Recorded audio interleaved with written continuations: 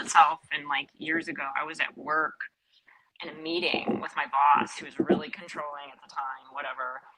He was a nice guy, but he just had issues, sweet guy.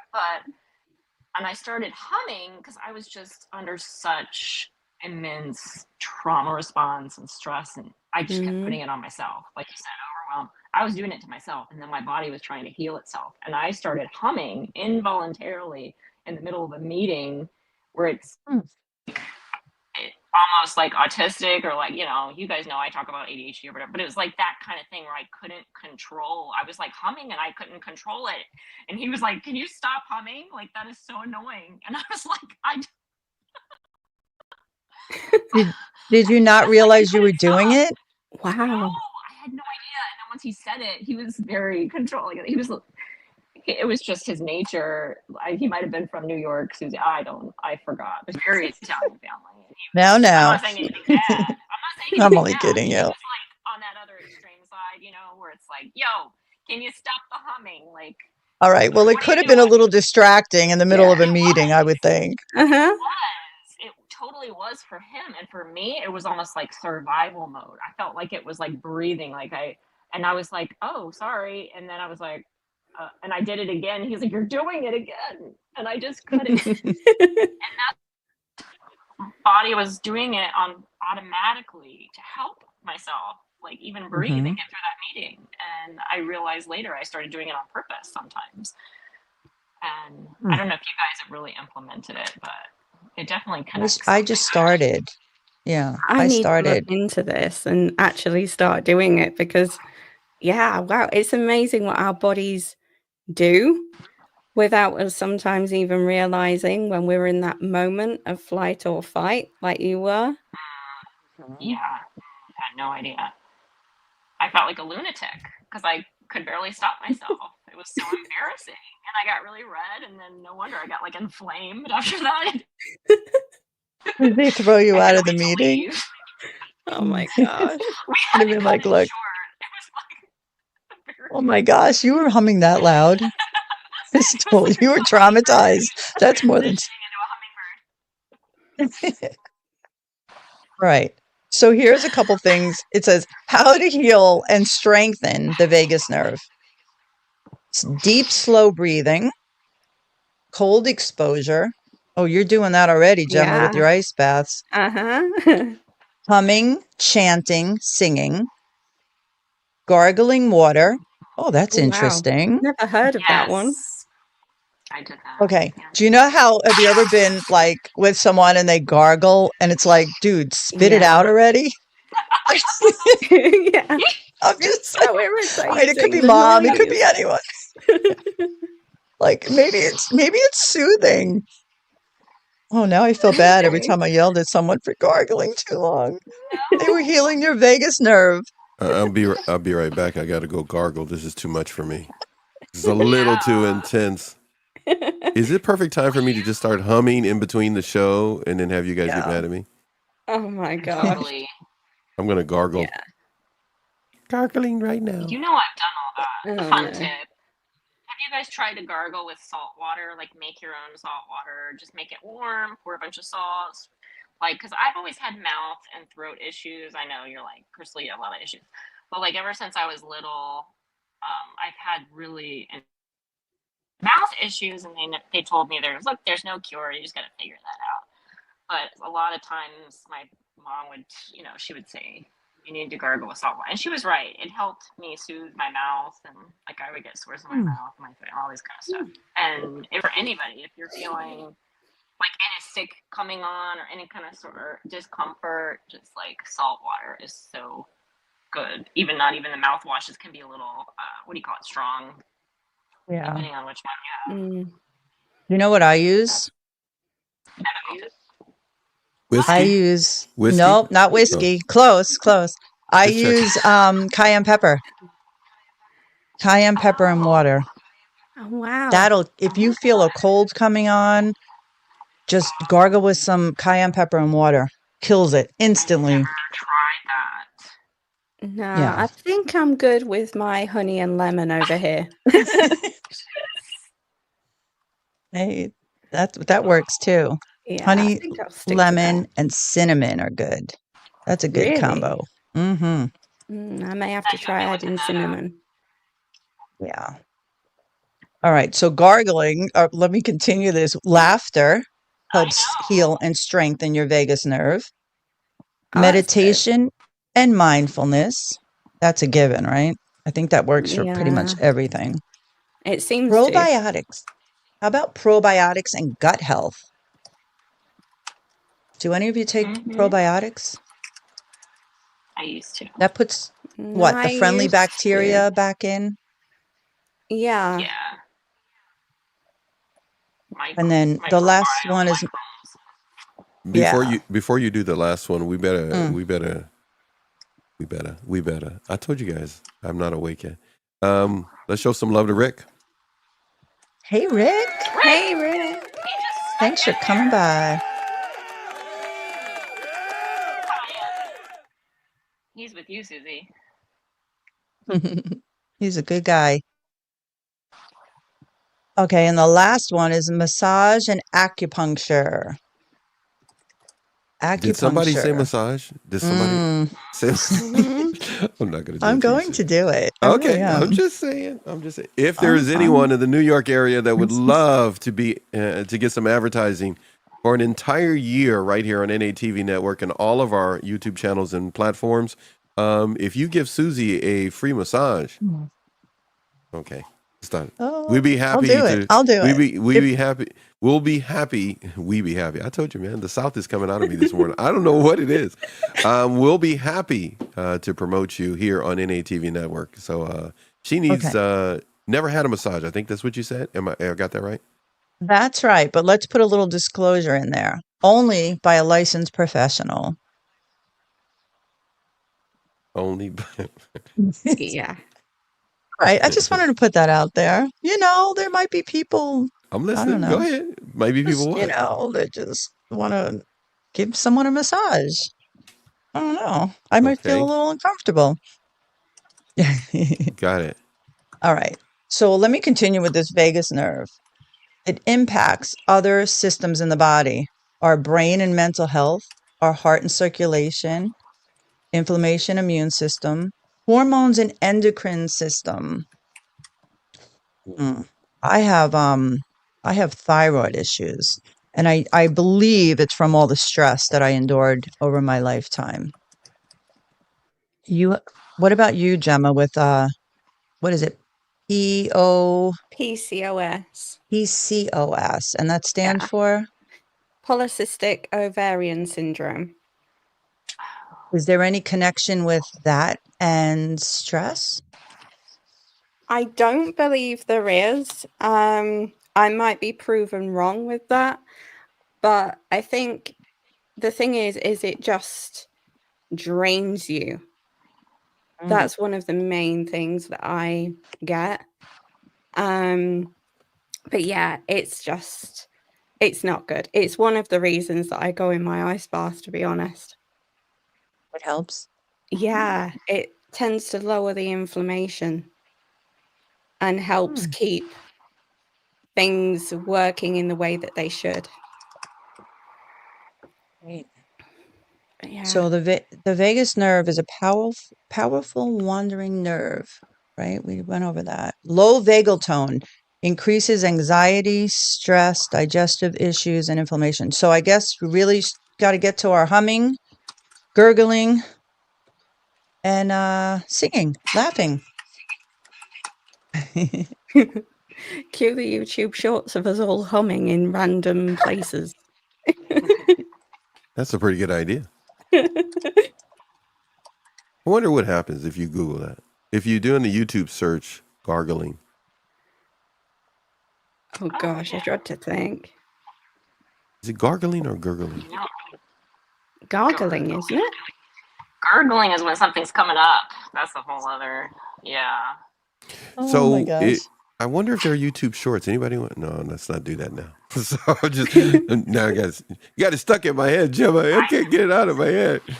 I imagine there's videos everywhere. It's too late. It's there, man. I'm sitting there thinking somebody put a camera up and they just are gargling. They probably got like 2 We need to million have views. YouTube. Yeah, we should have YouTube Shorts challenge or short off between us. We should all do a gargling short, and then I think see that's a great which idea one's really without me doing it. I think that's a great idea popular. without me being involved. So, like You're not going to try the cayenne I pepper think pack, Sid? yeah, I heard you say that, and I thought to myself, wait, here we go. Rick has a comment on that. What does he say? Cayenne pepper Oh, does work, right? Thank you, Rick. you know what? Rick is Good he's stuff. in your corner. Of course he's going to That's say that. right. She goes like, He's that's the right. best. He's the best. As long as he agrees with me, as long as he Love you, agrees with me, Rick. he's the best. He's the, The I just best. got the same picture up there for like 9 hours. I guess I'll put another one up. Anyhow, so Crystal, you got a lot happening there in the chat for us there. Rick is agreeing with you. That's just too funny. He's right. So cayenne pepper does work. If you have issues with cayenne pepper, then of course be very careful. But Crystal, what do you got up on there? Healing vagus nerve, gargling, probiotics, and gut health. Humming. So gut health has something to do with our well-being, correct? Everybody? Yes. Yeah. Crazy, man. Gemma, do you know anything about the brain-gut connection? I don't. Yeah. What do you know? That's something that I experienced, actually. So when my dad passed, I started experiencing symptoms of IBS, which is irritable bowel syndrome. And that started to be quite debilitating to the point where I would stay in bed for about 4 days because I was just so drained. And the one thing that helped was actually learning to meditate and start the deep breathing as well. Because the more I focused on the stressful situation that was going on, the more ill I would become. So, and what happens is the brain sends that signal down into your gut that again, you're in like the flight or fight response mode, and your gut starts tightening and contracting, and yeah, it's a whole other situation. It's horrendous. But yeah, You better now? a lot better now. I get fewer flare-ups. Touch wood. So,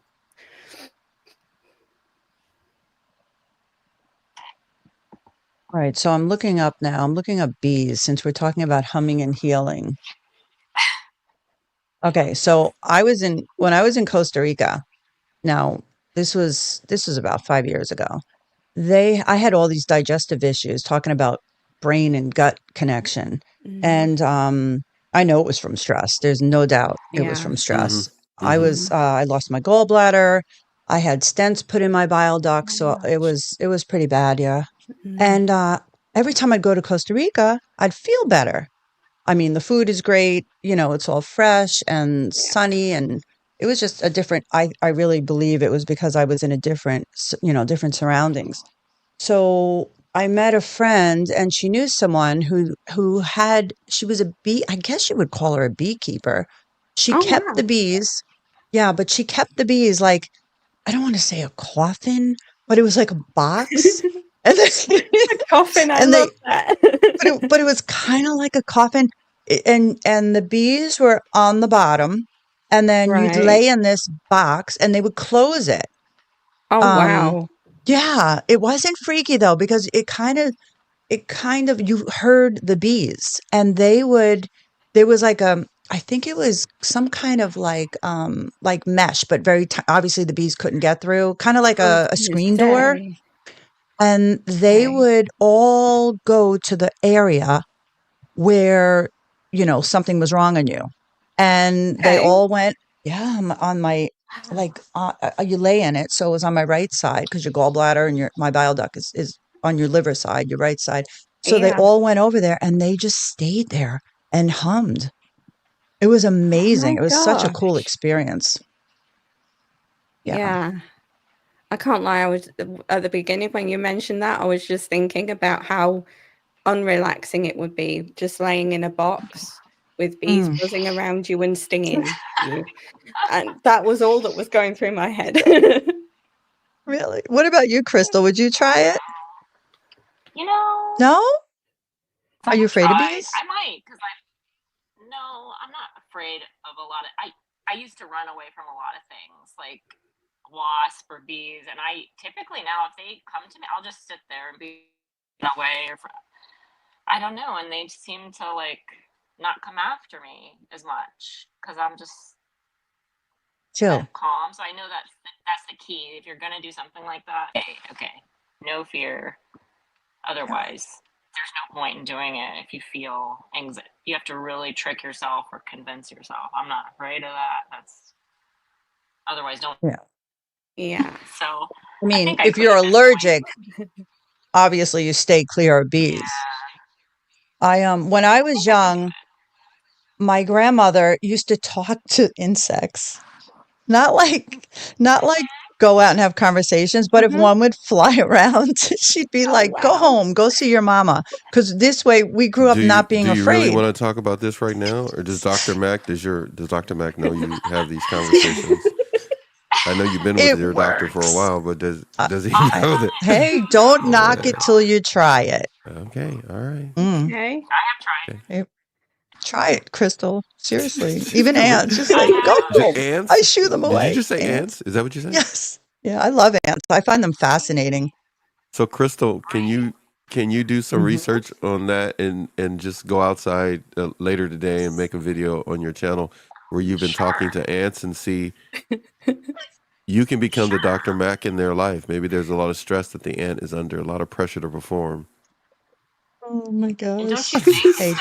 I'm waiting for you to laugh, Susie. I'm just go ahead. Trying to let you speak.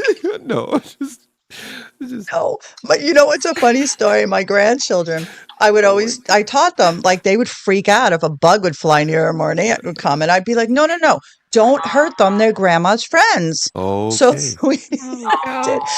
When they would go to the other grandma would like get them, like swat the poor fly or whatever. And they'd be like, no, Mima, those are grandma's friends. Okay. The lady thought I was nuts. Yeah, man. Yeah. You fit in New York. That's your place. Oh, man. Yeah. I blend here. I do. I used to blend here. I used to say that in Connecticut. I'm like, from my cousin Vinny, remember? I don't blend here. I don't remember how she said it. I just don't blend. Did you bring up talking to insects but not having conversations with them in Connecticut? Yes. That was in Connecticut. Was that stress relief for you? Yes, I loved it. I love bugs. I would sit outside, sit on the grass, and just watch the ants. They're fascinating. In Costa Rica, they would walk by you carrying like, I don't know, it looked like sticks a foot long on this little 2-centimeter ant. It was amazing. Yeah. I thought you were going to say they walk by with briefcases or something like that. I thought that's what you were going to say. They have little hard hats on and briefcases. Oh my Wasn't there a movie? A movie with ants? Yeah. What was that movie with the ants? Called Ants. Yeah. I don't know. What kind of name would they have for that movie? What would be the name of that? With ants in it. Caterpillar. All right. So it just proves I'm not the only one fascinated with ants. Someone made a movie. No, I've always been. Yes, that's true. Yeah. Did you see the movie, Susie? I think I did years ago. Yeah. Okay. Just checking because I know there's a lot of movies we talk about you don't see. So that would be another form of stress relief. Again, the theme of the show, don't let stress control your life anymore! ! We're talking about all things related to, as well in the chat with Crystal, all things related to not allowing stress to dominate your life. Measure of stress can be very helpful to you, protecting you, your loved ones. When it starts to spiral and consume you, it can be challenging to, just sometimes get out of bed, right, everybody? Mm-hmm. Yeah. Have you had that too, Gemma? I don't think you talked about it before. Yeah. I've had moments where I've literally just been so anxious and stressed that all I've done is either go and read a book solidly or go into my room so then I can be isolated from everybody. That's when I was at my lowest. And that went on, I think, for around 2 weeks once. It's hard. I've been there. Yeah. It's tough because you know that your body needs that, but at the same time, you feel the guilt for stepping away. Guilt of stepping away and taking care of yourself when you're not used to it, right? I remember Dr. Mack used to say to me, you're not lazy. Because I used to feel like I was worthless, useless, lazy. You know, I was depressed, obviously. But he used to say, you're not lazy. You're emotionally exhausted from carrying what isn't yours. And it really made sense, right? Because I was carrying the weight of the world. Yeah, he used to tell me, he used to say to like, obviously to journal and do your boundaries, but he was like, what truth can you speak about it? So I would, you know, if I have days now where I don't feel like getting up, I'm like, okay, what is true about me not wanting to get up? What is keeping me in bed? And it would be something simple like, I don't feel well today, or I'm tired. And I gave myself permission to rest. Like, it's okay. Yeah. Yeah, all those little things that just seem so simple now were so difficult when I couldn't get out of bed. But now that I'm in New York, it's a happy day every day, mostly. It's amazing how changing your surroundings can alleviate the stress. Yeah, stepping out of that environment, right? It doesn't control me any longer. No way. Like, I will never go back to that.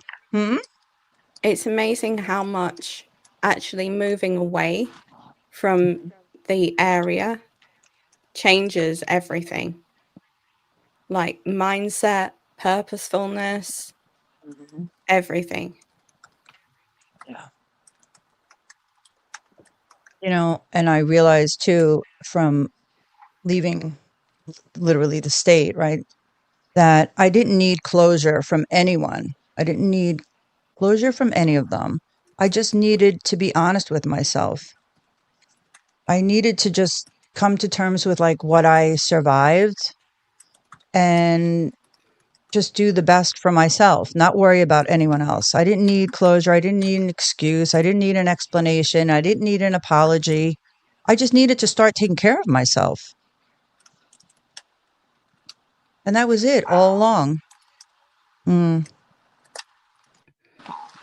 Yeah, very often that can be the first thing that slips, our own self-care and our own routines that we're used to.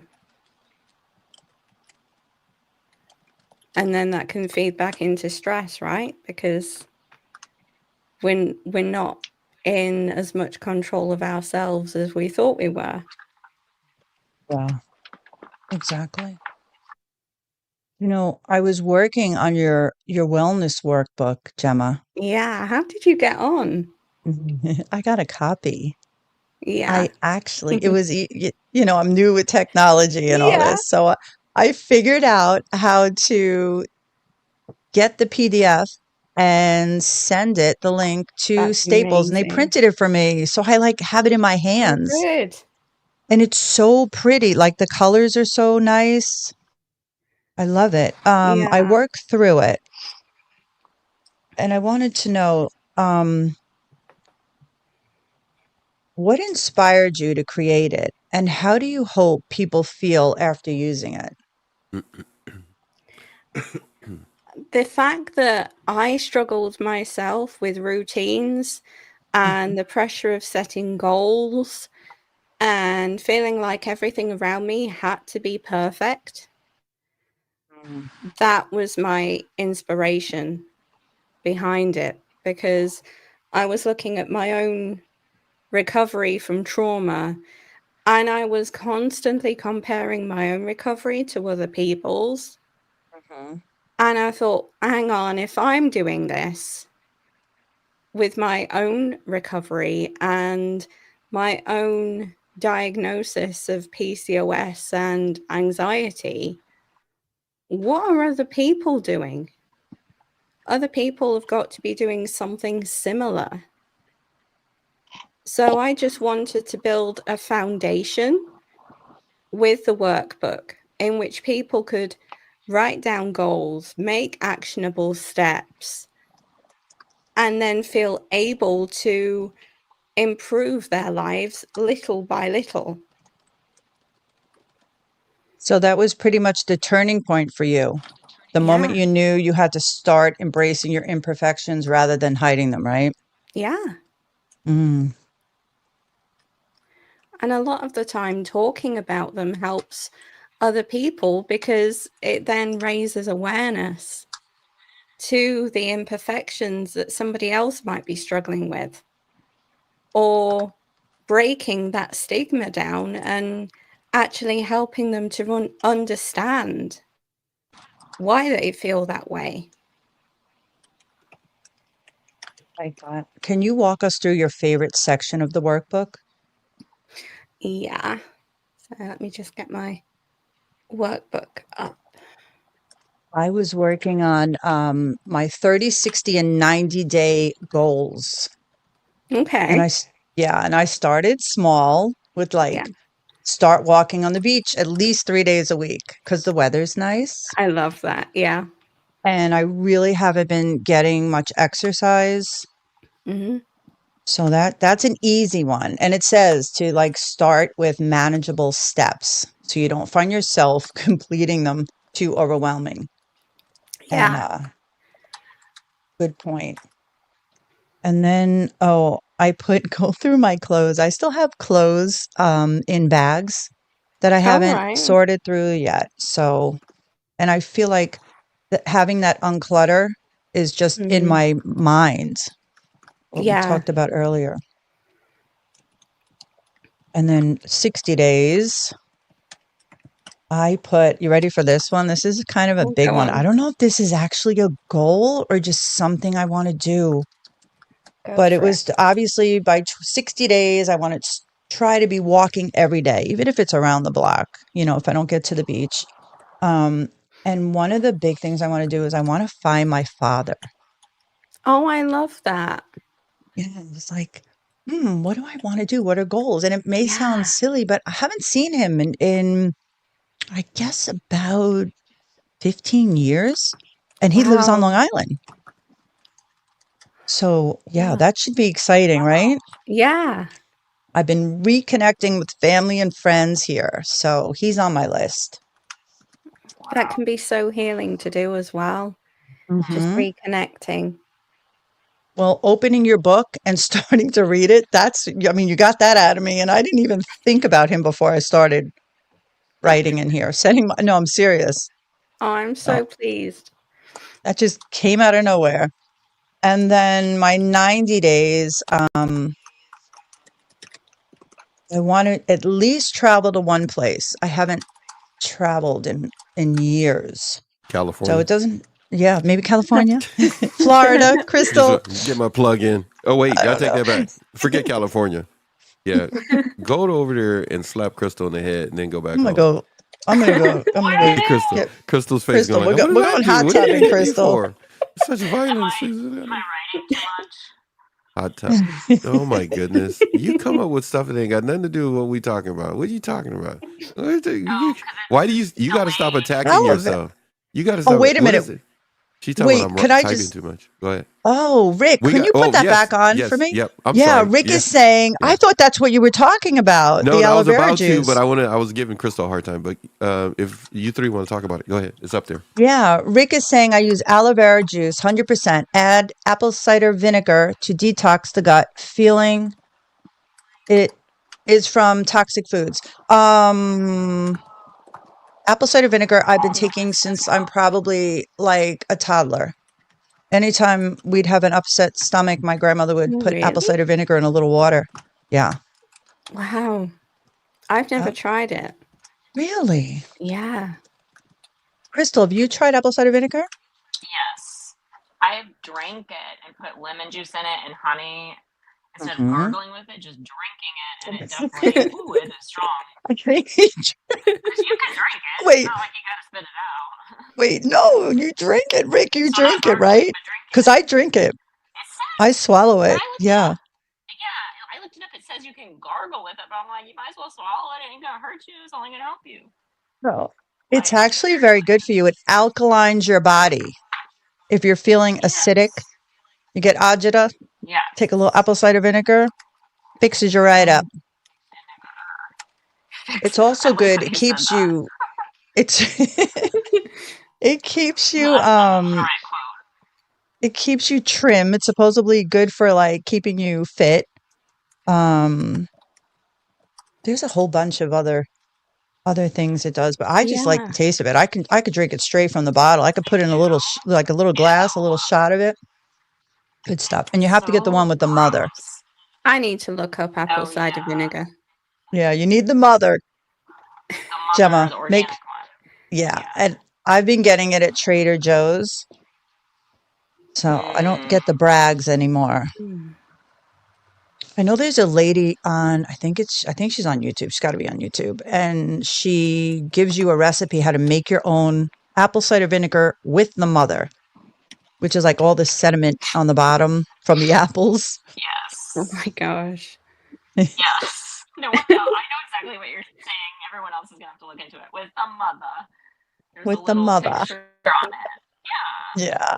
Like a cell. Okay. Gemma's like, what in the world? So I again, know. so that Gemma and I are not thoroughly confused. Why you people talking about my mama? I don't understand. What do you? Your Can you mama. clarify it? I know you two may understand it, and the other 6 people that watch this channel. But what? So, can you please say what it is? I know you guys doing the mama thing right now. What's up with that? Talking about people, mama. What do you mean by the mother? Let me look it up. Thank you, Crystal. No, what do you It's mean the by it? brand. Oh, okay. It's Thank you for saying that. yeah. The brand. We need the exact Yeah. information. Even if you don't have the exact, just for the audience, everybody Mhm. here, they're talking about a brand. They don't mean like you take your mother and put her in a jar. Not necessarily a brand. It's the Okay, type what of is it? apple cider vinegar. Right. There's one brand, but you can get it at Trader Okay. Joe's too.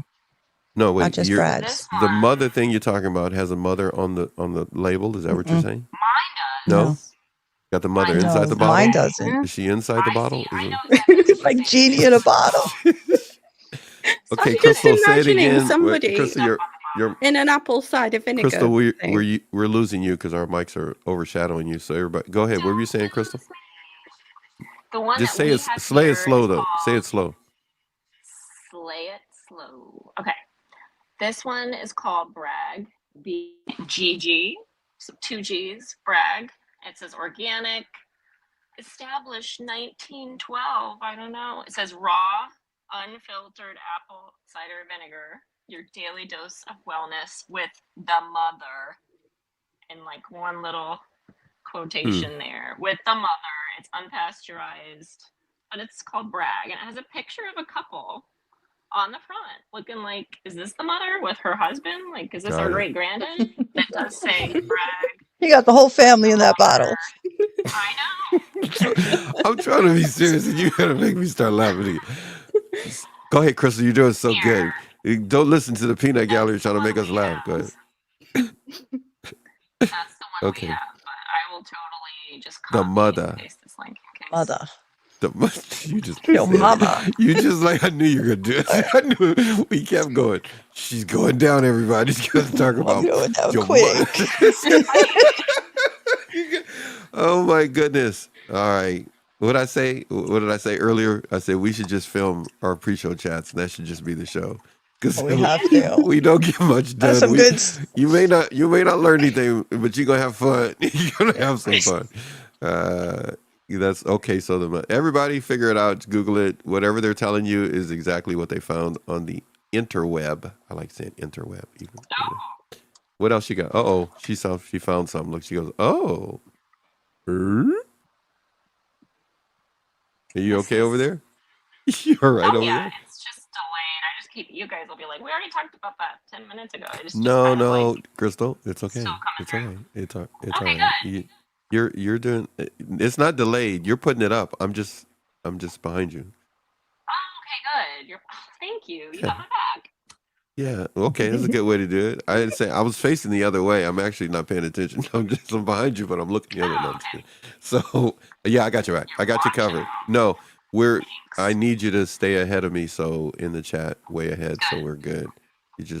You're like way ahead. You're like 5 years ahead. Hey Susie, She's a fast typer. what is this? Typing She's like, too fast. yeah. So it's like I'm scrolling Susie right now, and it's like I'm growing gray hair just to catch up to where I was.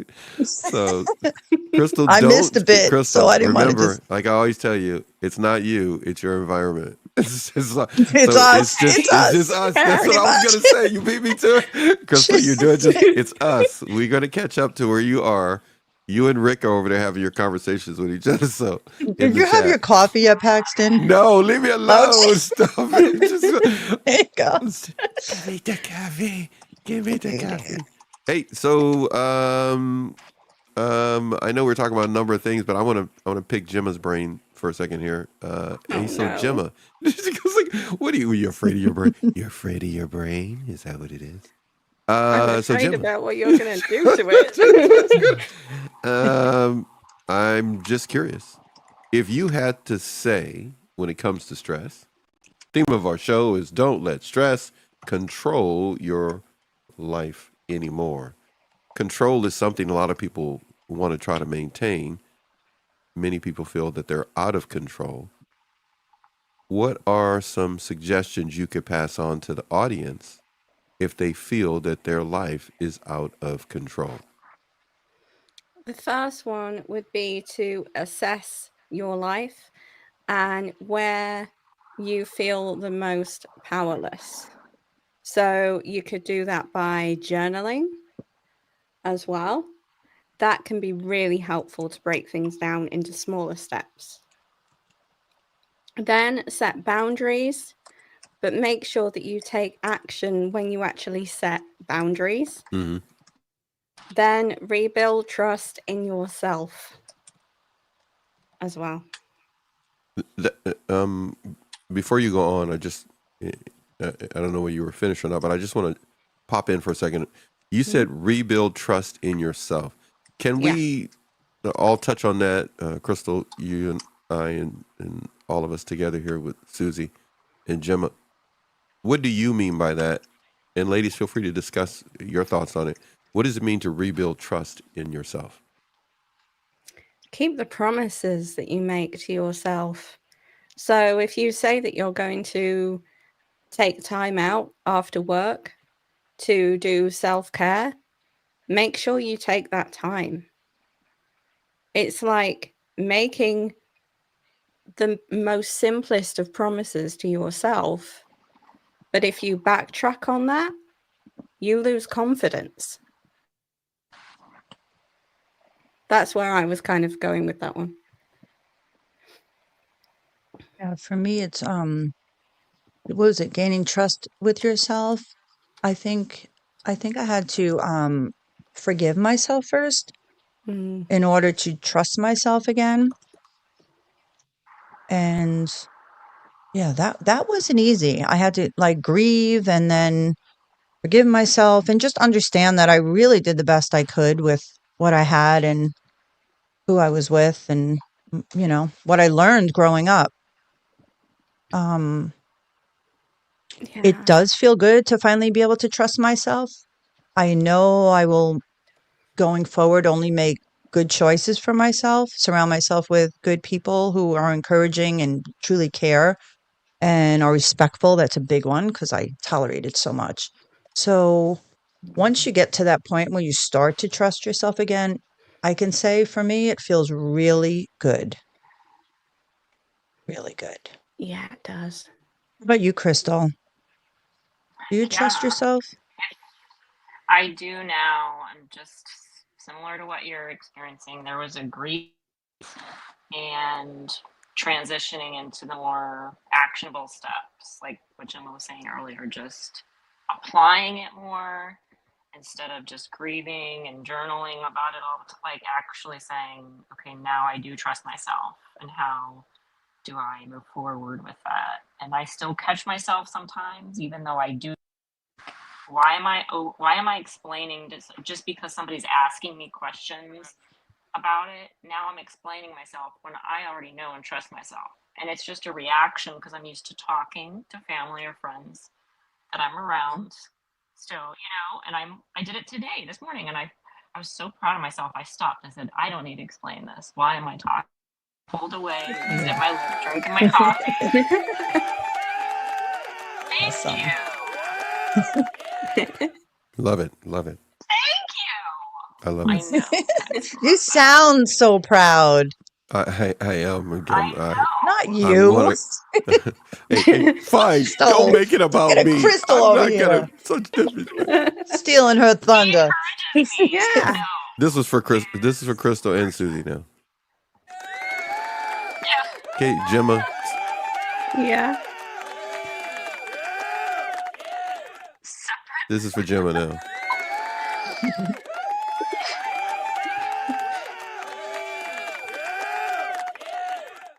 That was really good. All right, back to your thunder, Crystal.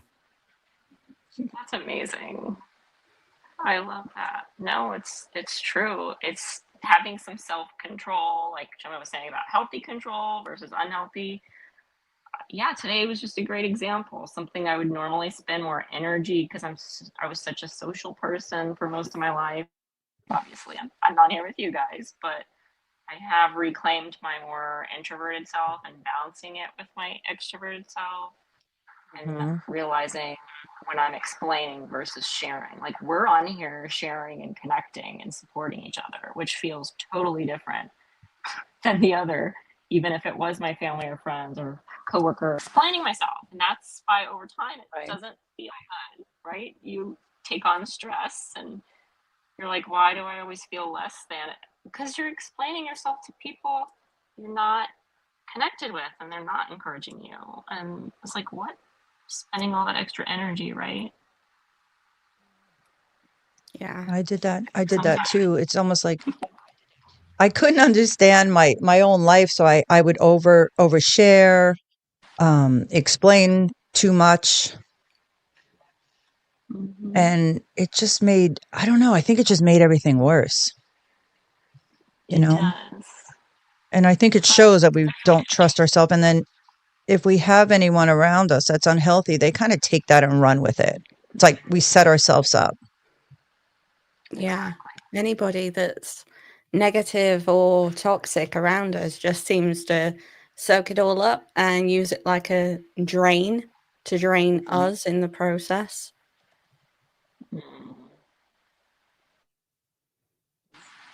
How do you guys Like into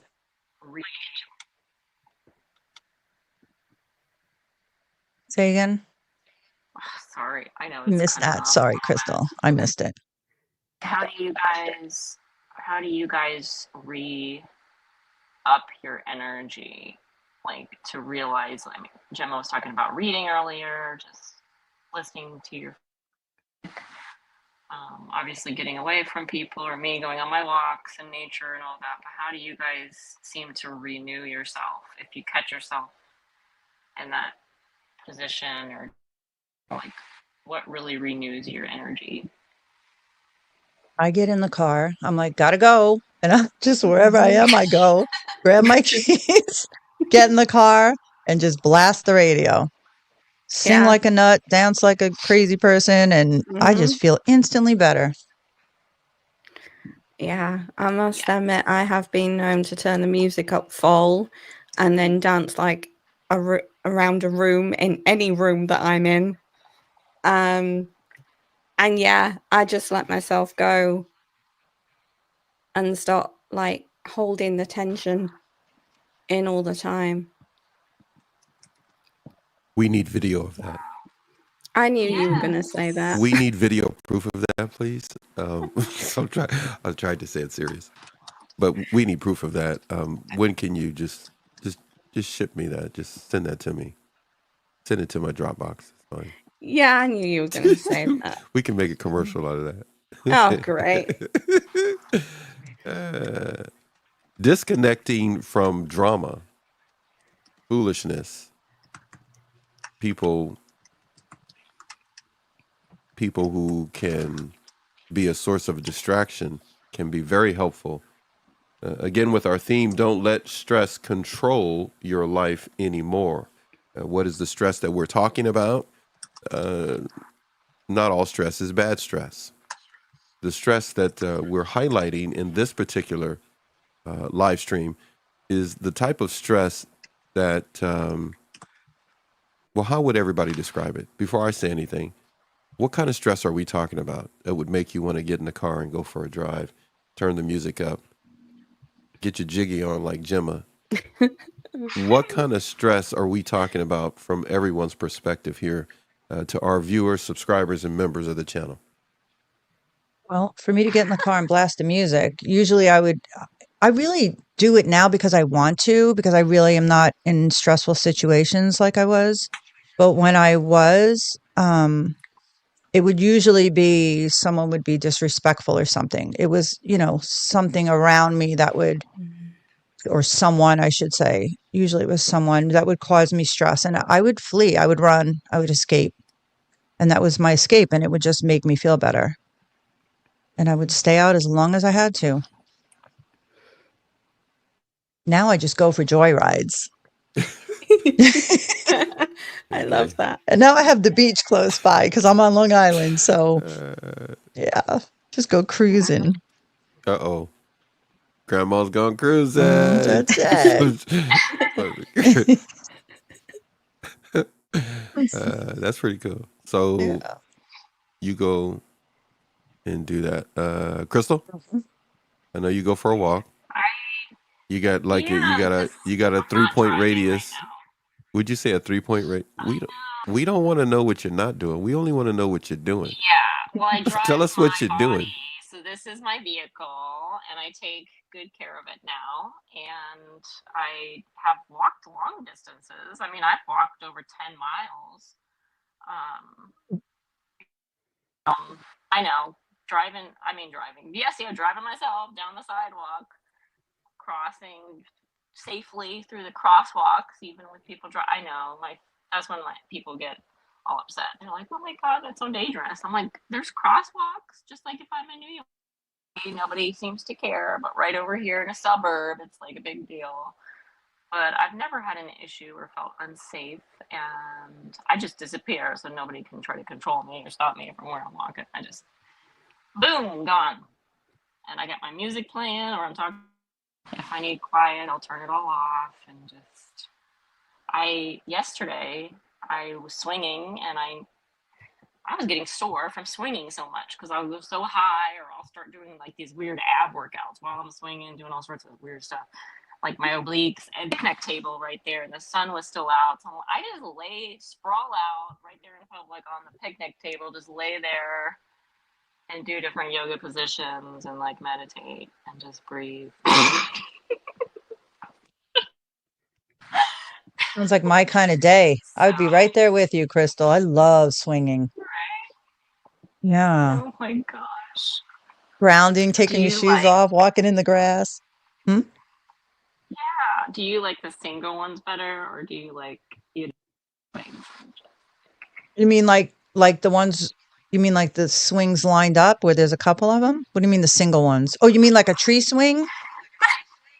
Well, anything like that, or like what we would call the couple sitting there swinging, the old person swing. Oh, no. People, yeah. I need to pump. Rocking, like you're rocking. Oh. Yeah, I like to get on a swing and like swing. See how high you can go. When you were a kid, were you ever afraid you were going to flip over? Like, did you ever go so high? Actually, I did it on purpose. Yeah. No, wait, you flipped over? On purpose. To see. Oh my How the heck did you go that? I thought it was like impossible to really. You're talking to Yeah. the same. You're talking to the same person who I hums know. in a business meeting. Okay, Mhm. so she does stuff on purpose, just Oh just my do it, gosh. just to Yeah. do it. So of course she's gonna do flip phone. She's Threatening gonna other do that. stuff. See, Did you see, get hurt? Well, it happens. Uh, I mean, she's waiting for thankfully, the I day wasn't she really does. hurt. I don't do that anymore because I was Oh, a kid, she but goes I like, I did don't She do back. learned her it. lesson. Look at she goes, I don't do it anymore. I No, just I was Just encourage for a the others to record. do kid. it. God, no, I was a Hey, kid, but so I did a backflip on purpose when I was Oh my swinging gosh. What? because I was watching the That's scary. Olympics. The Olympics were on. It was the Summer so it's the Olympics. Olympics You watch fault. the gymnastics. The Olympics did It it. was It's all their inspiring. fault. Yes, if they were It doing cartoon inspired me. drawing, you It's would not have their did that. fault. Yes, they inspired. They inspired You're the right. Olympics. The Olympics Spider. inspired you to do. You know what? You man, you must have been fun as a kid. No matter what, your parents, Oh you yeah. just talk your way out of a problem. Oh no, it wasn't me. Billy Bob inspired me when he when he robbed that bank. I just had an idea to make it better. Oh wow. Just I just wanted to see where he was going. see where he was going. Uh, Very innocent. Oh, in case I had to turn him in. did you hear what she just said? Did you No. just say you're very innocent? Is that what you just said? Okay, Yeah, we that's are a show right there. Well, that's a show we needed to have right there. Crystal, hey, That's Gemma, do you see Crystal as innocent? Let me think true. about no. Just kidding. No. No. You can be honest, Gemma. It's okay. She got quiet. So, I don't. Absolutely No. not. hey, I'm Crystal, not either though. when you were That's so when you were a funny. kid, name two things that your parents always did that irritated your parents. Oh, that I did that irritated them. When I would get hyper and just get all hyped up and you Mm-hmm. pretend, getting like obnoxious and yelling, and I got like that when I turned 5, between really activated, and I would eat candy, kind of like I do now, but I would get hyped up and run around and eat candy and be like, ah! And Wait, do that again. they You'd would be do like what? Do that again. Okay. I'm a vampire showing you my teeth. Oh, that's what my mouth problems. And then they would have the video camera and they would pull it out and I would be all about it doing a show, and they would try to get my sister on there and she would cry and she was like hating it. And so then I would be like, she doesn't want to do it. And then I would start crossing in front of the camera like this. I'd be like, walking in front, almost like, have you guys seen Austin Powers where he's like doing the walk down, pretending like he's going downstairs? I can't really do it here. But like in front of the camera, and they were, Crystal, we're trying to get your sister on video. Like, stop it. And I'm like, she's crying. She doesn't want to. I'm trying to help her. That kind of stuff. Like I'm just trying to help because I'm always ready to be on camera, even if. Kind of like right now. Yeah, that was Kind of like How right did now. you do that? Well, sometimes I accidentally know what I'm doing on purpose. Are you here with me? Like, I feel like you're, like I'm right here. We're I'm right here watching with you. Oh Yeah. my god. Eyes Oh, everywhere. eyes there. Oh man. What's I that like that song? one. Eyes everywhere. I like that one. What song? What? Somebody's watching you. Oh I man, sing a always few feel bars. like There you go. somebody's watching me. We got Susie to sing. I can't believe it. Hold on. I don't. That's the first. It's always Crystal singing. Gemma, you're next. One show. Oh, no. One show in the future. We're gonna get you to sing something. Nobody wants that. So nobody wants that. If everybody takes a look at the chat there, I'm going to put something up on the screen that can be very helpful. Is point number 5 from Crystal, who is dominating the chat. Practice self-compassion. Be kind to yourself in times of failure or setback. If you slip up or make a mistake, don't be harsh on yourself. Notice this next point that Crystal has in the chat. Instead, practice self-compassion. Speak to yourself and Crystal, read the rest to us there. I'm going to put it up on the screen.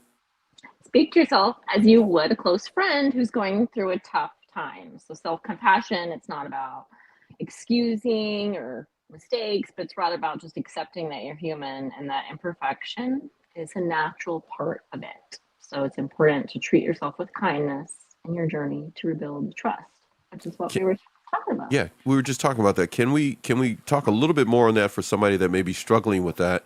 They may not have a big posse that they run with, or a bunch of friends, or they're not really feeling connected. How can those words help someone make sure that stress doesn't control their life and they have a sense of purpose and not stuck in a cycle of guilt and shame, or feeling no self-worth? Anybody want to jump in on that? Gemma, if you want to start. I would say, think a bit like Crystal mentioned. So think about how you would advise somebody else and how you would want to feel comforted in that moment as well. That's a big thing, because when you notice how you want to feel comforted, it's a whole new, different self-awareness, and it can help build again that trust within you. So think like you made a mistake.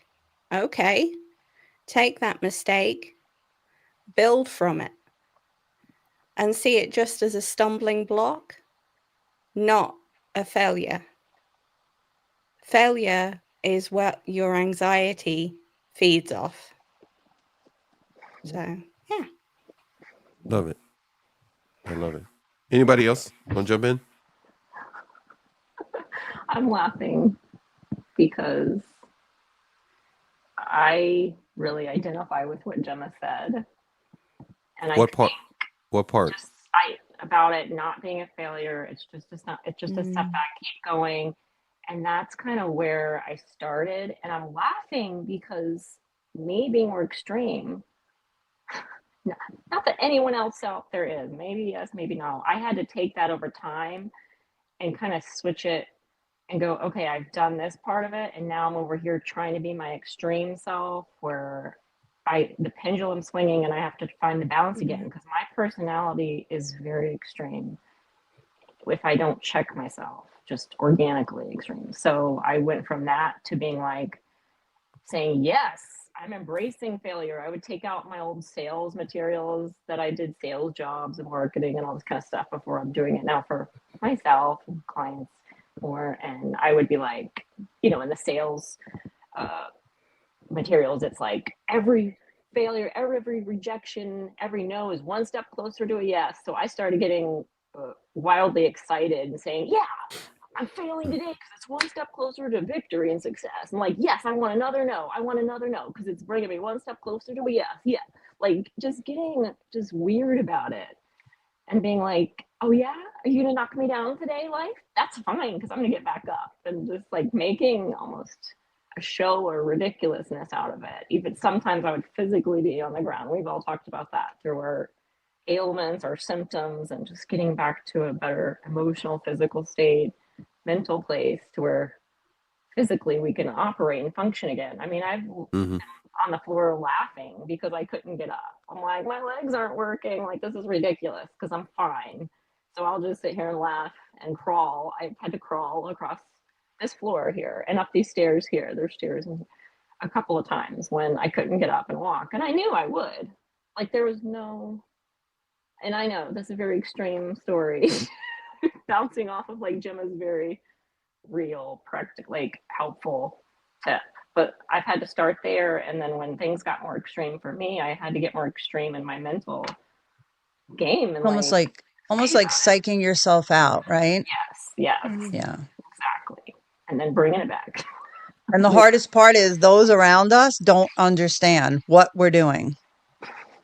They don't get it. And it kind of, that's the hard part. But that would be something, Susie, very good point. I love that you expressed that, Crystal, as well. But that's a point of consideration then, the consideration that others just don't understand, and they should or should not be held in disdain.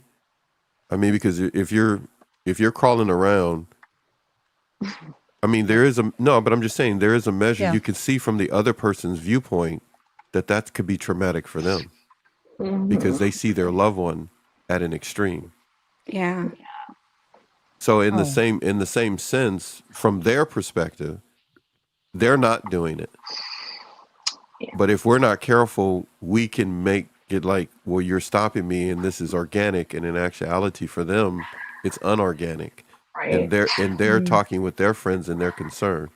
But at the same time, I like what you said there, Susie. And again, I'm going to sound biased, but I like when Crystal, and you know this, Crystal, I like when Crystal expresses herself, because people express themselves through the channel. What I'm finding interesting about this discussion and what Crystal has in the chat, and I know a lot of you can read the chat before I ever get there, but look at point number 6. Because if we're not careful, we're expressing ourselves or trying to cope with situations, but our talking to ourselves can turn negative. I like what you're doing there, Crystal, in the chat. Almost like for me, I was like in a survival mode. It's up on the screen for everybody now, but go ahead. You were saying?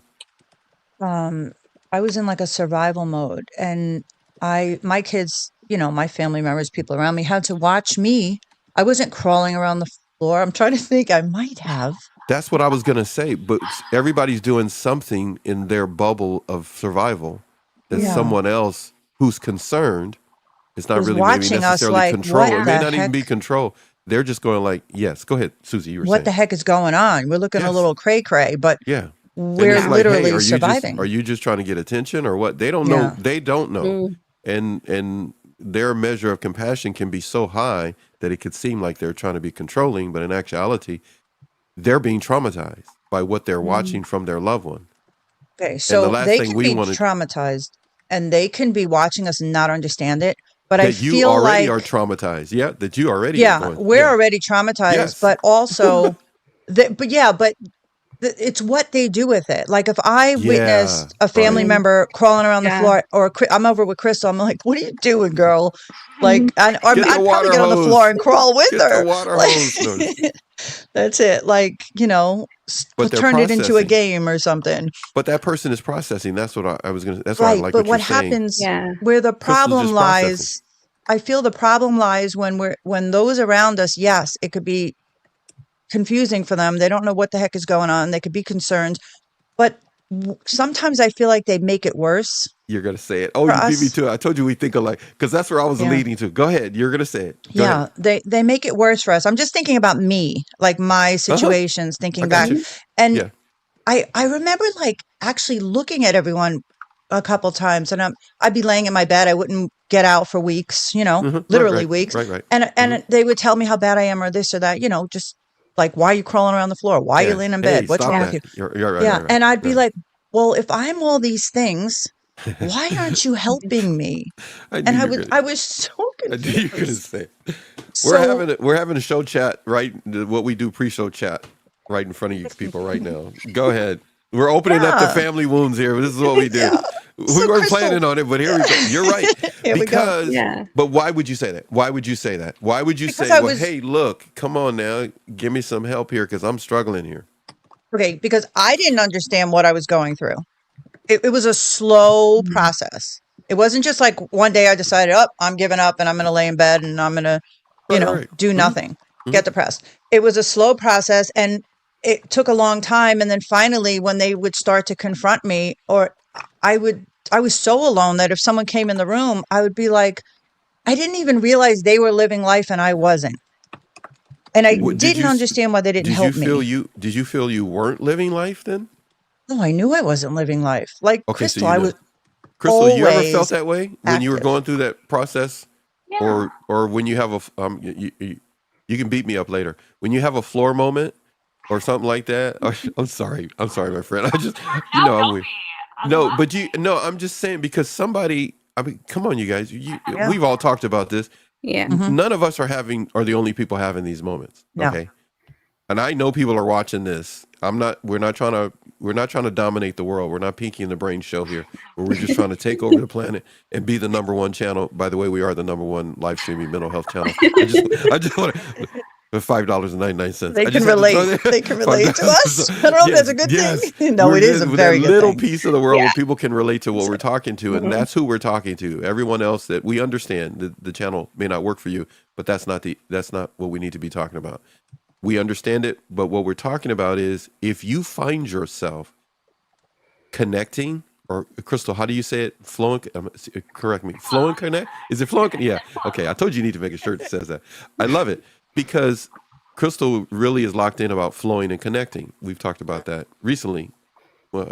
It's a thing you mentioned quite a bit.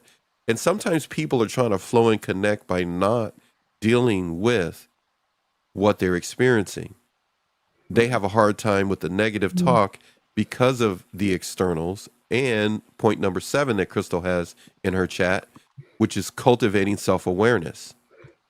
And maybe Gemma, you can address that point number 7 or read it for the audience. But I just want to talk about this self-awareness because if somebody's going through this, they can be experiencing everything like you said, Susie. And it's like the outside world is like, hey, can't you see I need some help? And all they're getting is doses, or if not a small amount of empathy, where it's like, you just need to stop it. Right. They don't understand. No. And the person they don't going try through to this, understand. Yeah. And the That's person where is the just problem trying. lies. Yeah. Go ahead. You're saying. They don't try to understand. Or Gemma, you can jump in. Would you agree, Gemma? Yeah, I was going to say, I mean, when people around us see us go through these kind of things, for me, that could be where my empathy would kind of take over and want to understand what they're going through. Exactly. Because for me, I'd want to be that person that they could open up to. And then it would be on me to do the research and things like that to try and get on their level and try and make suggestions of what they could do. But for them to get more self-awareness through journaling and things like that, meditation doesn't work for everybody. Exactly. It's on the list countless times, but I need to stress it doesn't work for everybody. Yeah. It may be crawling on the floor. So Yeah. No, right? It may be swinging at the park. Yeah. And some people need to know that, which is another reason why the viewers love when we do these live streams, because we confirm or affirm what they may be trying that works for them. Beautiful points that you just highlighted, Gemma. I just have to get Rick in here for a second. We can see on the screen, Rick says the power of forgiveness gains your authority. Beautiful statement in itself. Crystal showing some love for what you just said there. Any other points, any other side notes or anything else you guys got there? I'm going to keep putting up Crystal's stuff. Go right ahead. You know, I just want to say one more thing. I think that I'm thinking about how I felt when I was laying in the bed. And even though I was by myself, I was very lonely and depressed, but I didn't feel safe. I'm curious, Crystal, when you're crawling on the floor, did you feel safe? That's an interesting question because I don't think mentally that registered at all. But Looking back, I think I did because there's something very primal about it. And obviously, if we were babies and infants and toddlers, we were crawling before we could walk. I've done a lot of primal practices in the last few years. I think I've shared a few with you guys. You may or may not remember. I've done like the chanting, and I looked up all this tribal music, and I have taken off my clothes and just gotten to the point where it was like I didn't want anything touching my skin.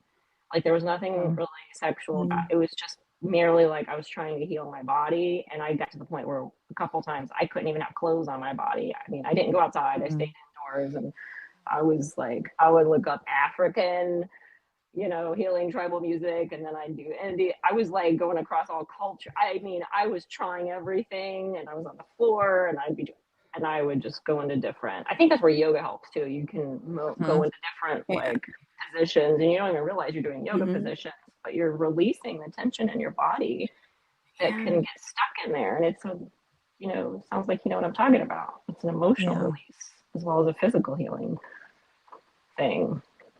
Yeah, yoga and Pilates are really good for that.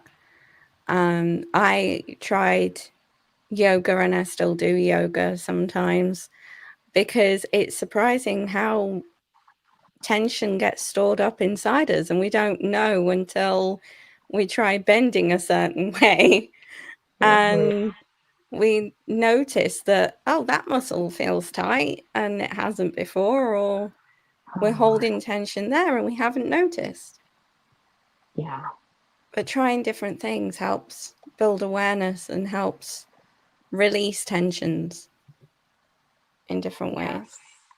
And don't you think often we're looking for the practice of what to do, yoga, Pilates, and I've done that too, because we want a practice to follow. But then I got to the point where it was like just open, wildly, like allowing my body to go into different positions that maybe I've never done before, and like different, and just not judging myself and how ridiculous I might look. Yeah. And, you know, that's when I say primal. That's what I mean when I say that, because it's not really a practice that's set up, unless like those are the weirdos. Those are those, you know, people, tree huggers, tribal people out there. That kind of vibe. But I know I'm not one out of this group. Crystal, did you feel at that time when you had to do all those things, did you feel trapped in your body? Yeah, and so I think I was reverting to some kind of primal survival thing that's in probably all of us. That I was like, I have got to get this out, and I will do whatever it takes, no matter how crazy it looks, because I was something was coming out of my skin. I mean, for you to rip your clothes off and be like, you know, running around the house. And I made sure, obviously, like I was either alone or in a locked place where I didn't want like my son walking in, or like my family coming right in or something. My son's father caught me a couple times, and I was like, this is not for you. He was like, whoa, okay. I'm like, no, this is healing. This is not an invitation. So I will admit that did happen. I was like, okay, I gotta be careful. Yeah, it was very healing, and it gets you more comfortable with yourself and accepting yourself, I think, and not judging yourself, no matter what imperfections you're feeling in your body. Not even seeing, just feeling imperfections where there might be pain, or maybe you can't reach there and reach down to your knee or your ankle or your foot. Maybe you can't do whatever, and you used to be able to do it. And you're like, oh, I'm getting old, or I'm doing this or that. Something's wrong with just that mentality. We can go down such a bad place so quickly. Yeah, all those pressures and self-judgments and... Yeah. So when you're talking about being kind and rebuilding trust and all of that, it's just, it really leaks into all these areas. Every little thought, every little movement we have, if that is in place and we have trust in ourselves, it's like you can overcome any kind of seeming attack on your body or your mind, your mental, emotional state, don't you think? I don't know. I couldn't hear you. You kept touching your ear where the microphone is. So it's kind of like when you just everybody, all we hear is noise. So that was beautiful. It was a really good point. No, it was no, it's okay. Just because I named it don't mean you got to stop it. Just because I just named it. I never said stop it until I just said stop it then. But hey, number 8, I like your number 8 that you put up there. I know haven't caught up to you yet and all the other ones you got, but develop healthy boundaries. Trusting yourself always means knowing when to say no. So develop healthy boundaries. There is something that you said before I touch on this a little bit more. You and Susie said about being trapped in your body. So maybe that's something that one of you or we can take a look at before we end the stream today, which will be not now. But we've gone 1 hour and 44 minutes. That's nothing for us, guys. We've been on for like 9 hours. So anyhow, trapped in your own body kind of a thing. So maybe there's some things that we can itemize for everybody. If you feel trapped in your body, you've come to the right place. We are not body snatchers. This is not that, but you're gonna I think feel someone like snatched mine a couple times. I don't know. Oh man, we should Like do a a new show. We person should in do a my show know. prep in front of everybody. We should just have one show where we just come on and just from scratch, we literally just let you guys see how we put a show together. Because sometimes you think this is all they can do. What preparation did they do? Let's go. So we do preparation, and I think it lasts for probably about 30 minutes, and then after that, the show is just really one big huge show prep because we're just doing stuff in real time. But thank you everybody for truly making us the #1 live streaming mental health channel on NATV, on YouTube, NATV Network, SZTV Network, Imperfect TV, and Crystal T's TV. We have, all of us have other channels, and you'll be able to see all of those. We're working out to stream those to you to answer some of your questions. Yes, we all have other channels. We will be streaming them to you. You're going to come to us, and you're going to find us talking about a number of different things here. And if you're wondering, yes, I'm buying time because the group is doing some stuff behind the scenes right now, and they're talking to me. So I'm talking to you, everybody, and I'm looking at what they're sending me in our private chat. So we've got some other things they're going to give you in just a moment. I'm going to go back to number 8 that you put up, Crystal.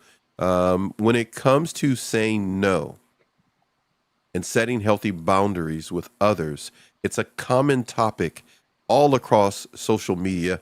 Especially on YouTube as well. A number of people talk about it. What makes it challenging to say no from your opinion? Or maybe you don't have a challenge saying no now. Is it a challenge saying no, Gemma? Yes and no. Yes, from a old Gemma perspective where I was a people pleaser. And no, because now it's just things that I look at that either serve me or they don't. So if I feel like I'm taking too much on or doing too much for somebody else, I can then turn around and say no. But the difficulty I then have is sometimes over-explaining about why I say no. And then I think, well, why do they deserve that explanation? So, yes and no, really.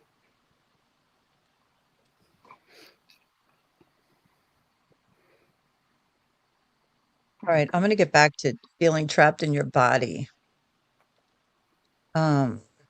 It's often, I think, a signal that something deeper is going on, emotionally, physically, even energetically. It's the sense of being stuck, restless, or disconnected. It's incredibly common after trauma, chronic stress, or even years of us suppressing our needs. And I want to talk about a couple of things we can do, right, to begin to untrap ourselves. I think first we have to acknowledge it, say it out loud. Naming it gives us power over it. I don't know. Can you relate to that, Crystal? It's like I pretended things weren't real or didn't happen. And just like saying it was kind of like, okay, now I have to do something about it. Yeah, saying it just brought me to tears the first few times when I wouldn't say it out loud or admit it to myself because I refused to before. I don't know about you guys. Like you said, pretend something's not happening, and that's how survival skill to get through certain hard things. And I would pretend sometimes I was in a movie or a show because I always loved acting and pretending when I was a kid, even before I did formal acting training later. It was just something I automatically did, whether I was in a toxic work environment. And I was like, I'm going to pretend I'm on a TV show. That was one of my things when I had a very interesting legal job. I was like, I'm going to pretend I'm on Mad Men. I don't know if you guys ever seen that show. But I'm like, it feels that way. So I'm going to pretend that. And I'm going to lean into this so I can have fun while I'm here until, you know, just I get it. You know? Yeah, that's. So it made it entertaining even through the toxicness. So I did the same. I did like similar stuff, like just pretend you're Mary Poppins. It's a beautiful day. Just I didn't have the umbrella. Just go make some cupcakes. Make some cupcakes, you know. It's crazy. Like while I was in it, I didn't know I was doing that. Like, did you consciously like did that? I just did it and I didn't realize it till years later, till I was out of it. It It's was a good escape. Yeah, it was anything to distract myself really from what was going on, because I just couldn't bear thinking about it. So the more I could distract myself from the things that were going on, it was just whether I'd pretend to be a different character or something like that, anything just to take me out of that space. Yeah. So, I mean, when you feel trapped inside, like a couple things we can do. We can move, like crawl on the floor, or, shake your hands, walk, dance, stretch, like we were talking about yoga and Pilates. Another suggestion is apply lotion slowly, probably like coming back into yourself, right? Like the senses, I would think. Another suggestion is place your hand on your heart or belly and feel your skin. Probably, I would say, like maybe even feeling your heartbeat, or like putting your hand on your diaphragm and feeling yourself take a deep breath. Maybe do that box breathing.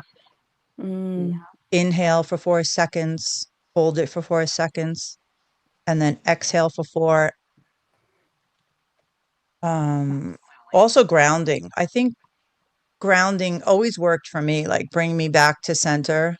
Yeah. Like taking your shoes off and going outside. Yeah. I used to do that as a kid without even realizing what I was doing. So it's amazing how even as a kid, I was using different coping mechanisms without realizing it at the time. Even like we were smart when we were kids. Well, we didn't have all these life experiences, and we were freer, I think. It's amazing how much guilt we and shame. Let's just I said that wrong. How much guilt we will carry as an adult and a child, and I love what you just said, Crystal. How much a child is innocent. The innocence is something it seems to be eluding us as we become adults. We begin to either from the outside world take on guilt that's not ours, that's projected onto us, or we will carry guilt for things that others have already, forgiven us for, or that is not an issue to them. And we bring it up. Well, hey, I did this, and they're going like, I'm not even looking at that. I don't even know what you're talking about. And we will try to jump ahead to say, I'm sorry about something that no one else is even paying attention to. We immediately will chase guilt so that we are clearing up something that there is not even an issue. It's amazing how quickly a child will never do that. Overall, they're not looking like, hey, you know what? You're going to really be upset with me because I just dropped that in my room about 10 minutes ago, and I know I should have. And they're just going on. You're going like, what are you talking about? And it's like, I just asked you to come watch TV with me. It's like, what are you talking about? And the kid's going like, well, I did something, and the kid's going on about what they did. And we can't imagine a child doing that. The kid is just the child. They're just innocent. And if we're not careful as adults, we'll overload on mental health stuff on the internet to the point that we become, well, what is the expression? I think you ladies have often said it we'll become overthinkers. And what I always tell you, we're just become overly aware as adults to the point that we're stuck. We're just aware of so much. We're not even, what do you say, Gemma? We're not even walking in the grass or doing things. Yeah. Would you say as a kid? Yeah. Sometimes we need to, well, you guys know, I always say, we just got to be a kid again. We just got to play. No, we just, well, you guys know I'm goofy all the time.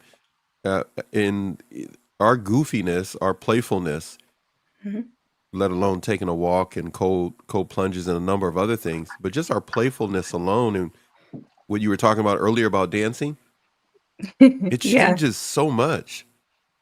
I mean, I've watched Gemma dancing, and I start smiling and want to dance. I can't even tell you what I just found the other day on TikTok. Oh For Crystal. gosh. No, not you. Don't worry about it. You're Okay. coming. No, I'm gonna find you. Don't worry. You know I'll find stuff. You know I'll be fine. I'm Mr. Research 101. And just the dancing from what you do and what Crystal does, I'm waiting to find something on Susie. But I'm amazed to find amazing things about both of you guys. Well, good. Yeah. It's like good. Just Had to don't throw show that those in. videos. Yeah. That's all I'm going to say about it. That's it. I'm not I seeing haven't Go ahead and seen talk ones amongst of Gemma yourself. yet. Go ahead and talk amongst Yeah. yourself. No, I haven't seen Gemma. Where are yours? Which of your channels over on YouTube? You're dancing. I want to Mine's go check them out. still over on Instagram, really. On But your yeah, Gemma Blythe page. yeah, at gemma.e.blythe. But yeah, they're all over there. Like after I used to do Pilates and stuff like that, that used to be my thing. And a lot of the time I was really sarcastic to my Pilates instructor. So yeah. Have you guys seen that Saturday Night Live SNL video about Pilates yet? No. If you No. haven't, do yourself a favor on YouTube, write Pilates SNL. I gotta write it. That's it. Pilates Just make SNL. sure everyone I out need there. to see that. Even if you've never taken Pilates, it'll be funny. But if you have or know it, it's way better. Especially if you've been in a Pilates studio where you know how like la ti da those places are. I've never Yeah. set foot in one because I've merely glanced in and heard how expensive it was, and I was like, they are tripping over here. I am not Yeah, doing nah. it. So I've just done it like with no equipment myself. Is that how you have done it, Gemma, or have you like Yeah. been in a studio? Mine was online during COVID. Yeah. So I was quite comfortable because like in a studio, that's the worst place for me. I just hate it because I get so self-conscious Right. and start comparing myself to others and things like that. And I'm thinking, no, I can do without all that. Yeah. So yeah. I just keep aunt- my own space. Go on, Gemma. But yeah, I just keep to my own space when I'm doing stuff like that. Smart. I have never taken a Pilates class. Not yet. What about yoga, Susie? Yoga I've done. Love yoga. I started that when I was like 12 years old. Not that I'm great at it. I did a couple classes then. I've done it, over the years, but never really stuck with it. My aunt does what is it? Tai Chi? Mm-hmm. She does it. She goes to classes and then she does it in the living room every day. She's 78 every single day. She's out there pushing the energy, pulling it back in. It's really cool. I jump up there and do it with her once in a while. Yeah, it feels good. Yeah. It's easier to do that, right? Than like Yeah. yoga or Pilates, because I like yoga though. Feels good Don't after. even get me started about yoga. It has been such a healing practice for me. And I'll take breaks, like you said. I'll do it, and then I won't do it for a while, and then I pick it up. I've had so many tears come, like when I was by myself, but it's happened more in public when I've gone into a class, and I'm just crying, and it's been such an emotional release. Because if you're staying so busy, I'd be working and running here and there, and I run to a yoga class, and you don't realize all the junk that's built up until I'm doing yoga. I'm like crying, and I'm the only one in there bawling my eyes out. So but that's great that you can get a release from it. Yeah, it is. Yeah. And I always felt like if the Yoga instructor release. was there, I had to go thank them at the time, or I had to be like, I just have a lot. I'm really moved. Thanks. That was cool. Thank you for the class. They see you breaking down. Oh, they must love that. Oh my gosh. They must feel good. Like they really got you to be in touch with your feelings, your Yeah. emotions, your body. I freaked them out. You would think that. I think I actually scared a few of them. And one of them, this guy, he took it. Yeah. I didn't realize he was trying to flirt. Like I thought he was really into yoga. That was disappointing. I couldn't go back to his yoga class because he started out like, do you want to do yoga maybe sometime outside the class? And I was like what? No, thank you. That's how, not like, do you want to go have coffee or do yoga out the class? I'm like, no. Okay. Next. Next place. Thought you guys would appreciate that. Yeah. No more Sunday morning yoga at that particular space. So. Did you guys miss me yet? Yes. I don't know. Have you ever done yoga? I did coffee. You know what? Good. It's very Got your important. coffee. A lot of people often don't know this, but it's something that that's very important about yoga. Is that if you spell yoga backwards, I've done that. Somebody would do it. Yes, I've done that quite a bit. You know we're gonna try it. I've never done yoga, but if you spell yoga backwards, it's an entire cultural experience for your body. I bet it is. It's a cultural. I just made this up. I hope so. Cultural experience for your body. That makes no sense at all. That's probably how they made up yoga. Exactly what he's doing. Just made it. So it was cultural. So do yoga backwards, and it's an amazing experience. There you go. There you have it. Let's get Gemma to do it first, and we just film her doing it. Oh no! You could teach the first class, Gemma. Yeah. Oh, I like that. Gemma, perfect. Teaching, how do you say it backwards? Oiga. Okay, let's just start it now. Let's just start it. Everybody do Oya. So everybody do Oya. So whatever the yoga move, do it backwards. Why are you making that face, Crystal? She's thinking about visualizing it. Yeah, she does. I was going to say, I was trying to work out how feasible it would be. What is somebody name a yoga move? I don't know. I got to catch up with the chat too. Downward dog.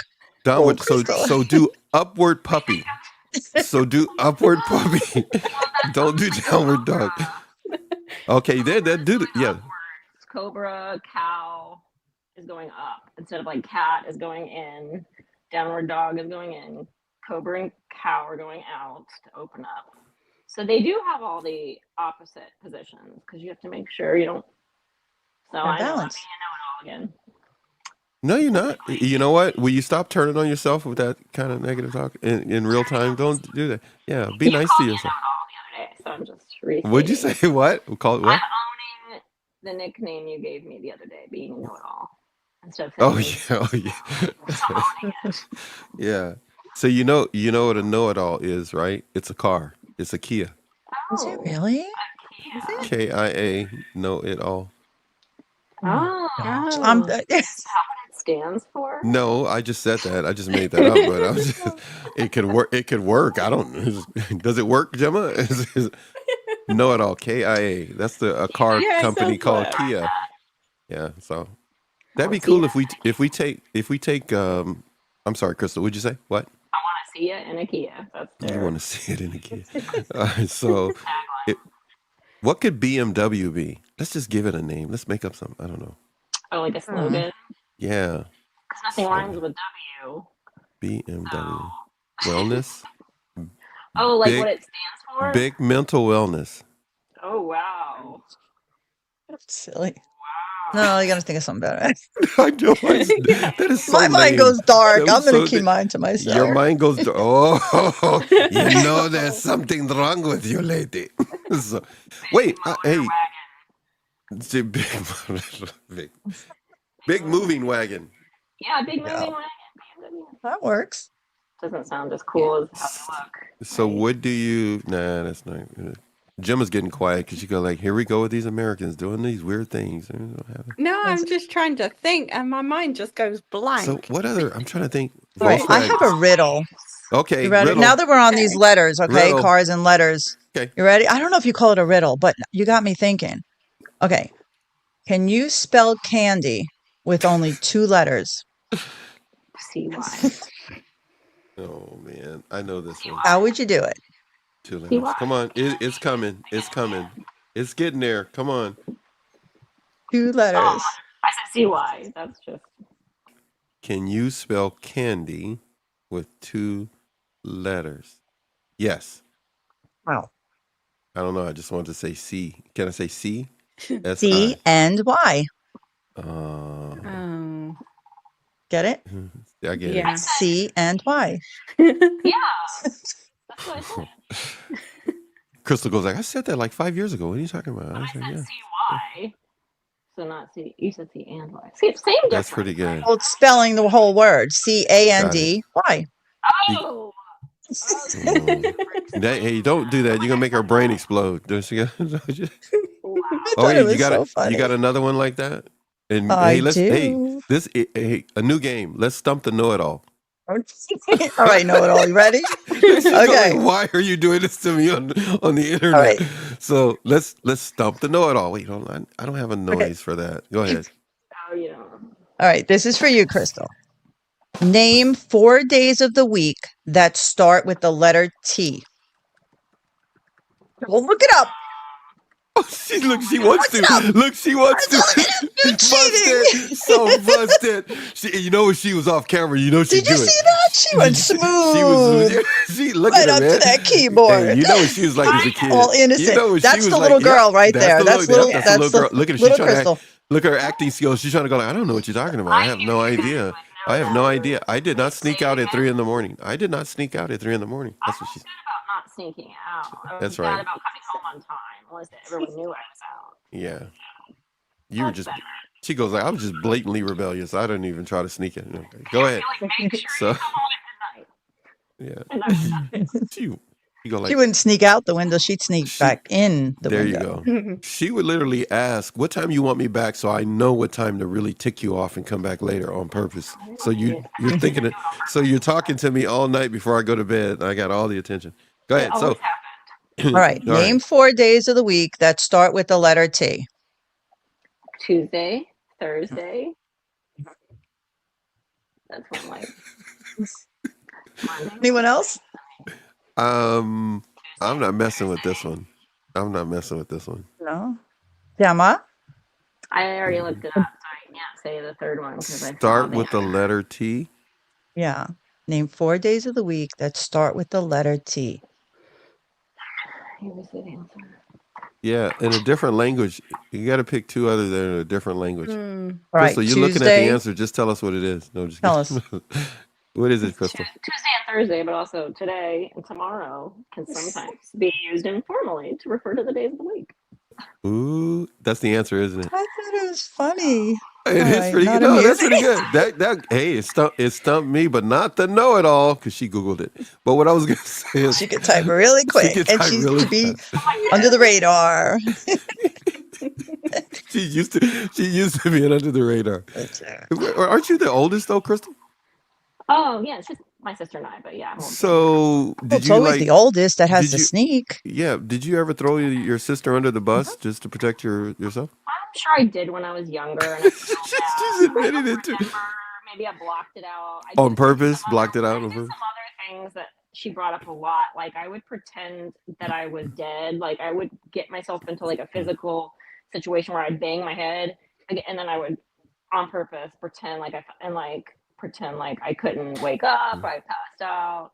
I did that to her a couple of times, and I feel bad because I guess she said it really did mess me up. So you traumatized. You traumatized Yeah. the Oh poor my girl. gosh. Is that what you're My saying? brother did that to me, and it's still in my mind. Oh, Yeah. sorry. I feel bad. I didn't realize I was just being funny and having fun, and my kid self wasn't thinking I'm going to traumatize her, so I felt really bad later. Interesting. Yeah, Well, one time. She My did brother, we had a neighbor that was like 3 years older than us, right? So one day we're all outside playing like we usually were back in the old neighborhood. And one day the girl across the street comes running out of my house screaming, your brother, da da da da da, he got hit by a car. And I'm like, what? So I ran, she turned around, she ran back into my house. I followed her into the bathroom, walked in the bathroom. He was standing there. He was probably like 8 years old. He was wrapped in toilet paper, all drenched in ketchup. Oh my What? gosh. All, What? it was all over the bathtub. It was a white tile, bathtub, and it stunk. You ever smell ketchup? Yeah. Like that's been sitting out and not necessarily wrapped in toilet paper, but anyway, I lost it. That's a whole I nother lost story. it. And to this day, I cannot eat ketchup. I can't look at it. Like, mm-hmm. Yep. No. Yeah. That's a great idea, though. Don't encourage me to do I was going to say, Crystal thinks it's a great idea. it. Like now, I'm like, oh, that's a good She's thinking about, how can I do that to scare my son? Oh, yeah, no. I really wouldn't want to do that to him. No. But to other people. You would do it to your sister, though. Don't do it. I wouldn't do it to her anymore. Her and my. And she goes like, anymore. She goes like, anymore. Oh my goodness. Gemma, what's the long list you think she's got over there? She's done to that poor girl over there. Just kind of, hey man, now we want to interview your sister. I know. I'm trying to Tell us some of the stuff Crystal has done that has traumatized you. Hey Gemma, have you done something to traumatize somebody? No, I don't think I have. Beside me? No, I'm just kidding. That was too much of a long pause. That was too much. She thought about it. There's something in there. Yep, right. I agree with you. She doesn't want to share. She don't want to share. There's something in there. Come on, what'd you do? Yeah, I must admit, I got bullied in primary school. Oh, okay. Bummer. And the bully kept getting away with it and kept getting away with it. And me and my best friend at the time. Wait, hold on, time out. Will this involve the authorities? I don't know if you should say it. Oh, no. Okay, go ahead. It was very tame. Okay. We got a pair of scissors and this bully had just gotten a new coat. She was showing it off around the whole school and this kind of thing. Still carrying on, pushing us both over onto the playground. And interesting. We decided to make little nicks into a coat. Little nicks? Yeah. Little. Yeah.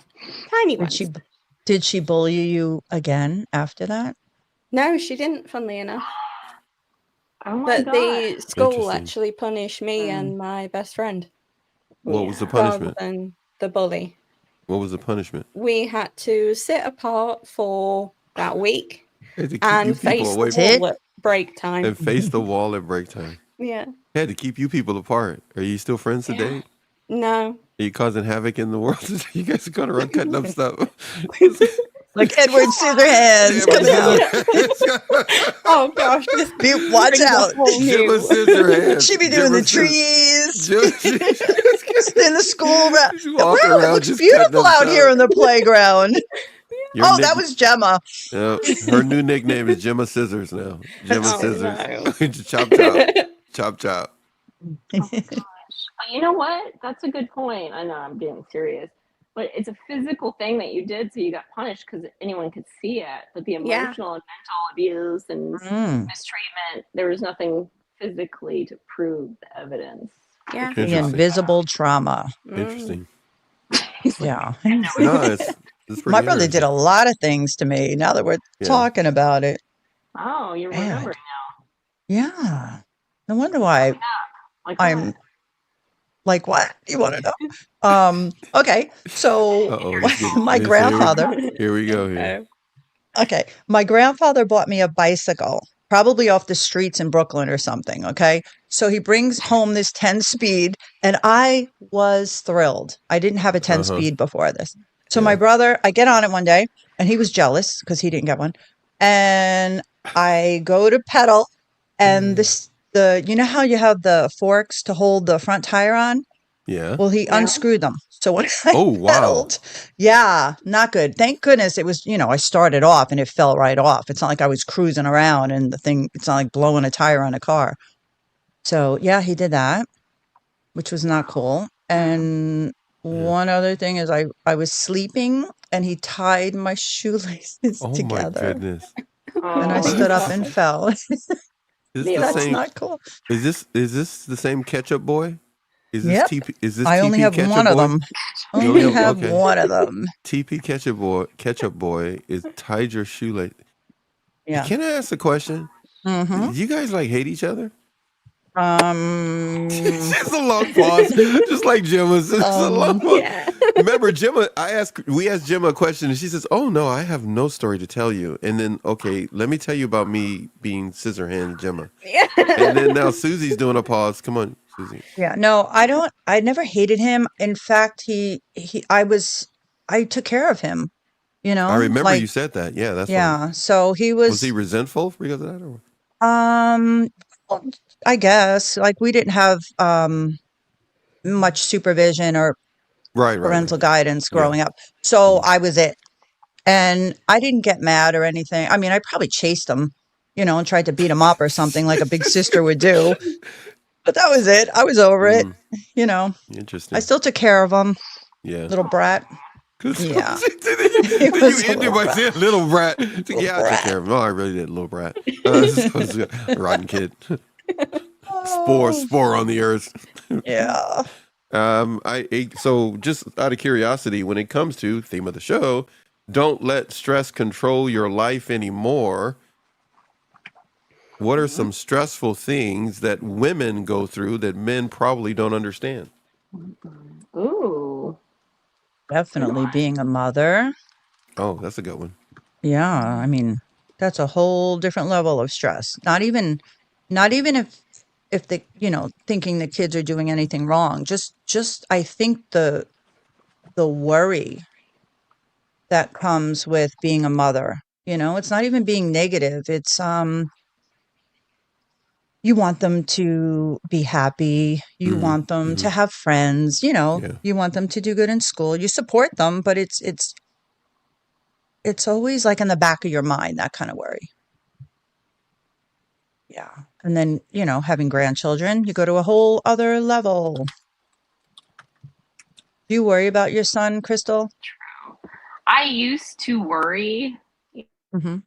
I realized, especially once he was born, just right after the newborn, all through the baby stage. And I think there was one little thing that happened, and it really freaked me out, and it made me realize my mental state and making sure that I was stable and not worrying and spending any energy worrying and making sure I was super confident was going to be key from then on out. It was such a pivotal turning point. And it was, I don't even want to get in all the way into it, but I was in when I was married, and I was standing in the kitchen, not a big place, just standing, and I was holding him, and I was also trying to get dinner ready, and then I had his little like seat, and I was gonna move him in the seat and move this over, and I think I had one arm here and one arm. I was just too confident, but I was also worried. There was something like energetically making me worry, and I had this awful feeling like he was gonna get hurt or something bad was gonna happen, and I was praying against it, and I was being dumb, moving it, and so he actually, and I was leaning not like over an open floor, but still, as a baby, he kind of like fell out of my arm onto the kitchen counter for a What moment. happened? And like there was stuff not right there, but on the other side of me that was like silverware and like glass, and he was right there, and it looked almost like from his father's perspective across the room. I think he thought, oh my God, he just fell on glass. Like he just flipped out and came running over. I'll never forget just the look on his face. Like, and I felt awful. Like everything inside of me Of fell, course. and I was like, oh my God, this is exactly what can happen if you keep thinking and worrying and feeling like something bad's going to happen. It will. And it was like a real life example in real time. And from then on out, I was like, this is not impacting my life like this and my son. I will not allow this. And whatever it took, whatever kind of strong prayers I started to do that day, whatever, I just started about it, and I never had anything like that happen ever again. And I refused to worry about it. So I think I got really strong into like my faith a long time, and into just myself as a mom and taking charge around the home, around anywhere I was with him, checking everything out, extra everything. So I kind of have that emotional, crazy situation story to share. So I don't worry about him because I completely trust. Yeah. I've never had an issue ever again. I know, so dramatic. No, I had a similar, well, not a similar, but I had an incident when now, I mean, you were a young mom like I was. I think I was a little younger, but I remember he was in the little walker, and he was probably like, I don't know, 8 months old. And someone left the door open to the steps, and it was like in the kitchen, so you couldn't see it. It was like on the side. And all of a sudden, I heard him fall down the stairs in the walker, and he landed upside down, but he was crying. I froze. I didn't know what to do. And I screamed, and I grabbed the phone. I called 911, but I couldn't run to him. I was like frozen. So I called 911 and I remember them saying, calm down. He's crying. He's like, he didn't get knocked out. Like they were telling me the positives. And I was like, you have to send an ambulance. I was so afraid something happened bad. So I ran down the stairs, got him. They came. And I remember after that, they checked him all out. He was fine, thank God. And I went and I signed up for my first aid and CPR and all that. And I loved it. I felt like I was equipped now. If something happens, I'll know what to do. And I did do, have to do the Heimlich over the years, for kids, when I had my daycare, once for my son. And I just felt, more competent. It was scary. Wow.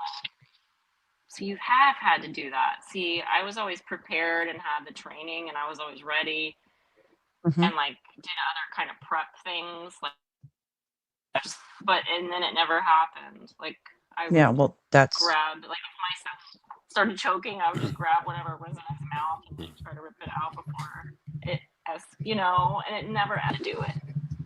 Yeah, it's scary.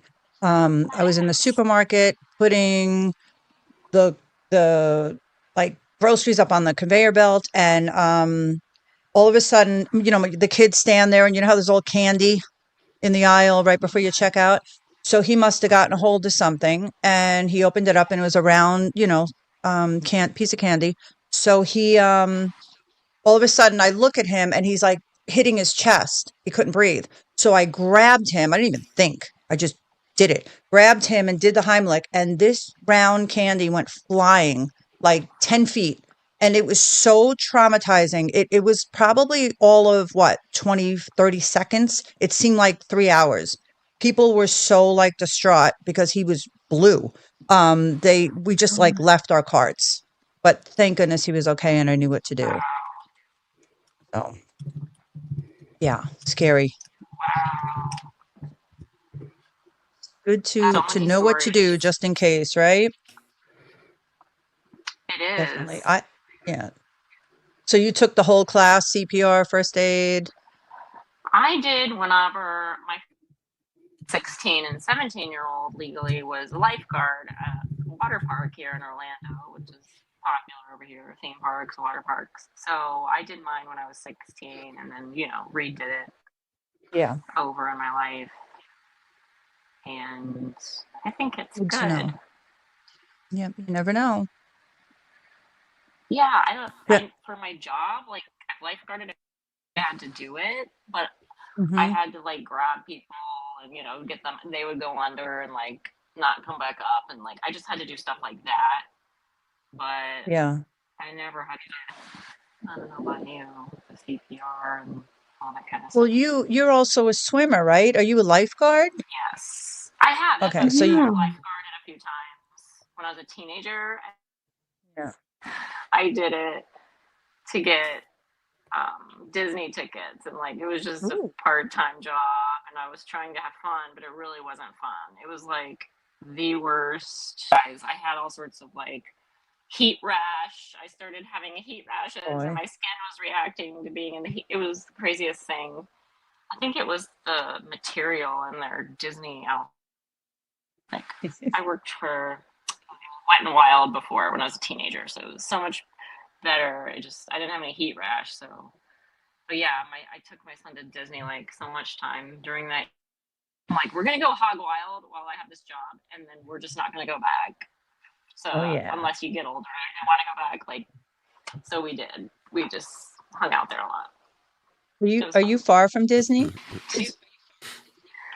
No, like you're not right too now, far, right? It would take me 30 minutes to get there. Oh, that's nothing. Yeah. Mickey is right around the corner. My parents are even closer where they live. Your parents are closer than Mickey? That makes sense. Well, they're closer to Mickey. When we moved here, because it's a suburb, outside of moved here, there wasn't as many houses and developments, and there was orange groves along the road. We would drive out to the new neighborhood. There was orange groves and horses and cows, and then you could see, like, because there wasn't all these obstructions to obstruct your view. It's like you could see the fireworks and you could hear them every night and you knew it was close. But now it's hard to hear it for sure. That's nice. Interesting. Yeah. Yeah. I went to Disney once. One I time. liked, yeah, just once. What was it? What is it with all the countries? That park Oh, where you Epcot. go and Epcot. Thank you. Yeah, that was my favorite. That and the animals, Wild Kingdom. Yeah, you get to eat. Oh, I love the I Animal feel like Kingdom the odd so one much. out. But do they have anything equivalent to Did you hear what Disney Gemma said? Did you hear in what Gemma UK? said? What? She feels like the odd one out. Well, I'm trying to include her. Hey, Do they have anything we can't equivalent? help it if they ain't got no Disney over there. What you got over No, there, like Gemma? No, Disney Nothing. here. we haven't got Disney over here. Do you have a water park? We have to bring Gemma in. Oh, one? You got an It's ice called the- bath, it's called though. the Thames River. That's their water park. She goes out in the backyard, gets in the ice bath. Yeah. Yeah. See, you're included. But I think we've got You're about welcome. one water park over here in the UK. What's it called? Alpamare up in Scarborough. Okay, we need a correspondent. We need a bird's eye report from you on that. I'll go Yeah. get the pictures. We'll make up something. Maybe we'll do it next month. And for all of you who've never been to that area, you'll be able to come here and we'll do a little travel segment and take you there and we'll talk about Yeah, it. that would be cool. No, that would be cool. We should do that with some of the stuff you got going on in your part of the world for people who are not Well, a traveling. little bit of it anyway. Well, at least a little bit. Yeah, I like that. We're gonna everybody. It has been 2 hours and 26 minutes that we've been streaming live to you on a number of different subjects that all fall under one big umbrella. All of it, including Mickey. Don't let stress control your life anymore. So we're talking about yes, stress, but we're really talking about control, the measure of control that we allow certain aspects, things we go through can control us. They don't have power. Kind of like my words coming to an end. That's kind of what's really happening around us.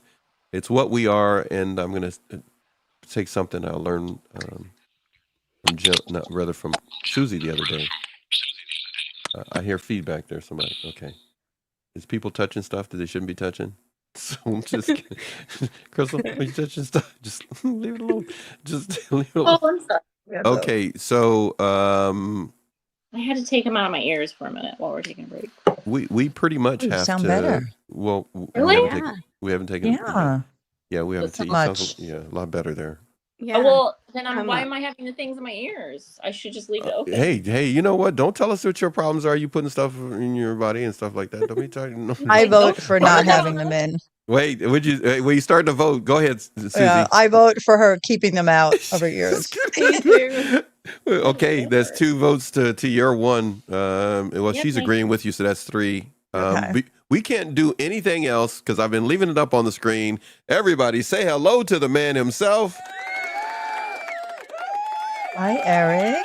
Hey, Eric. Man's in the house.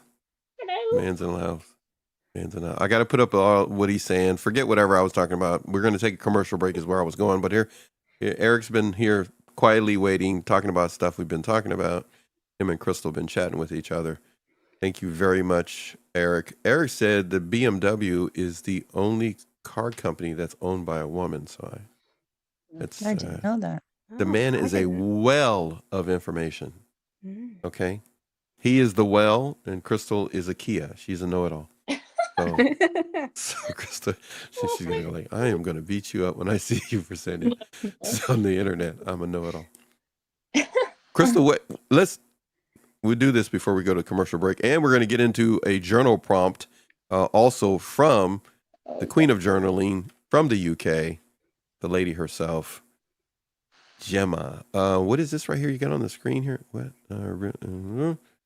What are some stressful things that women go through that men may not understand? Feel Yeah. free, Eric, at any point, since you joined the show, if you're still here, to chime in on that.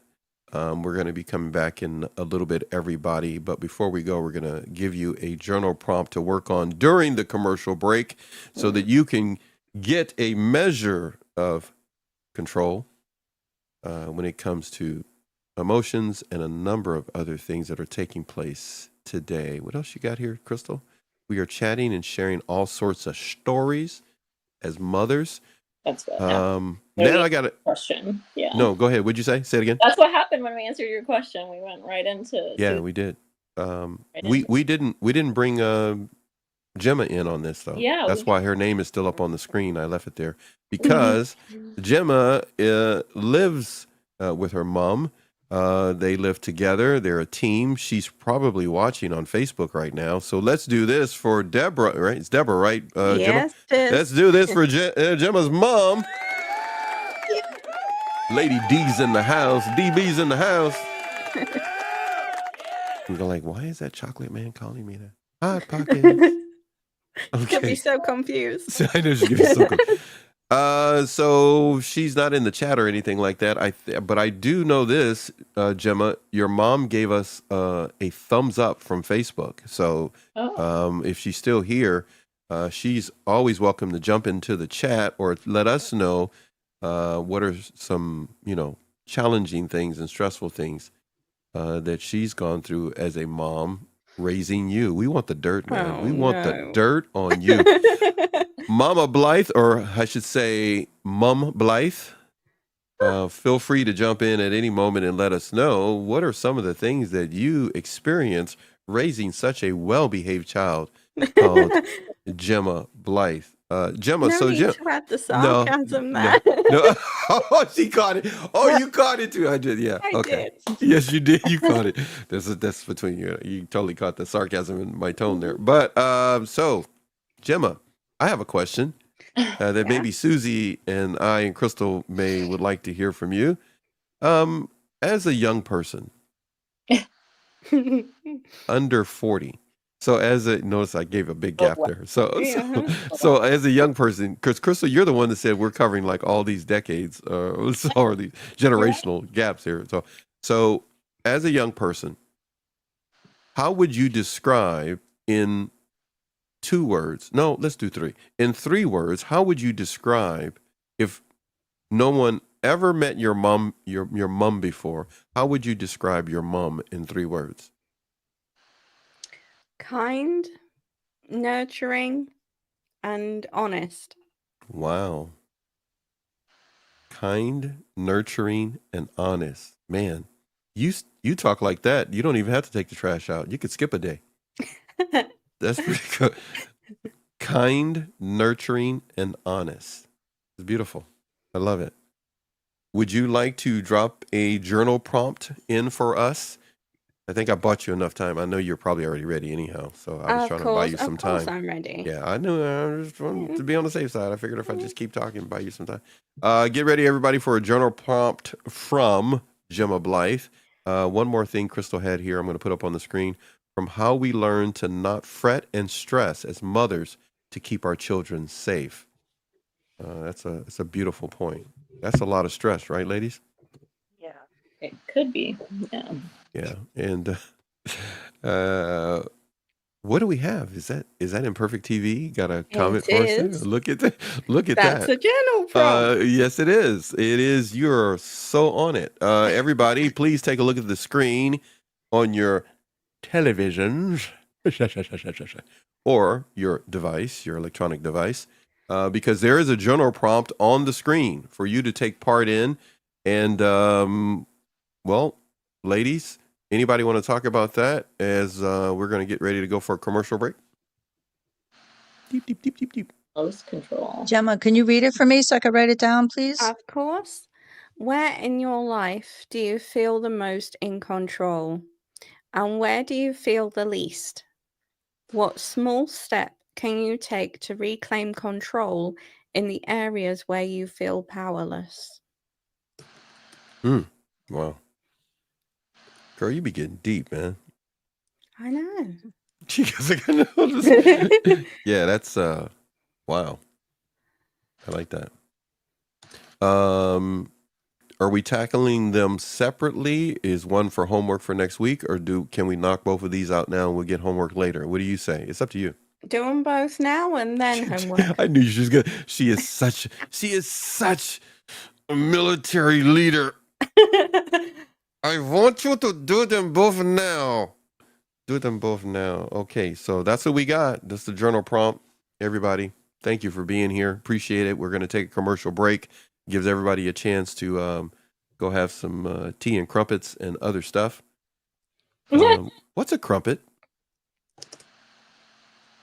It's like a breakfast item. Yeah, it's similar to scone, almost, but like, I don't know. Scone similar. What was that again? It cuts in and out when you say it again. It's similar to a scone, like scone similar, but just like different. It sounds crumbly. Yeah. No, it's got like holes in it. Yeah, like crumbly, kind of. No, Dense? not really. It's kind of spongy. Oh, I Yeah. never thought that. Crunchy on the outside and then spongy in the middle. Do they kinda have like it me. with? I was waiting. I was waiting for my Right. time to say it. I was just waiting for my time. Go ahead. Go Do they serve it with tea, like high tea? No. No, like we know No. you're a coffee drinker. Yeah, definite Yeah. coffee drinker. Wow. I don't know. So what do Are you you do when you go anti-tea? for teas? Yeah. We have scones, Mhm. sandwiches with the crust cut off.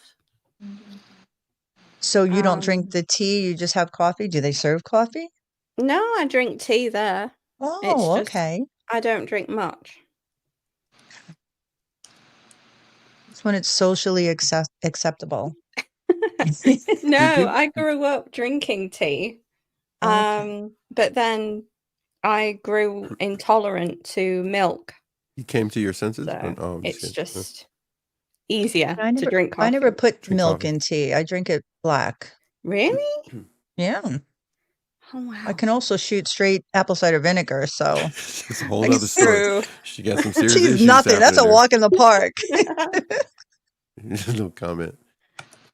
Hey, is everybody want to see something cool? Let's see what Crystal's doing. Oh my god. I'm just like messing with her. I was trying to find the right Looking. moment. I was She's waiting like, for her. "What's Look coming?" at her trying to do her acting mode. Look at her. She should. Even if I pick my nose or whatever, I'm like, You weren't doing none of that. You're I mean, I being was earlier, I was you're a good girl. You're a good girl. You weren't doing that. I was just trying to catch you when you weren't looking at the camera, and then it looked like you were surprised. Look at her. Look. Do surprise. Hey, Crystal, do surprise face. Oh, we should do it. We should do it like you used to do your faces when we were doing the shows. And you're like, people were going like, I don't know what she's saying, but she makes so many faces in the show. It's like Puts me up that it's way. like being in vaudeville, man. It's like she's just, there's one big entertainment just watching her do faces. I said, yeah, I don't know. She has no control over it. I don't think she just subconsciously just keep making faces. Okay, everybody, there's your journal prompt on the screen. We're going to be coming back in a little bit. This is a show that talked about you having control and not allowing stress, the overwhelming anxiety of the world we live in, or circumstances and situations that others have quote unquote put you in or you're experiencing. Don't belittle your emotions. Don't turn on yourself.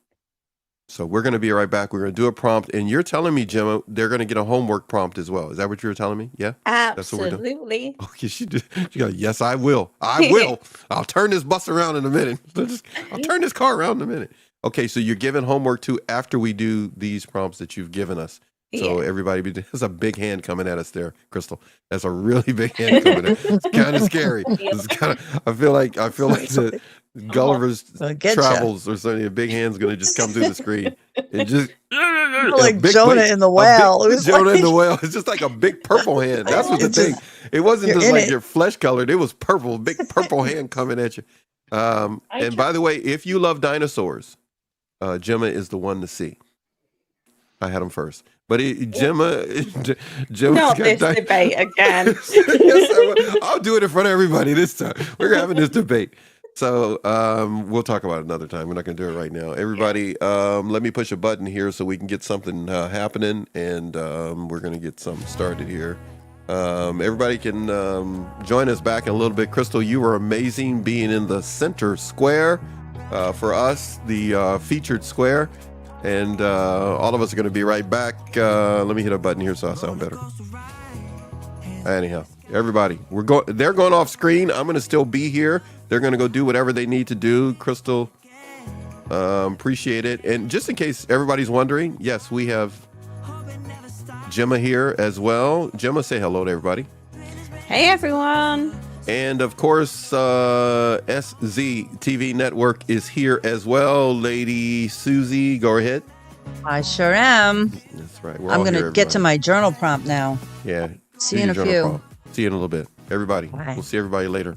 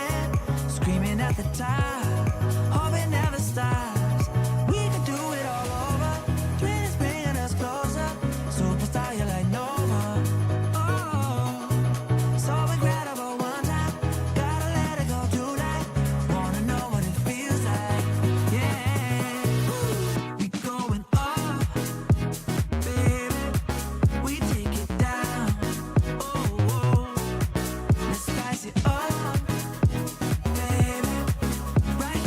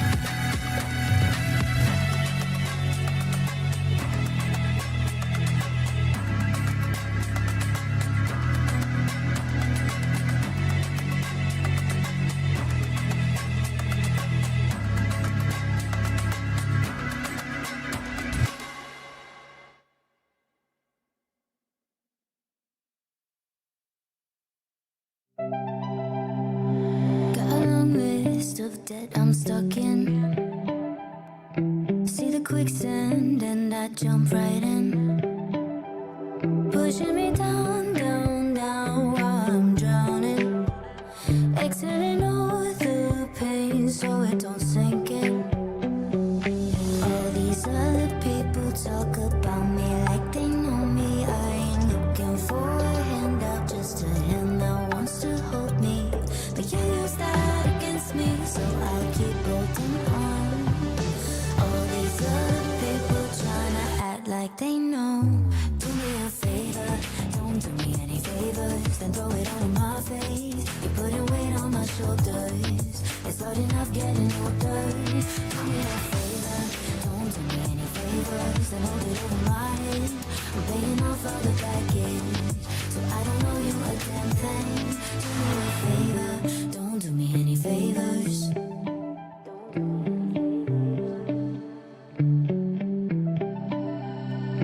I don't know how to ask for some help. Don't want a burden, I'll do it all by myself. Cut to the sound of all the avoidance. Easier to ignore what's really hurting. All these other people talk about me like they know me. I ain't looking for a handout, just a hand that wants to hold me. But you use that against me, so I'll keep holding on. All these other people tryna act like they know. Do me a favor, don't do me any favors, then throw it all in my face. You're putting weight on my shoulders, it's hard enough getting older. Do me a favor, don't do me any favors, then hold it over my head. I'm paying off all the baggage, so I don't owe you a damn thing. Do me a favor, don't do me any favors, then throw it all in my face. You're putting weight on my shoulders, it's hard enough getting older. Do me a favor, don't do me any favors, then hold it over my head. I'm paying off all the baggage, so I don't owe you a damn thing. Do me a favor, don't do me any favors.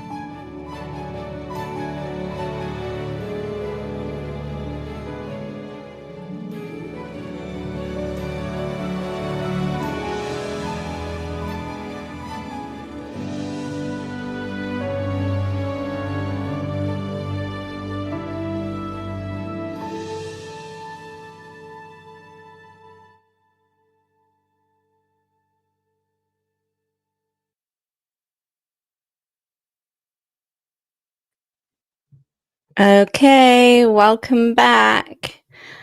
How did everybody find that journaling prompt?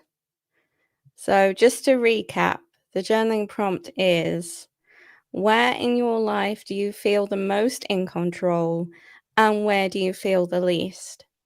What small step can you take to reclaim control in the areas where you feel powerless?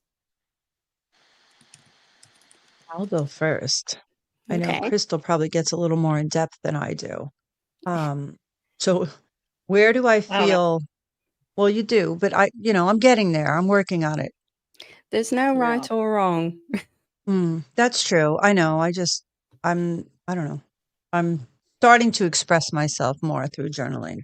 Yeah. Okay, so where in life do I feel the most in control?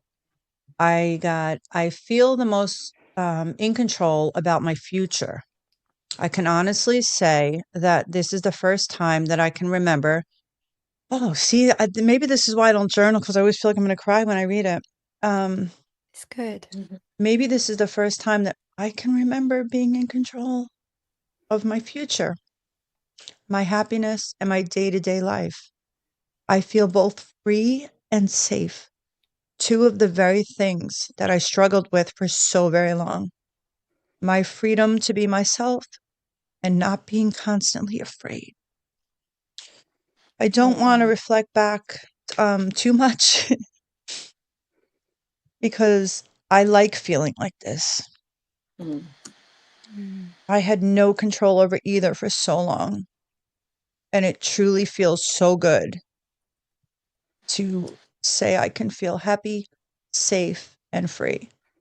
Totally different mindset. And I don't want to ever let this go. Oh, okay. And then I did the second one. What small step can you take to reclaim control in the areas where you feel powerless?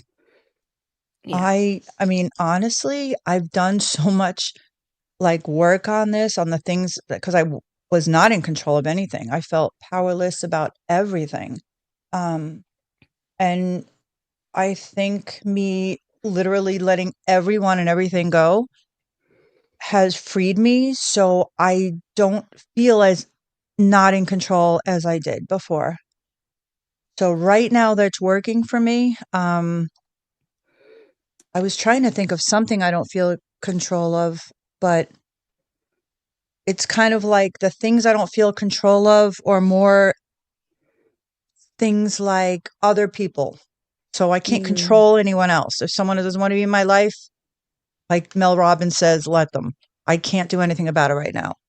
So I'm not going to like let that burden my thinking, get on that hamster wheel again. So for now, I'm putting that all on the back burner and just letting it all go.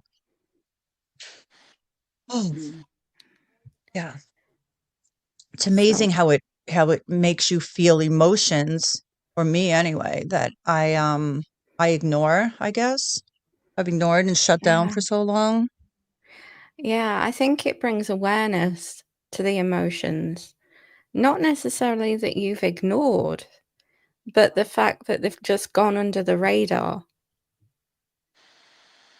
So long. I think I didn't Yeah. even realize they were there, It's like Yeah. everything was dormant. Yeah. I think that's what it leaves us with. It leaves us with feeling numb to the point of where no, you don't ignore your feelings. They're there, but they're under the cover, you know? And I've disassociated so much that it's easy for me to just step away from it. Yeah. And that was part of my survival, I think, keeping myself feeling safe by disconnecting from the reality of things I couldn't control. Yeah. And by me getting away from everything that was, I felt, keeping me stuck, not being able to be myself, not feeling safe. It's amazing how my whole life has done a 180. Like everything is different. I'm so grateful to be able to feel free and to feel safe again. Thank God. What do you have, Crystal? That's awesome. I just wrote mine and typed it out in the show because I didn't want to get carried away. Like you said, sometimes I do go deep, and I was like, you know what? Instead of Oh, it's handwriting, good. It's I'm gonna good. type. And it's funny. It's proven scientifically. Let's know it all over here. It's proven that when you hand it, it brings out your creative side, and that's what the emotions and all. And I can go so deep when I'm handwriting, something overtakes me, but when I type it, it uses your left brain and your analytical, your logical side automatically. So it's funny how my response ended up. I was very practical, but it was still real in my response today, versus other times more emotional, and I can go down these rabbit holes. So that's what I needed today. And see, you needed to tap in your emotions today. We Yeah, can thanks, Gemma. It's so useful to be able to just reflect and be able to notice certain patterns as well that tend to go unnoticed when we think about control and how we think of it through our lives. Yeah. What's something that go on, Chris? Oh, go ahead. I was just thinking, like, for what you were saying, because sometimes you're like, I don't want to journal because I get a little into it. Like, do you think it's easier for you to do this on here with us like this? Because then we can keep talking and you can express it and journal and be like, all right. Instead of if you're by yourself and you journaled like that, would you get lost in your head or your emotions and have like the day just like change for you? That's a good point, Crystal, because I think that I spent so much time alone that I don't want to go back there. You know, that being by myself and with my thoughts, my feelings, my emotions, my experiences. It wasn't a fun place. Right. So I do feel safer doing it with both of you. And Gemma, it's so awesome that you have your journaling with Gemma on Mondays, because I'm sure there's other people out there like me. Yeah, I mean, what's true as well is that trauma can keep us isolated, right? Mm-hmm. So can stress and control. But if we can flip that and journal as a community to keep each other accountable and be that support without judgment, isn't that going against more so the control that we felt? Mm-hmm. It's like using our voice, through writing, because for years and years and years, you know, you had to keep everything a secret. Everything that was being done to me and all the disrespect and abuse, it had to be a secret. And I think the reason I got to the point where I had to let everyone go was because I wasn't keeping the secret anymore. I finally got my voice back. And once I started talking and sharing my story and my experiences, people around me weren't very happy with that. So it is a safer place to journal, you know. And if you could do it by yourself, I think that's great. I do a little bit, but this has been very helpful. Yeah, I think there's power in sharing as well, and being able to share our responses, but knowing that they're going to get supportive responses and not negative ones because of the safe space. It helps. Mia's here. Hi, Mia. Mia's saying, I let go of things that are toxic to me. Yeah, we really have to. Yeah. It's been so freeing for me. And it gets easier. The more I was holding on to things, even materialistic things. Once I started letting go, it was easier to just let it go. It frees up space in your mind, in your life. It just opens the doors for all the good things to come. Exactly. So Gemma, did you do a journaling prompt? Did you do it yourself? Yes, during I the break? did. Do you want to share? Yeah, I always do, because I think it's keeps me part of the group. So I've put, I feel most in control with and during my work and with my writing, because that's something I lost. I felt isolated and as though I didn't have control of my finances and who I was. I feel the least in control in my home life. And that might sound strange, but that's because my mom is disabled, So things can go fine 1 minute and then upside down the next minute. So to try and keep a little bit of control, I rely on my routines and the things that I know won't change throughout my day-to-day life. I like that. I like that you hold on to your routines because it's predictable, right? It feels Yeah. safer, I'm sure. Yeah, it does. Especially when things can change quickly. Yeah. I'm sure your mom really appreciates you helping her if she needs it. That's awesome. Wonderful that you get to spend time with her.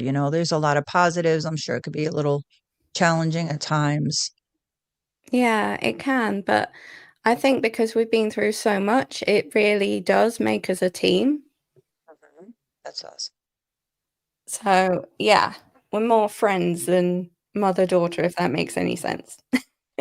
Yeah. That's how it's So- supposed to be, I heard, when you grow up. I mean, that's healthy. I don't know. It's not my story. Either. Yeah. I think it's the healthy. It sounds lovely. It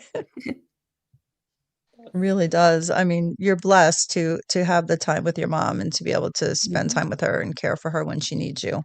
It's wonderful, and I'm sure it goes both ways. Yeah. Yeah, it does. That's amazing. So why don't you tell us a little more about your wellness workbook, Gemma? Where everyone can get it. So you can find the wellness book when you sign up for my Substack currently. And this is also the last month where it's going to be free. So feel free to grab it now before I start charging. Okay, for someone like me that doesn't know, things change so quickly with social media, and I'm a little behind, probably because of my age. But could you tell someone like me how we go about finding your Substack and signing up? Where to find it exactly? Of course, I can even drop the link into the comments as well. Oh, that would be helpful. Yeah. So I will just go ahead and do that. No, I was like, I found it, but maybe you could post it. So Gemma, while you're doing that, how has connecting with others through YouTube and your workbook helped you to continue to grow? I find out new things every day, not just about me, but about the community of people around me. And that's helped so much because I was just used to being on my own a lot. That's nice. So yeah, it's helped with everything really. Do you have any upcoming projects or content I that you do. want to share? I have my Start Stop podcast series running at the moment where people can change their life in under 3 minutes. That's going up every 3 days. That you can find on Imperfect TV Network. And what is that? Is it like a little short video? Yeah. Little short snippets in which people can foster new habits to help recover after trauma. Oh, that sounds really helpful. The word imperfect actually spells I'm perfect. I love that quote that you say. Yeah, right, Crystal? Did you ever think of that? No. That's awesome. It's so good. What does that phrase mean to you now after all you've been through? I like to refer back to a term called wabi-sabi. Now, correct me if I am wrong on that, everybody. Wait. Wabi-sabi? Yeah. Is that like wishy-washy? No. Okay. It's an old Japanese tradition of how they mend broken pottery.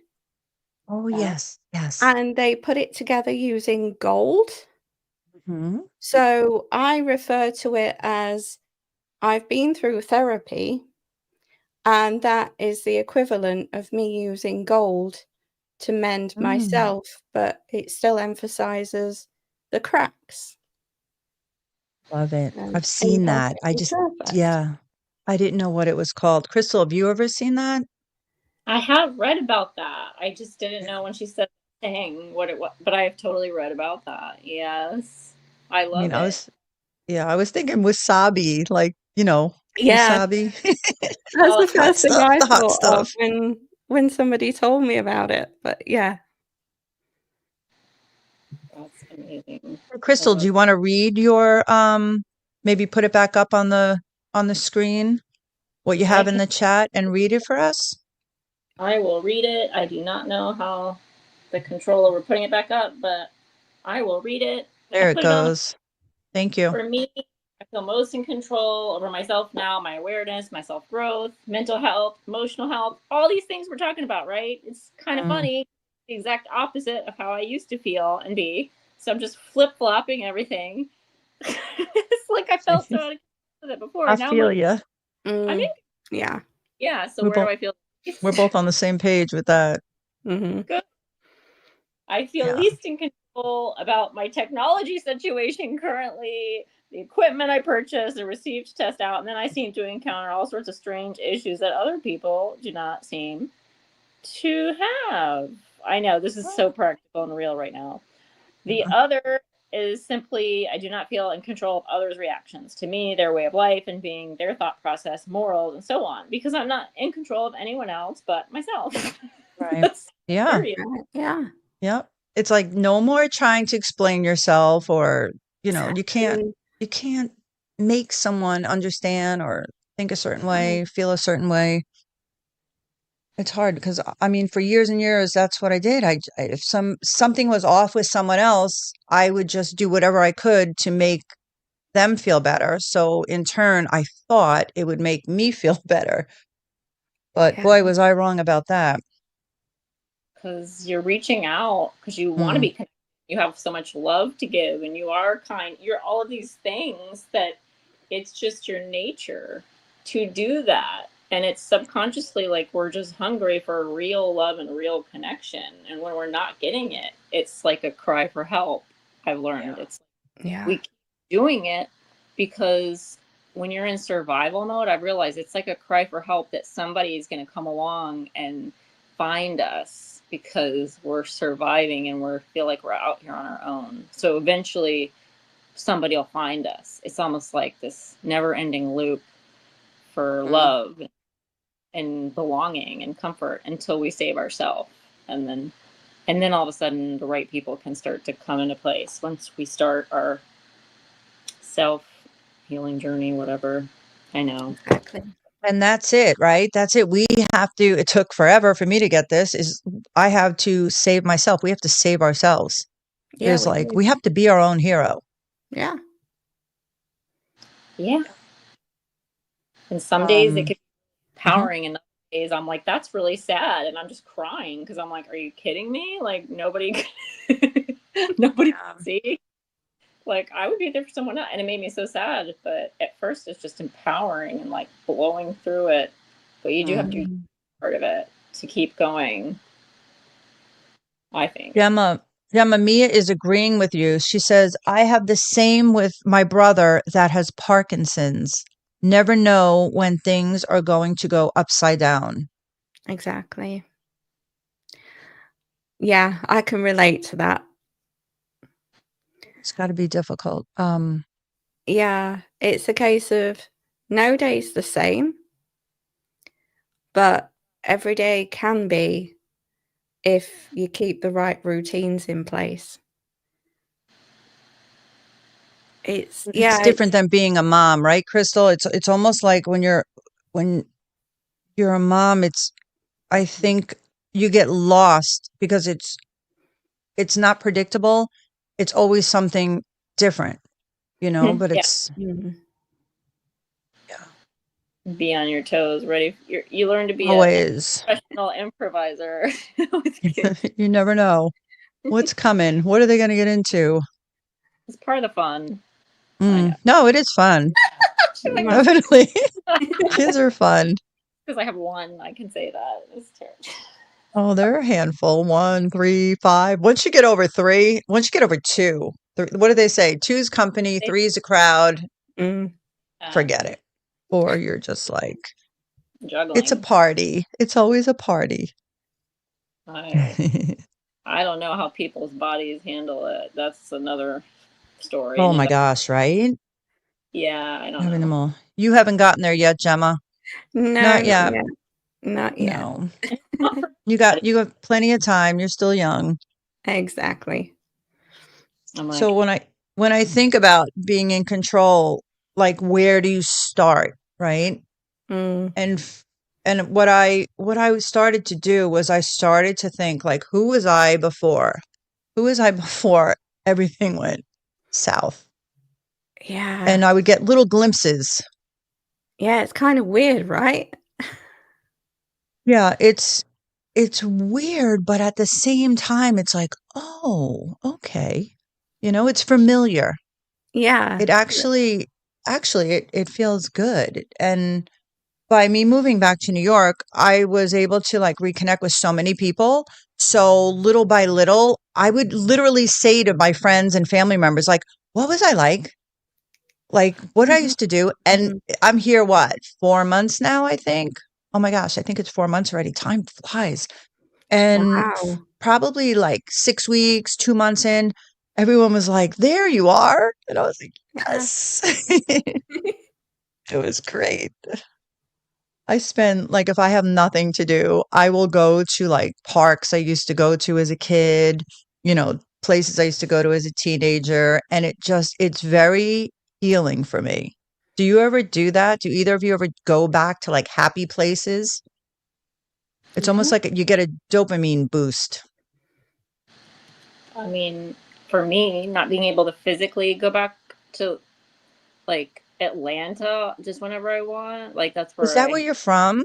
those are the early years, and then we Oh, moved here. So it's like I just go over to my parents' house, but I have mixed memories. It's like I have good and bad memories there, so it's kind of yeah. those. But that's why I go outside, and even wandering, like where I find any woods and trees, I will go wandering in there because that's something in Atlanta. We have a lot of that, even in our suburb neighborhood. I mean, I would be wandering in the woods and with a walking Me too. Me too. You know yourself when I would take a tennis ball and I would bang it up against the garage door or the brick side of the house by myself because I didn't have anyone to play with. So I was like by myself. Yep. Same. Really? Yeah. Oh my gosh. Did you ever take a baseball and wait a minute, Gemma, do you have baseball over there across the pond? No, we have something called cricket and rounders. Okay, how do you play cricket? I couldn't tell you the rules even if I wanted to. Well, is it a bat, a ball, a racket? It's a bat and a ball. Isn't it more similar to lacrosse, maybe? Mm-hmm. With the rules, but it just reminds me of like lacrosse, thinking cricket, and then they have rugby. Yeah. What's rugby? I've heard of rugby. Why can't I visualize rugby? Okay, so rugby is like American football. Yeah. Oh, okay. Have you ever played? No, nobody in their right mind would let me play. Oh, so it's you could really rough. So it'd be like, oh, well, it's not like I'm going to go out and play football, but I've tossed a football. I've played in PE. I have. Oh yeah, well, gym, but yeah. Yeah. Of course. Oh no, I like baseball as a kid. Basketball, baseball. You play softball though, because baseball. I mean, that ball is hard. I know I've gotten smashed with them before, accidentally, of course, but boom, Ouch! So like an egg on your forehead. Oh, there's nothing worse. No, it was usually I was like holding my mitt up. You close your eyes, hoping it'll go into the mitt. Boom. Yep. Oh Not fun. Well, I was a kid. My grandfather used to play a lot of baseball, so we had mitts, and we were playing when we were kids, really young. It was fun. Yeah. I must admit, I've had a tennis ball in my eye before. That wasn't fun. No. That was not good. That's what you got to do, right? If you're gonna play sports, you got to be prepared for anything. Yeah, a Maybe lot that's of unpredictability. Mhm. unpredictability. Yeah. Oh wow. Wait a minute. Wait, Like every specifically with sports, At school, yeah. or like it's school. So you weren't bored with your school day. You're like, I want unpredictability. Yeah. That makes sense. That makes sense. yeah. Susie's like, So healing when you go through this and we start like changing and feeling better. Sometimes it feels like it goes so slow, It does. right? Yeah. Really slow. And then like I was talking to Dr. Mack a couple weeks ago, and I'm like, why is it going so slow? Like I'm doing all the right things, and I'm, you know, trying my best, and I'm changing my surroundings and everything else. And he said, you're just healing deeply. Like it's not just superficial, That makes sense. right? Like you're going Mm. deep. And I'm like, oh, this is painful. I had to change everything, yeah. but it's worth it. It's worth it. It is worth it. It's overwhelming. Mhm. Like, did you ever get so frustrated and annoyed you're just like beside yourself with the whole process where you have to Oh like yeah. Yeah. It's like once you start accepting the truth, it invites you to go beneath like the surface level. And Yeah. I started recognizing my family patterns. Oh my Mhm. gosh. And then I'm like, what in the heck? Mm-hmm. Yeah. It makes sense how I came to this point, or how I tolerated so many, unhealthy relationships and disrespect and all the things that go with that. Now I know for a fact, like I know you've said this recently, Crystal, like you can't unsee it. You don't want to ever tolerate that again. It's like, okay, I'm Yeah. good. You don't Yeah. even argue. Don't explain yourself. Exactly. It's not worth it anymore. It's hard to remember those things sometimes when Mm, you're just reacting. Like I even said that today. I'm used to thinking fast and reacting quickly, and I get ahead of myself sometimes, and then I'm like, wait, I've learned that already. I know better than right. that. To read. It's with Yeah. awareness comes power, right? Yeah. And then you notice, I don't know whether it was the same for you, but I noticed for me, like memories were missing. Yes. Oh yeah. Yeah. I Like never thought. huge chunks. Yeah, huge. I think that's like a safety mechanism. Yeah. It's disassociation, isn't it? But Mhm. yeah, it's mad. Sometimes mum will come up to me and say, "Do you remember doing this?" And I'll be like, no. But do you remember after she brings it up again? Sometimes I do. Sometimes I do. It's like me going to all these places that I grew up. Yeah, there may be some, not so good memories here and there, but it's all good because I'm like, hey, I survived that, or, this Mm. got better. It's been fun. It's been an adventure, that's for sure. That's one word to describe healing. Yeah, it's an adventure, all Mm. right. And I have not listening. Go on, Oh, Crystal. No, go I was ahead. just going to say, like, how that inner voice, it could be so cruel that would just, Mm. remind me of all the negative stuff.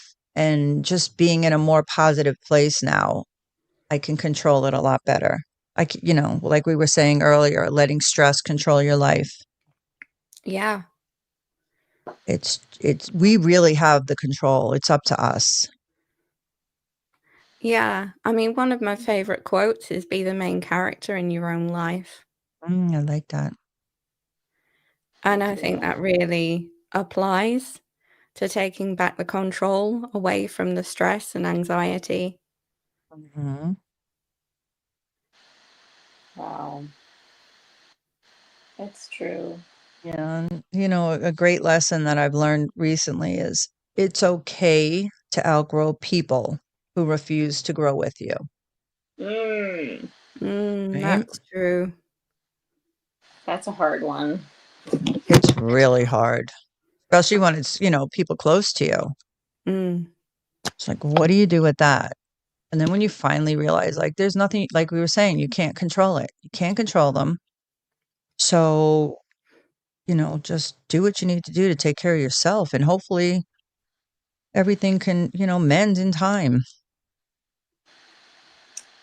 I think that one, I don't know about for you ladies, it's like the first time I noticed that, like me growing up else, and it's probably happened way before I got married and encountered it, but I got married young, just like we've talked about before, Susie, but like that was the first time I really noticed it, and I was aware, and it was very obvious. It was like being young and married and like begging my husband at the time, like, hey, I am learning and growing, and like I am going at life like this, and I thought we were on the same page. I thought we got, I kind of was like warning him, like, hey, if you don't connect with me, I said it probably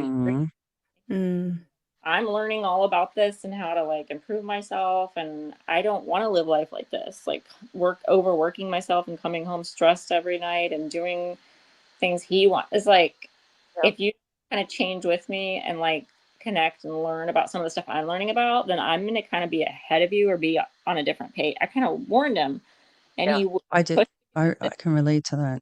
Really? Yeah, absolutely. I remember saying, like, remember that song? It's not that long ago. It was out. I don't know who sings it. I can't think of it right now. Say Something, I'm Giving Up on You. Oh, God, that song depressed me so bad. It was so bad. So bad. But I would listen to it over and over because I was like crying out, like, dude, listen, like, do something, change something. It was, and when I was in it, I didn't even realize how bad it really was until I was out of it and until it got really bad. But yeah, I was like, as you're outgrowing people, you can you point blank tell them, like, come with me.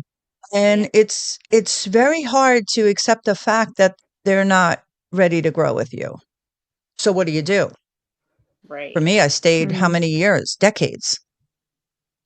And nothing changed. I just became a shell. It's not worth it. It's not giving up yourself, your life, your future, your happiness, your well-being, your mental health for anyone. No, absolutely. Yeah, and it's like if we're encountering that, at the very least, I feel like the other person should have enough self-awareness to say at some point, I think that's great for you, but I'm just not there, or like I'm over here doing this. But if they don't have that self-awareness, or if they do and they're purposefully trying to make us think and feel like we're the problem, or we just need to stay with them or whatever, that's the other, or maybe both. But we don't see that in the moment, of course, because we want to believe the best, that they care about us, and that's it. Yeah. And you know what? Their actions show something different, because I remember like literally crying out, please, do something or change something, or let's go to counseling or whatever. And it's almost like I would be agreed with sometimes. And then you're like, oh, okay, he gets it now, only to be like, totally disappointed once again. Same patterns, nothing changed. All the empty promises. You get your hopes up and then out the window. Yeah. a cycle of just absolute ridiculous emptiness. Wow.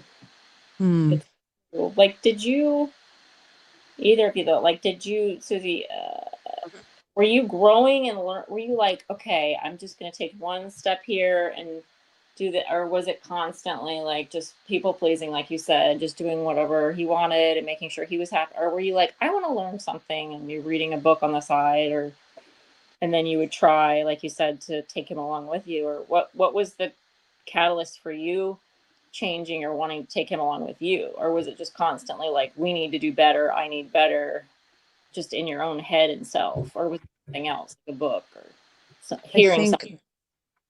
yeah, the more I went back and got my high school diploma, and it took me like 8 months. And I remember when I graduated, they wanted me to speak, tell a little bit about my story and everything. And I was so excited. I wanted to go to the Culinary Institute, to school. And he's like, "You're not doing that." And then when I wanted to speak, he's like, "You're not doing that." And I was, oh my gosh, I listened and I didn't do it.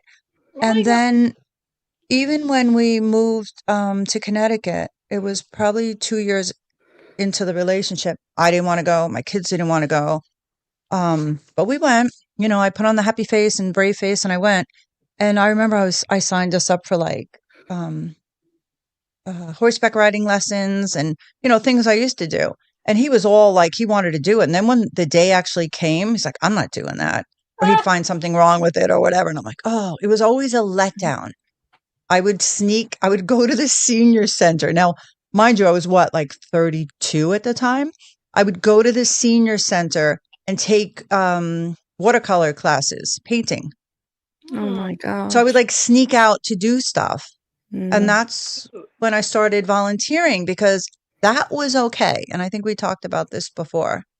So I would volunteer with horses. I'd volunteer at the Village Arts Center. All the children, it was a bunch, kids would go, they'd have like events, and I would help with the fundraising and putting on the events and all that. And that was my escape. That is so cute. But I would keep it all to myself. I would sneak.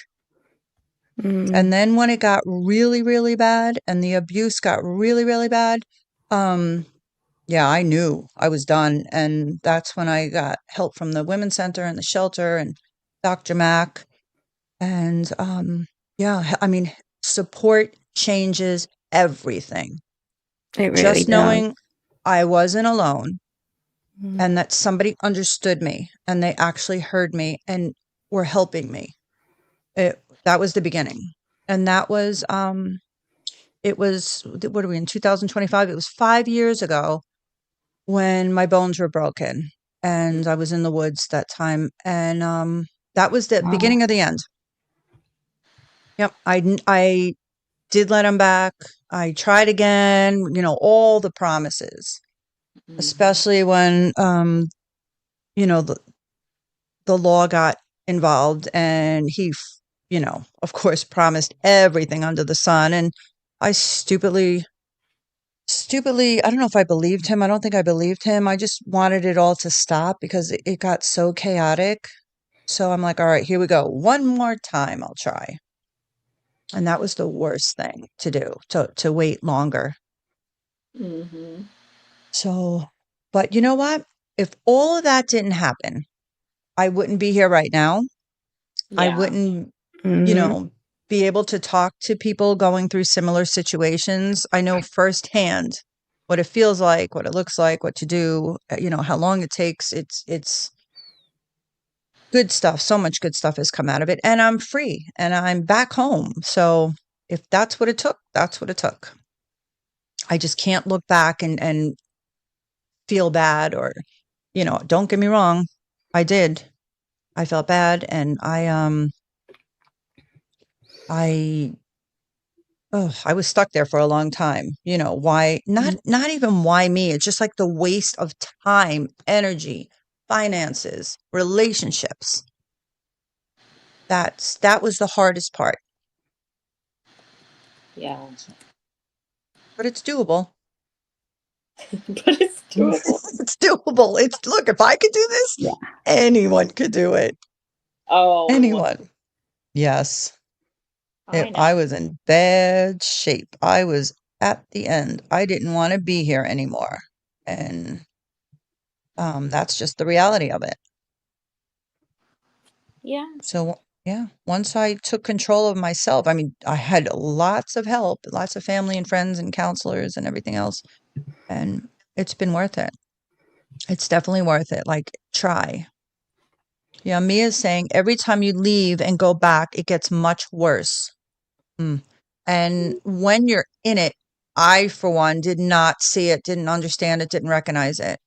And I remember being on the Zoom women's groups, and I would attend them at least 3 times a week at the time. This was, over the years. This was in the beginning. And we would have different people come in, myself included, who all these, horrific situations would happen where we'd have to flee, go to the shelter, sleep in the car, family, friends, houses, whatever.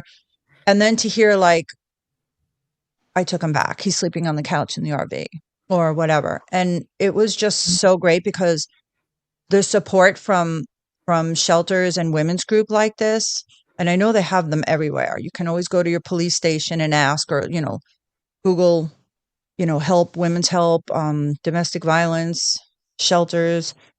It was just like, it saved me. It totally saved me to know I wasn't judged. You don't get judged for going back. And I think statistics say it takes like at least 7, 8 times to finally leave an unhealthy relationship. Yes. I think it took me like 10. Yeah. I stayed for all the wrong reasons. I stayed for everyone else. The kids, the grandchildren, the family, whatever. And then once you realize the stats behind it, the facts, you're like, wow, I don't feel bad. And you realize Right. the people that have the hardest time or the most time is like, you're the strongest one. Often it's like, you think it's the opposite, but it's the other. It's like, you're actually the strongest.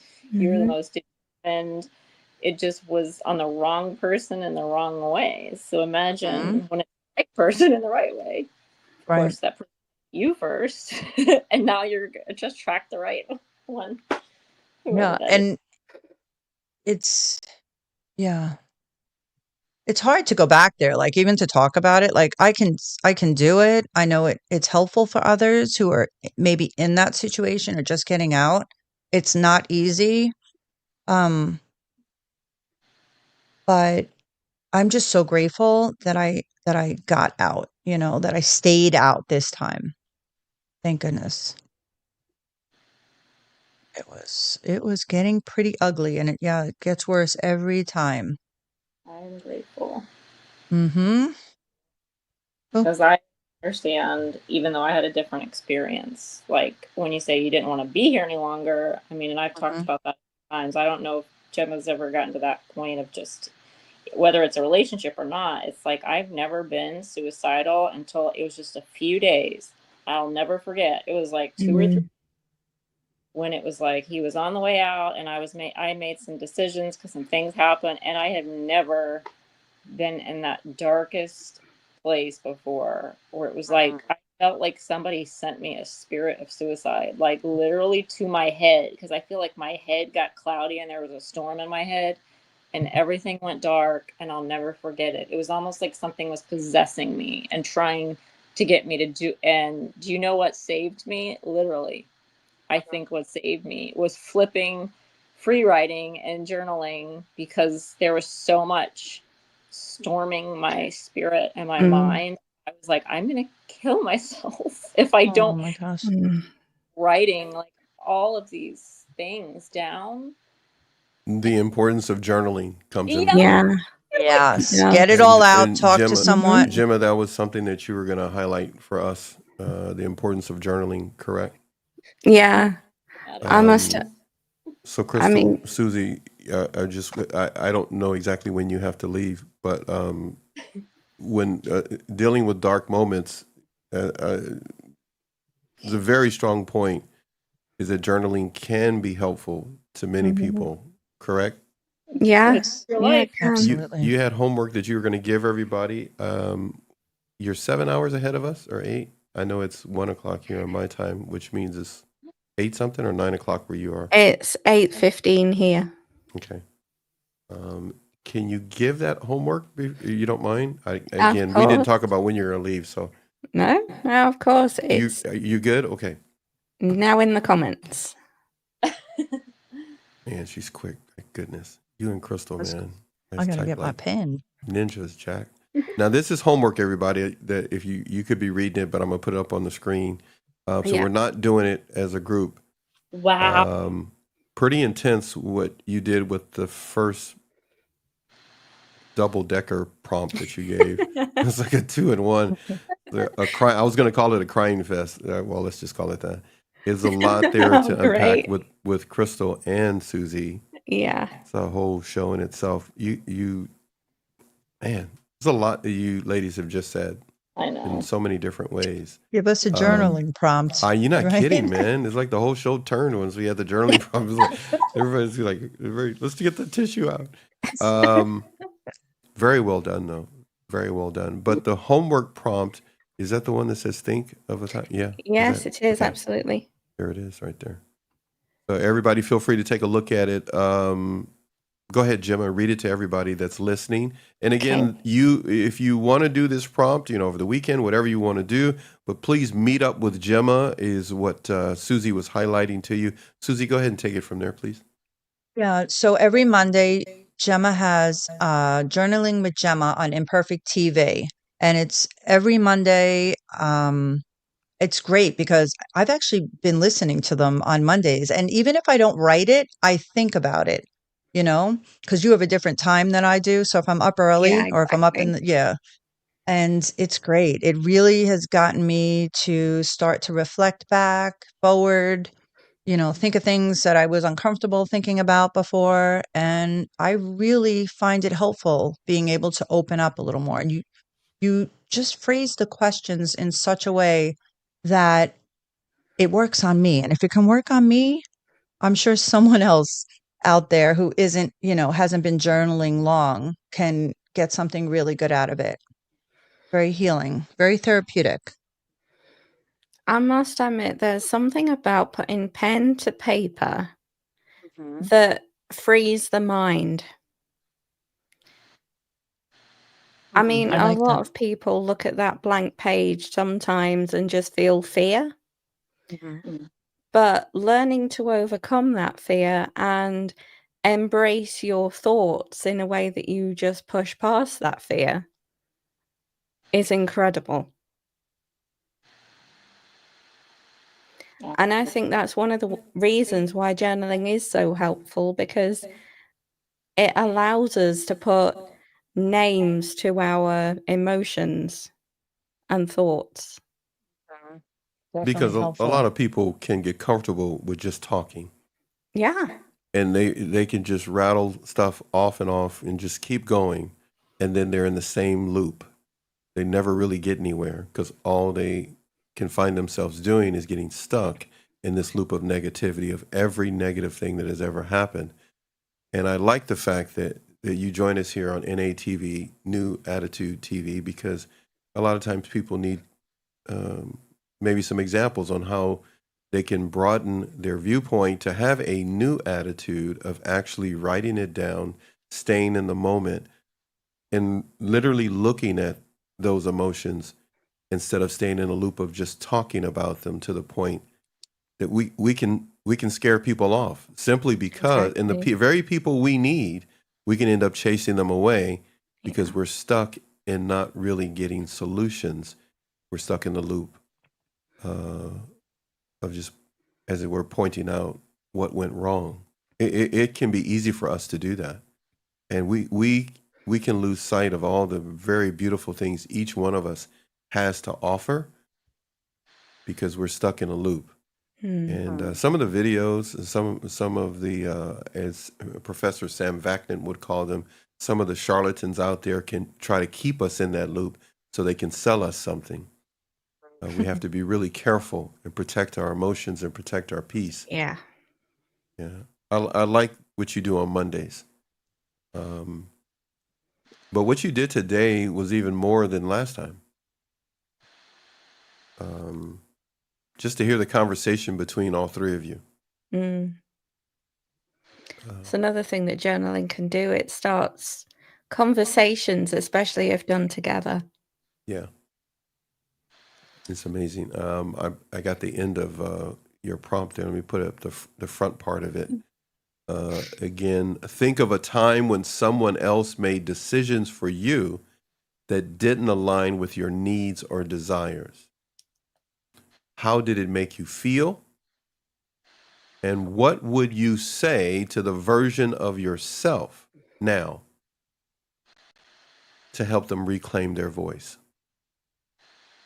So in that prompt, though we're not working through that prompt right now, it's something that you can do with Gemma next week, Monday. But the prompt in itself, the way you put it together, you're really talking about some outside source, outside of ourself, that we must align ourselves to them, ignoring our own needs and desires. Yeah. So you're not just talking about if somebody's your parent or whatever the case, just normal day or a boss that you have to clock in and job. You're talking about somebody who has ignored your needs and desires. Is that what you're saying? Or neglected? Is that what you're talking about? Both, I would say. It's basically looking at the decisions that you weren't part of necessarily, and the decisions that somebody tried to manipulate for you. I wanted to touch on that. I needed you to break that down because I'm going to piggyback where Crystal was when I stepped in. I wanted you to get that prompt up before we kept going what we were talking about, because now I want to bring that prompt into the discussion. When it comes to individuals struggling in life, it's often because of someone outside of themselves not recognizing their needs and desires. I don't know. I'm just tossing that out there. What does everybody think? Is it self-generated, or is it because of their interactions with others? Both. Yeah, I'd say What do you both. mean? I know, but what do you mean by that? I mean, I know you said that, but let's say somebody is dealing with dark times right now. I know I'm taking the show to a very strong, serious moment, but what do you mean by that when you say both? I'm thinking of my own experience. There are certain things that we got to be careful not to talk about in the guidelines on YouTube, but go ahead. You were going to say? I was going to say, thank you. You probably stepped in at a good moment because I forget about all that. These girls keep in the moment, but Yeah, that's okay. But it doesn't matter. It's past. I'm just highlighting that for our audience, because if the audience wonders, there are guidelines on YouTube. But go ahead. You were going to say though, when is it self-inflicted in the way they view it, or is it possible that others are ignoring, neglecting their needs and desires? What do you think? I mean, and I don't know if I'm answering this exactly right, but like for what the question was, but there is no right. Just go ahead. Just go. Whatever you're going to say is good. Just say what. Go ahead. It's like, okay, there's already a wound emotionally or mentally, whatever, imprinted on me from something I can't remember. Obviously, when I was very young, we talked about patches there where you can't remember everything, or spotty spots of your childhood. Maybe something happened there where it's like it imprints me and it has wounded me. So then I'm responding all the time out of that. And I'm self-inflicting it because that imprint was made on me emotionally, mentally, spiritually, whatever. Energetically, it's on me. So I'm constantly people-pleasing. I'm letting others treat me that way, but I'm self-inflicting it because the imprint's on there. Until I do something to start healing it, it's like I can blame and say other people externally are doing this to me. And maybe it was done to me initially, but it's still my own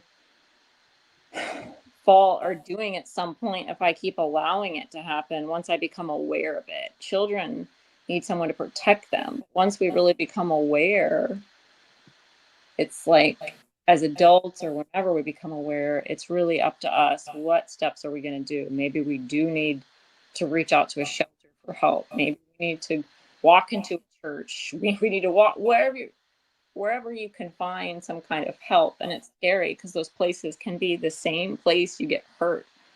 You could get hurt at a church, at a shelter, somewhere you're asking for help. I know I've seen that, and it's even more damaging, it seems like. And it can get you to a dark place much faster. When you're reaching out for help and somebody hurts you, it kind of teaches you not to do that. I know that's happened to me. So you get a whole roundabout story. That's why I say it's both. But I'll leave it at that from me for now.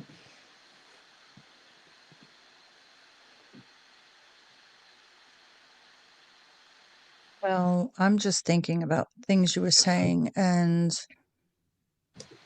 I feel like when I was in those dark times, I know now, looking back, that it was like my own unhealed traumas from my childhood, right? Abandonment issues.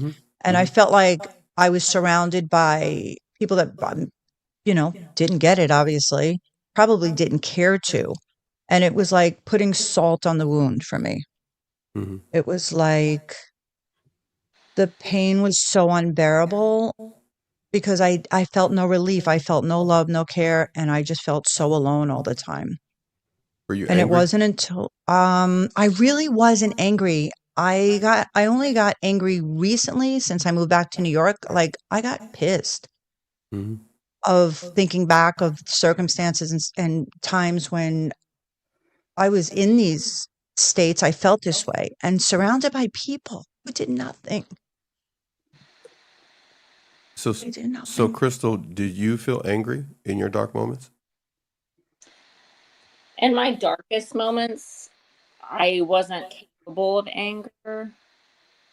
That was an emotion that I was more capable of when I wasn't too dark, but I would just call it. So what were you in your dark moments then? If you weren't angry, because the majority of people in those situations are angry. They're angry for being neglected. They're angry because they were counting on other people. They were angry because there were people, but nobody saw them. Sure. And you weren't, though. Those are other dark moments, but not the dark ones. I think it's just it was so black and so bad. It felt like literally a storm, or like spiders crawling all through me. And it was like something was about to take me over. So I didn't have any space to be angry. It was more like something was eating me alive, and I could physically feel. Let's give it a name. What was it? Was it love eating you alive? If it wasn't anger, was it hate? Was it loneliness? If somebody's going through it and they're trying to put a name to it and they hear you, what would you say? Coming after.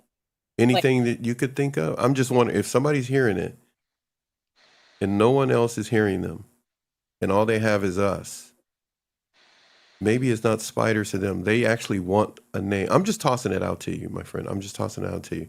And I hear what you said, Susie. And so in the dark moment, and there was no anger, what emotion was there if you were able to describe it? Looking back now and having this conversation, Gemma, I'm not ignoring you. I mean, it's fine. everybody's getting we're having a family moment now for everybody. And you guys were joking about, hey, we should really do that. And now I'm just saying, well, heck, we're doing it. This is what we're doing it. We're doing it. And Susie, you've been there 50 million times. I've done Oh my gosh, this is like my best therapy. Somebody for the first time coming through, like, what is going on this channel? Oh my gosh, it's like eavesdropping in the family conversation. They're eavesdropping, going like, I don't know if I should be listening to this. Oh my gosh, they're really putting it out there. Those poor people. No, but you know what? Someone needs to hear this. Trying to label it. I'm just, you know how I am. So I'm just. Yeah. So when you're talking to Crystal, that's why I was asking you, Crystal, because I get what you're saying, but maybe they can't relate to anything you're saying when you say spiders and others, and they don't. No, I'm just saying. Let's realistically, and they're really serious about it. They don't. And everybody, please don't take it the wrong way if you hear Crystal laugh, but I'm going to say this. We're not like, it's not funny. That's just a laugh that she has. But I'm just saying, it's so. Not even nervous. I'm just saying that because it's the first time coming through. That's the only reason I'm saying it. It's not for us. We all know who each other are. But what are we talking about here? I don't know, Gemma, you can chime in. I wasn't trying to ignore you in the process, but what are we really talking about? If somebody tried to label what's happening and they start journaling and then they go into this space that we're talking about, they may want to Right. know, what is it that they're feeling? Is it When anger you're at a in it, parent or go ahead? I don't think you really think about those things when you're in it. It's almost like the last straw. You just can't, thinking back, I couldn't take it anymore. I couldn't take the loneliness, the sadness, the disappointment. I felt disappointed. I felt disappointed in myself and in everyone around me. For what? Disappointed Or about what? I didn't know at the time, just the way I was always like the outcast or the one they made fun of or whatever. It hurt. And I would like constantly try to make everyone happy, do everything, go above and beyond. And I was so disappointed that I put myself last to please everyone else so they wouldn't hurt me anymore. So question, and I'm going to, this is the worst Dr. Mac impersonation. Because we talk about Dr. Mac, and you sent me a bunch of stuff that nobody's going to see yet because we're still working on something else that I'm really tying this to. So, and everybody doesn't know that, but you sent me some stuff yesterday concerning Dr. Mac. So let's just open this door before we actually put it out there to the public later on or next month. What are we talking about here? Because along the way, it's everything you felt. Who generated those feelings? Did it come from you, or does it go back to when you say unhealed trauma, unhealed wounds? Very common expression today, but what does it mean? What is the wound? What is the trauma? Well, if I go If the back, car has 4 tires and one has a loss of air, what do we walk around and say? Oh, this one tire has a loss of air. We call it a flat. Don't take it. Just. There are guys watching this, so I'm really tailoring the whole conversation, not to just quote unquote women speaking about something. Let's bring the men into the mindset of this conversation. Let's name it. Because when we name it, as was said earlier by one of you or all of you, then we're able to do something with it. So we got an understanding of what you were feeling, but what is it that caused that feeling? It's a really worst Dr. Mac I ever tried. yeah, no, You I'm sent me a lot trying of to, I'm stuff. trying to, So there's so Crystal many started emotions. it off. That's why I was going to Mhm. Crystal. I will say, I don't know if you heard me earlier, but like Susie was saying, disappointment. Mine was hatred. I felt like hatred was attacking me, and I was having self-hatred, self-loathing. Hatred from where? From who? People, like, whether my ex, I was breaking up with him, I felt it from other people that I've known, then it was coming from within inside of me and I haven't shared this on here, and it's like, I don't know that I'm allowed, I don't know what we're allowed to talk about on YouTube now that I'm thinking about guidelines, but I had made a decision, and it was a very traumatic decision that some women decide to make. And I had made it, and I never thought I would have to make that, and I did, and it really just ruined me. And that's something that I'm proud of myself for, being able to heal and move past it. But if I talking about it, I do get emotional. I can talk about it without being emotional, which to me, I would have never imagined. But that's what got me to that place. And then somebody blaming me and saying how awful I was, that I made and how I'm just the worst woman in the whole world. And I was already feeling that way. So why did that person feel that they needed to blame? Were they innocent themselves? No, they were projecting their own stuff onto me. But at the time, I was so... But at the time, you didn't know that, right? They were projecting, right? Or did you? I knew it, but I was so over... I had never felt guilty before and shame of my I got you.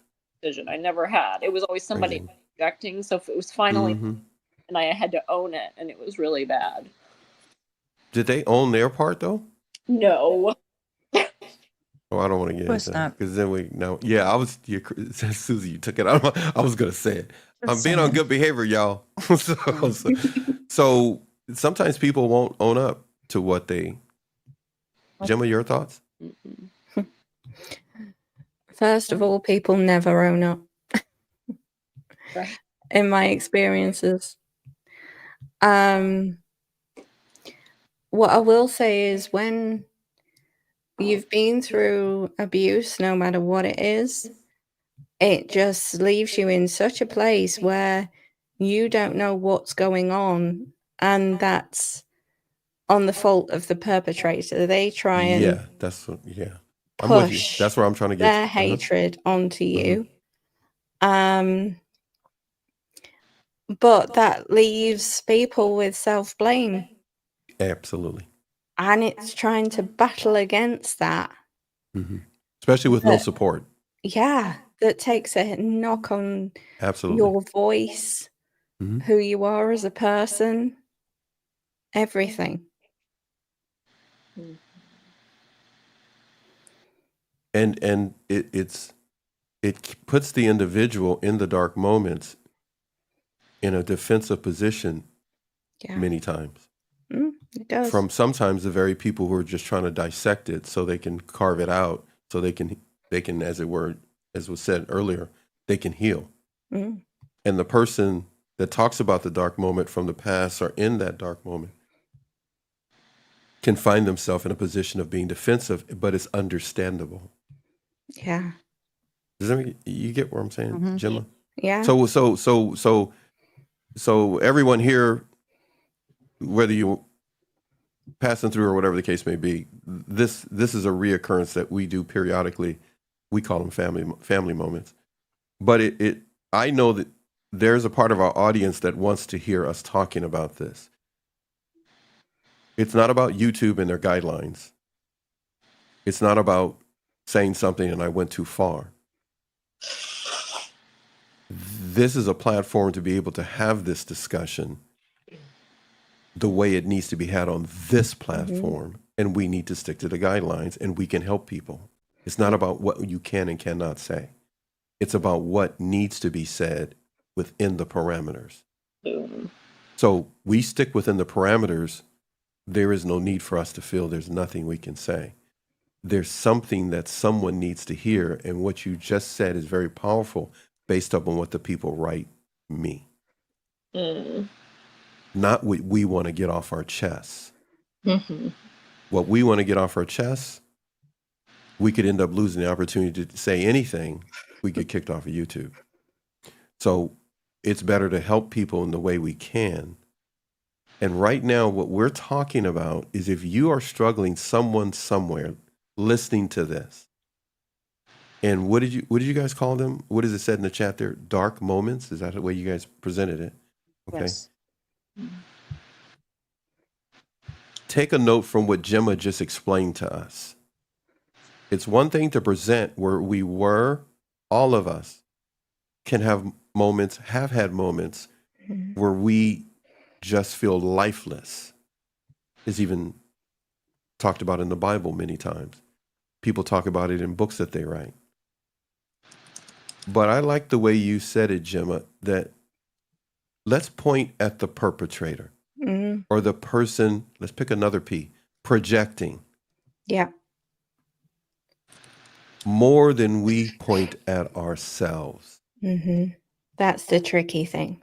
And again, I'm going to bring up Professor Sam Vaknin. It's something he touches on, and he talks about that if we're not careful, we're doing exactly what the perpetrator or the other person wants us to do, which is stay in a loop that leaves us feeling weak. We're not weak. It just makes us feel weak about something that we experience, a decision we made.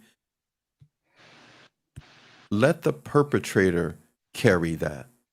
Yeah. Lift it off your shoulders. Lift it off your back. Take that backpack of guilt that they should be carrying off your back. I learned a lot of that from you, Gemma, the times that we've had discussions. That there were roads you could have went down in the discussion, but you recognize it. That's not my monkey. Yeah. That person in that courtroom, and you were sitting there, that, you know what? He don't have to own it right now in front of everybody, but neither do I have to live my life. You get where I'm going, right? Yeah, I do. Where am I going? For the people that need to hear it. That's on him. He's got to live with that. It's really that simple, but yet complicated, right, Susie? Yeah. That's it. It's the complicated that that's when people need help. That's when they need discussions This is just a general discussion, everybody. Okay. You write me, I can't solve all your problems, but one thing is for sure, we can talk about it. We can journal about it. We can open it up. And Crystal went down the road so we can open it up. And whenever that pressure point happens in the show, I want to talk about it now. And Susie's been at the butt end of that just about every time. Today you're saved. I'm about to. Crystal probably thinking, he about to rip me a new one. I was just talking about my life. What did you just do? But I love you, Crystal. But I'm just saying, this is something I know we can't just. We could keep going on other subjects, but this needs. I know people write me about this, and we have the platform. It's just that there's certain parameters. But one thing we can tell you, if you are struggling with dark moments, there are a number of things to be said. But I'm saying to you, if you're listening to any of this, remember, we only want 10 people to watch anything we do. So if we have more than 10, we're super happy that you're here. But when Crystal was talking about her life and dark moments, let's look at what caused those moments. Let's go down that journey. Sometimes we can be so quick to brag about healing. Nothing I'm saying everybody's got to agree with. One thing is for sure, what we're talking about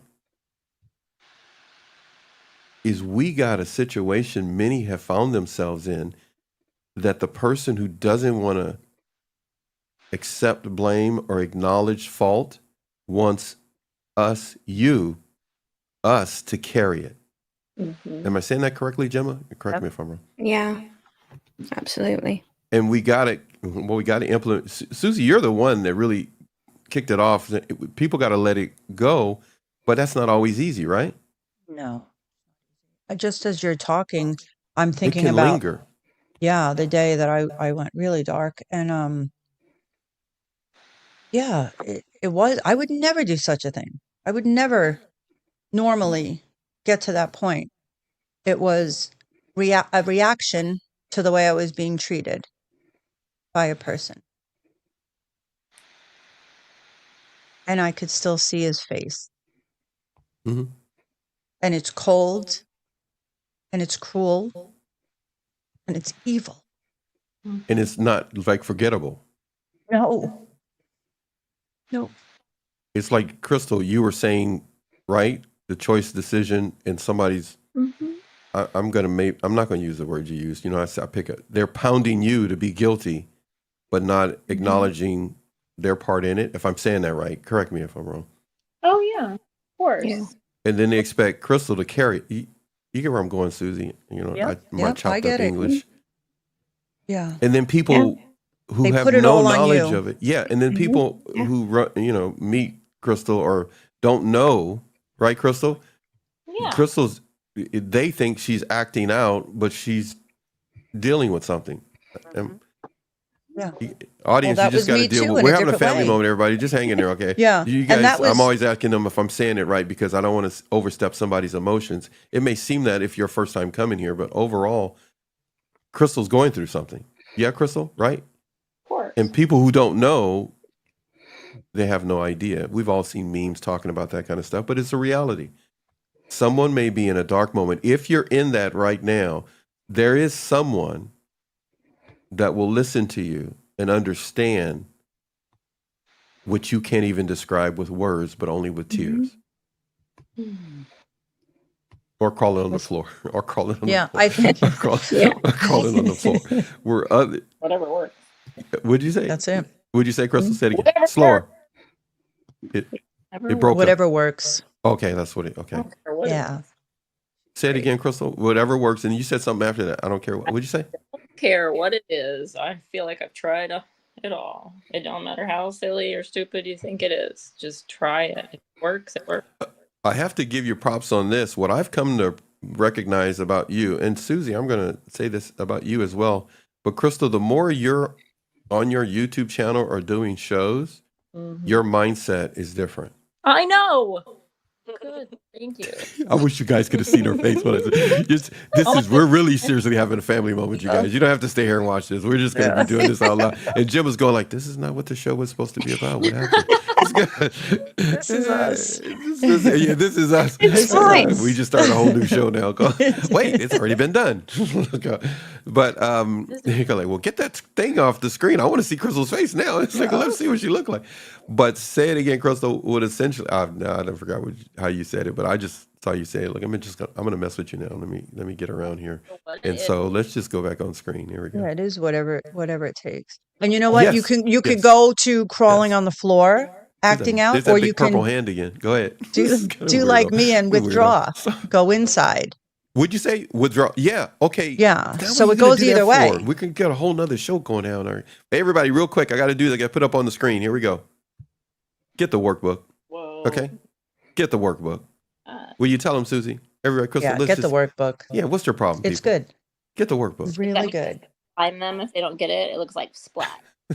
Look at you. You see, and you wonder why her brain is the way it is because you don't know her backstory. If you knew her backstory, you'd have a little bit more compassion for Crystal. Okay, she got more good stuff that outweighs crawling on the floor because crawling on the floor is not a bad Smacking idea. the floor Because when I can she's tell crawling. you right now, Splat. Gemma hasn't met my daughters yet. Well, you all talked to or met Brianna. Brianna, like me, I don't know. I passed on a lot of bad traits to my kids, but this is a good trait. She would rather sit on the floor than sit in a chair. And I am the same weirdo. And so, yeah, Susie, you can look at your kids and maybe Crystal, you go through the same thing. You go like, oh, they picked that up from me. I don't know if that's a good or bad thing. They'll be single the rest of their life. And I was like, I just messed up my kid. It was like, couldn't they get the other stuff? Crystal, you have a backstory. Everybody has a backstory. If your backstory is causing you to feel dark moments, no, don't carry. How'd you put it, Gemma? That's the perpetrator, right? It's Yeah. It's the perpetrator's guilt. yeah. Like we talked about before, right? It's them. Yes, It's not me. It's not you. It's them. And if we're not careful, we'll be beating ourselves up thinking, I could have done better. Why didn't I do? We'll be so reverse engineering something that shouldn't even be messed with anymore. But we can't ignore that it's there. That's the other part that I wanted to talk about. We can't just sweep these emotions under the rug, right, Crystal? Heck no. What are you doing over there, by the way? What are you doing over there? Okay, now I'm going to put you on. Now we'll put her on blast. I don't know what she's doing. She's going like, oh, he's got my camera. Better stop. So what are you doing over there? It's good for you to put your clothes back on. So no, I'm just messing. She go like, no, I didn't. I saw No, that. she didn't. I'm just messing with you guys. The little twinkle. She was feeding. fully He's so funny. There's a black box like on Oh my goodness. that I just What are you doing? know. I sound like it's a black on my screen. I don't know I what it is. don't even know. Between you and Susie, will you tell them, Gemma? Every show. Can't take there's us something anywhere. Technical was one of these two people. Now, Hey, I everybody, got a forget the picture show up. we were doing. Let's just I go got a ahead. I'm just picture going to have up. family moment again. Just never, right, Gemma? Gemma sits there and she just sits there kind of swiveling, going like, oh my God, not again. What are they doing now? Crystal's doing that. And then, what, Susie, then went out. It's something, and they've done 4 billion shows, Gemma. Gemma comes on, her stuff, she's ready. I know. She's like, look at, she's finally speaking out. She's going like, I'm trying to be respectful to all you old people because I'm younger than you. But every time she's like, I'm ready to go. I don't know what the problem is. What's the holdup? What are you doing? It Crystal? adds to the entertainment. Is that what it is? We Is are your television? entertaining. Is We had a comment that we received. okay. I haven't been over there, or is it something we should be worried? Well, we don't pay attention to everything because we're having a family decision. Family decision. We're having a family. Are you talking to strangers again? If you don't see me putting it up, then I mean you don't have to talk to them. So Really? anyhow, if it don't fit what we talking about, see, Crystal, you be talking to strangers. So don't be carrying other people's stuff, and they're going to go like, well, I'm never coming back to this show again. Anyhow, since we're having a family moment, is that what black box are you talking about? It's just one that has nothing in it. It's just a long rectangle black box, and I keep moving it around so I can see parts of my screen. And it's Why don't you get rid of it? You can't X out of it because it's a black box. There's no. Man. God. these things happen lately to me. They used to not happen like that, but Okay. All right. it's okay. Is it the FBI? We've been through the work. Man, I would love Is it the CIA? They spying on you again? As I say, please come in if they're here. I would love it. That reminds me, I have my own little badge. Did I show you guys my badge? Oh my goodness! I Let told me you guys, see. no telling what's going to happen now. We have no idea. Gemma, Found another Prepare treasure. yourself. Prepare yourself. I thought you found something before the show started and you moved it. What'd you find now? I find all sorts of stuff. Okay, so this is my grandmother's purse. Move it over to the other side. You're getting the center of the doohickey. You've been in acting. You know how to be in center screen. Be center square. You're right. You like way over to the right. Go to the left. Go to the left. Go to the left. Go to the, there you go. That's your grandma. Are you It's in going good around? condition. Are you being a kleptomaniac in your Yeah. own in your family's house, taking stuff? No. Vintage purse. Yes, I have done that actually, and they. Oh my goodness. Let me see if it's in here. Where did I put it? You guys keep talking. No. Let's go total Grandma, silence grandma now. has a badge. Okay, I found a couple of things. This now. With that all due respect, is she still alive? no, her Oh, okay. Go ahead. are in the closet too, and this was in the closet, and her ashes and her jewelry, and all sorts of stuff. And nobody was using And the purse, and I really enjoy. It's like a vintage purse. Okay, I've been carrying this around with me. what is? It's just a safety. It's like something my I son. thought it was hers. No, It's not grandma's. My Was son. she a police officer? And this was like an extra one, so I guess he wasn't using it. And I said, "Do you mind if I kind of play with this a little bit, Bud Harrison?" And he's like, "Yeah, sure. I'm not using it." It just says "Special Police" with like a star. It's a special. So sometimes when I go on my walks, I'll put it in my pocket, or when I go places, it says "Special Police." I'll take it with me. I don't know. Just in case. It just You makes never me know.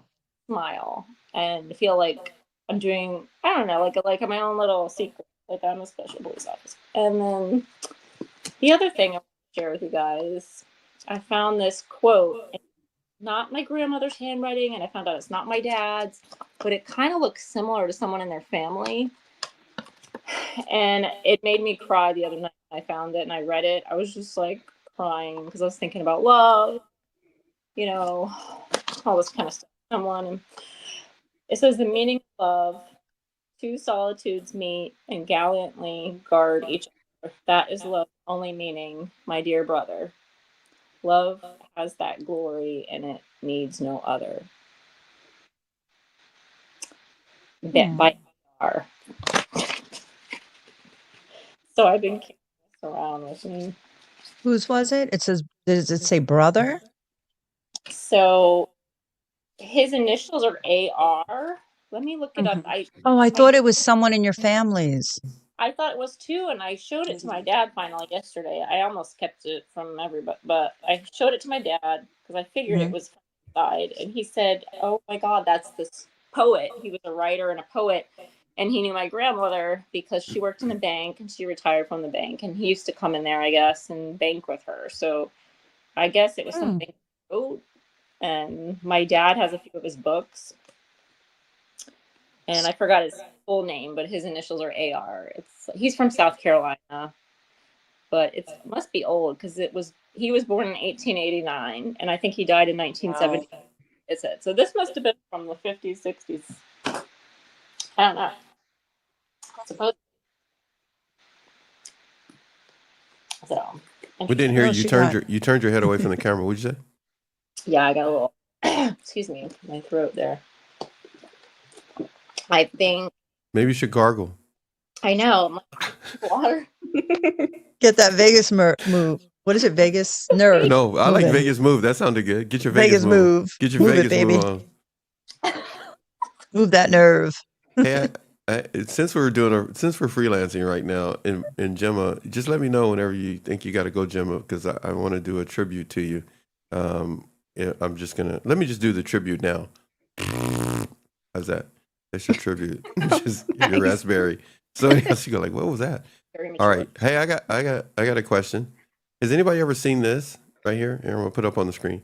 Okay, let's just I'm gonna make up a game. Has anybody seen this? Hey, back in New York. Actually, holy. Does that look like Susie by any chance? That's her Bitmoji. Oh my God.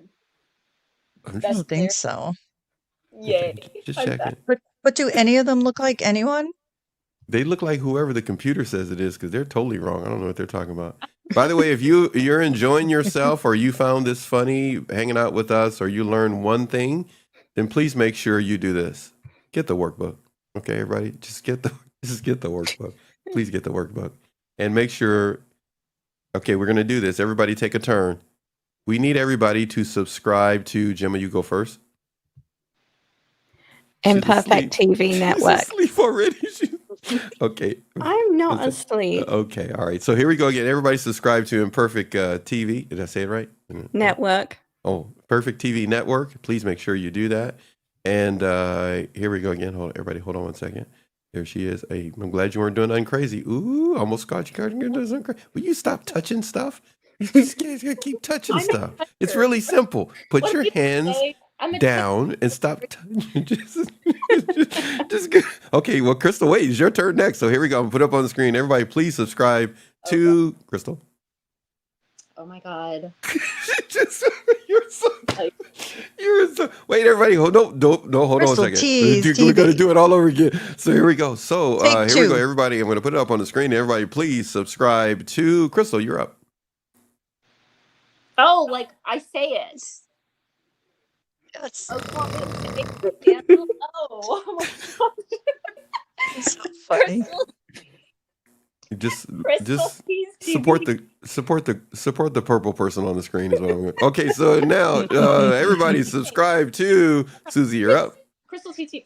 No, don't try to. Don't do her like you did your sister and steal her thunder. Don't be trying to jump in just when it's her turn. All right, you had yours like twice. Okay, follow the purple lady on the screen. All right, everybody subscribe to what was that? Susie, your turn. SZTV Network. Say it one more time, please. SZTV Network. And everybody, Susie Cosbin. And well, hold on a second. You're still Susie talking Cosbin on Instagram. There we go. Susie and Cosbin. Soon, hold up, I got one more. Soon, Susie Cosbin live from New York. Yes, Coming there we soon. go. There we go. There we go. All right. So, oh my goodness. Just another perfect live stream from everybody here. So again, we're starting a game that I just made up, and here we go. But we'll give one more chance. Everybody subscribe to Crystal. You're up again. Oh my God. Crystal TV on YouTube. Can you say it again without bouncing around because your mic goes in and out? Just say that one more time, please. Bouncy. Say it again. Crystal Tease TV on YouTube. It sounded different there. That's good. Okay, here we go. This is for everybody here, but Gemma gets to go first. Hey, Gemma, have you seen this before? Yes, I have. I knew you. I thought it was going to be a picture of a dinosaur. I thought it was going to be. You know me well, Susie. I thought about it. I really did. A good so chance. Here we go. Left brain, right brain.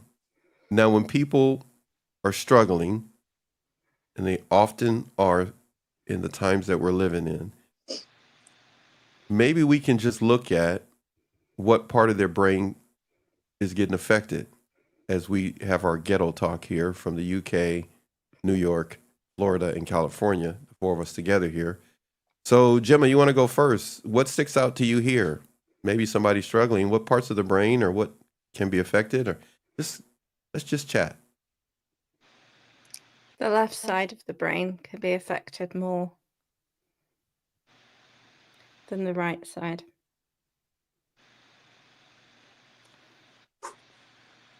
Yeah, that logic goes right out the window when you're stressed or in an unhealthy relationship.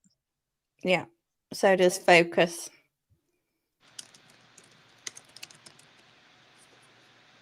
You're typing over there, Crystal. What you typing? My God. I thought that was part of my job. My bad. Oh, you ain't got no job. You ain't got no job. None of us got no job. We just hanging out on the internet and talking to people that sit there and like us.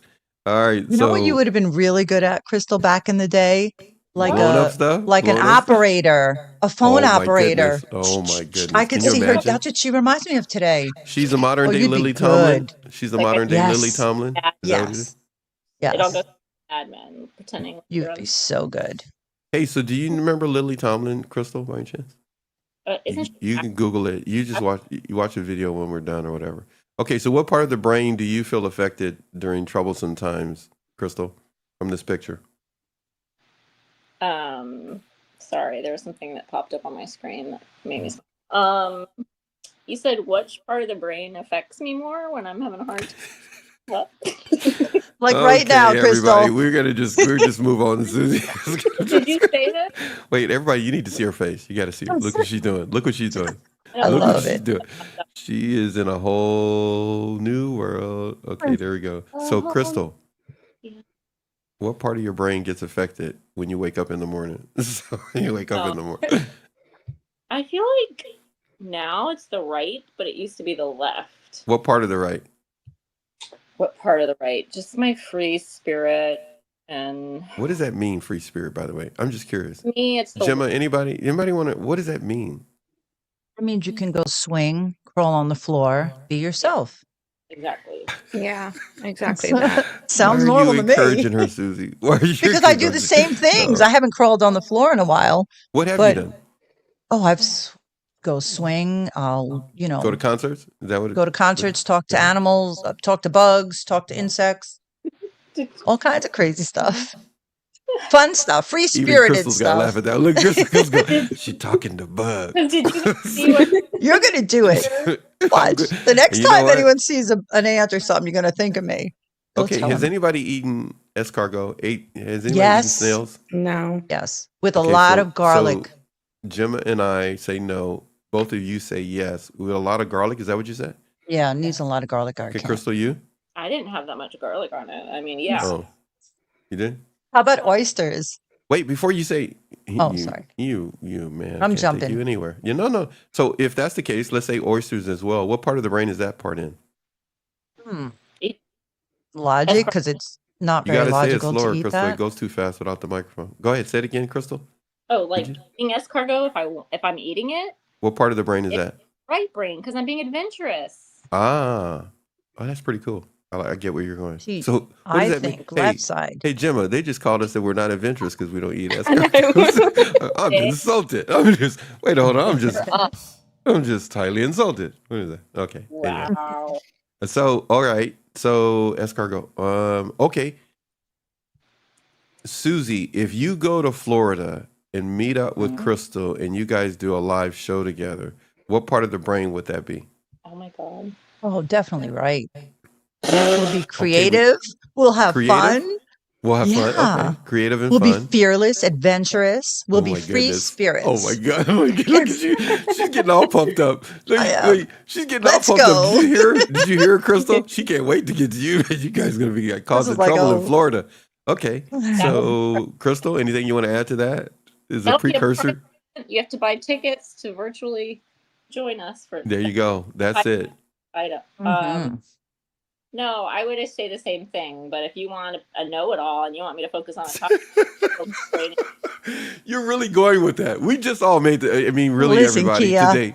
She is. Listen, Kia. Listen, Kia. I'm gonna start calling you Kia. Know it all. You're gonna stick with that, huh? Okay, we gotta get you a shirt then. You gotta get you a hoodie or a shirt that says "Know It All." You can wear that with your uncensored beanies and shirts and stuff that you sell. So, Good. all right. So, Susie and Crystal, we heard that. So, Gemma. Oh, you guys are gonna like this question. So, Gemma, when you and I have show prep chats or we're just chatting about content and stuff like that, content strategy, you're a social media queen and stuff like that. You know how to do stuff on social media. And we're talking about quote unquote stuff. When you're talking to me or anytime you have to talk to me, what part of the brain is seriously damaged and affected?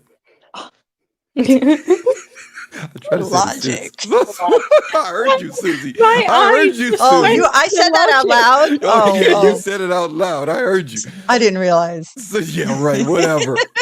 Whatever. What part of your brain is affected when you have to talk to me? My eyes just went to logic straight away.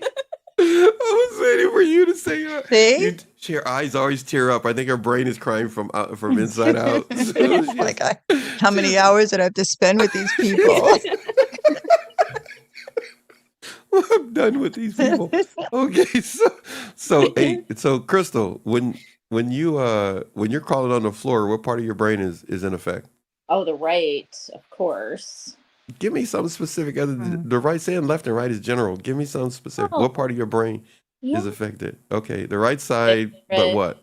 Spirit, being creative. Yeah. Artistic. Being artistic and creative is like the same thing to me. So when you're dancing, like you were on TikTok or anytime you're dancing and stuff like that, what part is that? That is mostly the right brain, being artistic, free spirit, adventurous. But I'm also fearless. There's some, depending on the song, there's a little sensuality or not. If it's just fun, it's just expressing myself. But I am a little bit of left brain because I'm logically putting it on TikTok, or I'm logically okay, know it all. Okay, you're done. So I strategically shared. Strategically shared. Free spiritedly did something. It's like I really. She's using all the words now. And she's always in control. Is that what it is? She's always in control like that. She's totally going. All right. Okay. So go ahead. I'm sorry. Let me get this off. Thing that was in the moment. It's like you do it, and I'm present. Then I'm like, you know what? Instead of just keeping it for myself, no, I'm gonna logically share it. You're gonna logically share. You totally are breaking all this down. I cannot believe you're totally doing that. Okay, so here we go. All right, everybody, that was beautiful. We are approaching 5 hours, and we're going to be calling it quits here. But before we go, I've got a number of things that I want to run over with everybody here, and here we go. First thing first. Wait, let's see if I got something here. Hold on a second. Let me see. So everybody, hold your horses there. Okay, so we did that one. I'm just going to put a random stupid stuff, everybody, while I ask these questions, okay? So everybody just hang in there. This is going to be just like random stupid stuff on the screen, but the questions are more important than what you see, all right? So first of all, I wonder what New York looks like. Anyhow, so here we go. First question. We're going to start left or right. That doesn't mean anything. I just wanted to say it. There is no left or right. So here we go. We're going to start with Crystal, you're going to go first, then Gemma, and then Susie. Okay, here we go. First thing. Please name 5 YouTube channels that you like. I should have left it so you guys could see Crystal's face, because she's going like, I know he's going to do that to me. Look at her face. She's like, this is her when she's getting like frustrated. Look at that look she just gave me. Look at her typing. Why didn't you? You should have told me. No, I forgot, and then I was like, oh wait, and then I was rushing to like. Okay, no, we'll you know what? We'll switch it around. Instead of you going first, I have a few. I'm prepared. I can go first. Whoa, she's going like, I'm ready to get to the beach and get this show over with. So I was like, hold on. Not today. So not today? Hey, by the way, today. No. Did you get a tan when you went out to the beach? No, but everyone was flying kites, and I need to get cool. myself a kite. I love. That's cool. Yeah, I love Hey, you got to kites. film that too. Yeah. Yeah, you seriously got to. That would be cool, actually. Yeah. And I could put some of your. A lot of beach days coming. Stuff over. Yeah. Okay, so Crystal, you ready? Nope. Okay, Susie, she's doing her thing. Okay, back to our New York. No, wait, I'll put this up. Look here. There we go. Okay, go ahead. Is that me? No, it's not. Oh my goodness. Who is that? That's Gemma. Gemma. That's Gemma's going like, what? Gemma's getting down. 2 microphones, camera and 2 microphones. Ain't that a song? No, she's ready. Beck. All right. So right now, my favorite YouTube channels are. I can't say his last name. Vingai. Giag. Huh? Giang. Okay, so somebody may know who that is. You guys probably already know who that is. I'm just old and out of the loop on that one. But. Yeah, he's a motivational speaker and a magician that turned communicator. So, like, is that his magic act that he turns into a communicator? No. Is that he just one moment he's one thing and then he just bloop, he just changes. Okay. No, right. he incites on presence and speaking. Riots. Okay. Speaking, and he's very informative, and I've learned a lot from him. Okay. All right. So him, and then of course right now Jefferson Fisher. because I just went to see Oh him yeah, in New that's right. York and Okay, meet yeah, him. right. Yeah, love him. And Is your new? Is that it? Your new? Is that your new boy crush? no, he's married, Okay, but he's all right. very sweet, very, very nice. And then for What was entertainment, what was that? he's very We can't. nice, very nice Okay, person. all right, Gemma. That Very sounded like. nice. Man, do I need to fan myself after that? That was kind of. I feel dirty all of a sudden. Yeah, go ahead. Go ahead. What else? What else you got? And then for entertainment, I always go to the Osbournes. Oh my goodness. I do. I know. It's just, well, you got to understand, I grew up with Ozzy back in the day. yeah. So Why do you say it like we're supposed to know that? Why do you say that like we're supposed to know what that is? I don't know. We Well, don't. just We here you don't. go. We I don't know grew up about your with him. mafia life. We don't know about your No, mafia life and all your mafia friends. that was Okay. my rock and roll side. I had Okay, the so disco that's side great. and the rock and roll side. Okay. And then This we're number talking right 4. now, This like number this 4. week. Okay, go Theo ahead. Vaughn, Okay. just All right. because he's entertaining to me, and then Alex and Leah Hormozy. I've been watching them a lot, Oh, okay. but All it right, I know you're changes talking about. all the time. Yeah, right. I got switch it up every week. So or those are your 5 YouTube channels that you like. Now, just for the record, for all of you who say, Paxton, will you please keep updating your video descriptions? This will be the one that I will make sure to get this information again from them. You guys just send it all to me so I can put it in the description with the links and you guys can go check out what they said. So you're not constantly going fast forwarding and rewinding to hear what they said in the video. Okay, next one.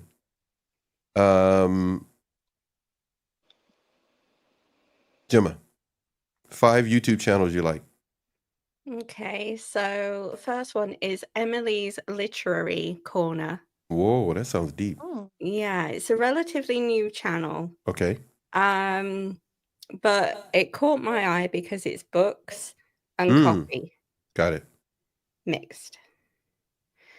And then the next one is Fern Cotton's Happy Place. What? Say it again. Fern Cotton's Happy Place. Happy, man. Interesting. What you got? What's that? And that's motivational. She interviews different celebrities and it's centered around mindfulness, mental health, Cool. and a lot of recovery stuff. Nice. And then Carrie Hope Fletcher's channel. She's an actress and author Cool. from both the West End and I think she might have done some Broadway, but don't quote me on it. Oh, wait. What's the West End, for people who may not be familiar with it, is what? Yes, that's London's theatre district. Okay. So she's from Broadway and the state side and then West End there in the UK. What else you got for us, my friend? And for entertainment, it's got to be At Home with the Buckleys. Isn't that a TV show? No, it's not. At Home with the Buckleys. Okay. It's a comedy? It's a couple of people that do the most crazy things and their sense of humor is mad. Really? Yeah. At Home with the Buckleys. Yeah. Okay. So if somebody needs to get a chuckle Check this it out. weekend, they can check it out. Yeah. Like Susie said, check it out. Okay. Crystal, you ready? Okay. Okay, let me put the phone back down. This is the YouTube channels, right? Yeah. Okay, and like they said, it changes quite a bit because depending on what I'm obsessing over in the moment or clicking on, listen for music, it could change.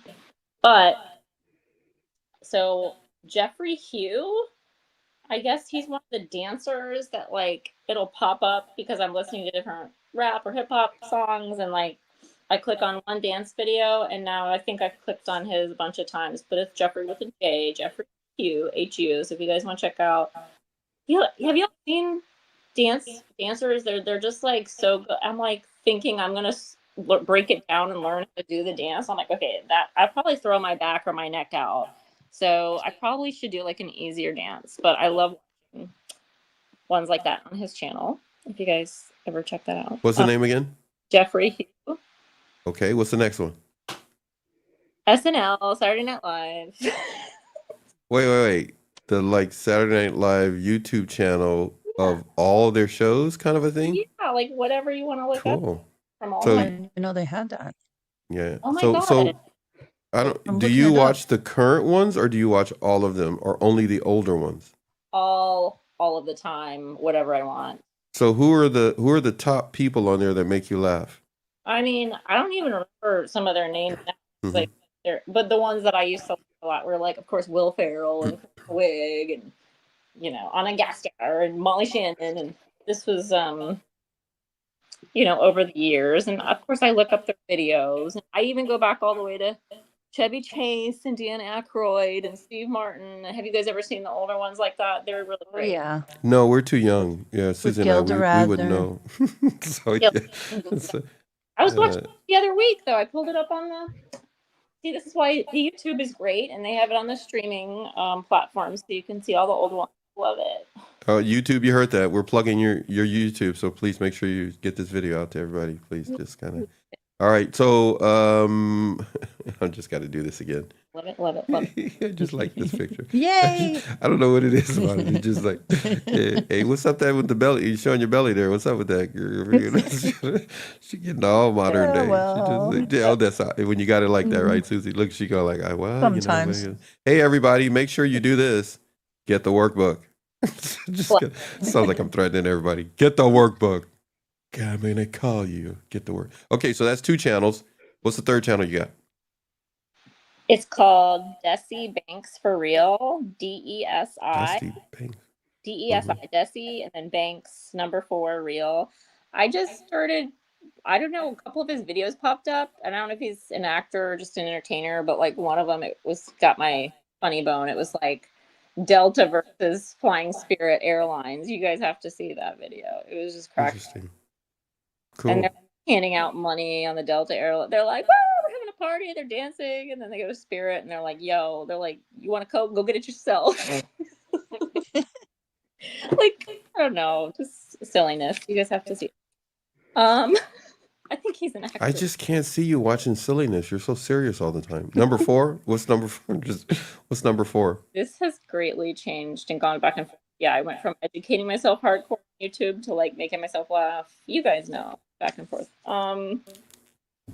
You gotta have it for everything. I think I was watching a lot on the Drew Barrymore show at the Drew Barrymore show. Have you guys ever seen it? I love No. that. Yeah. She's Maybe so it's- cute.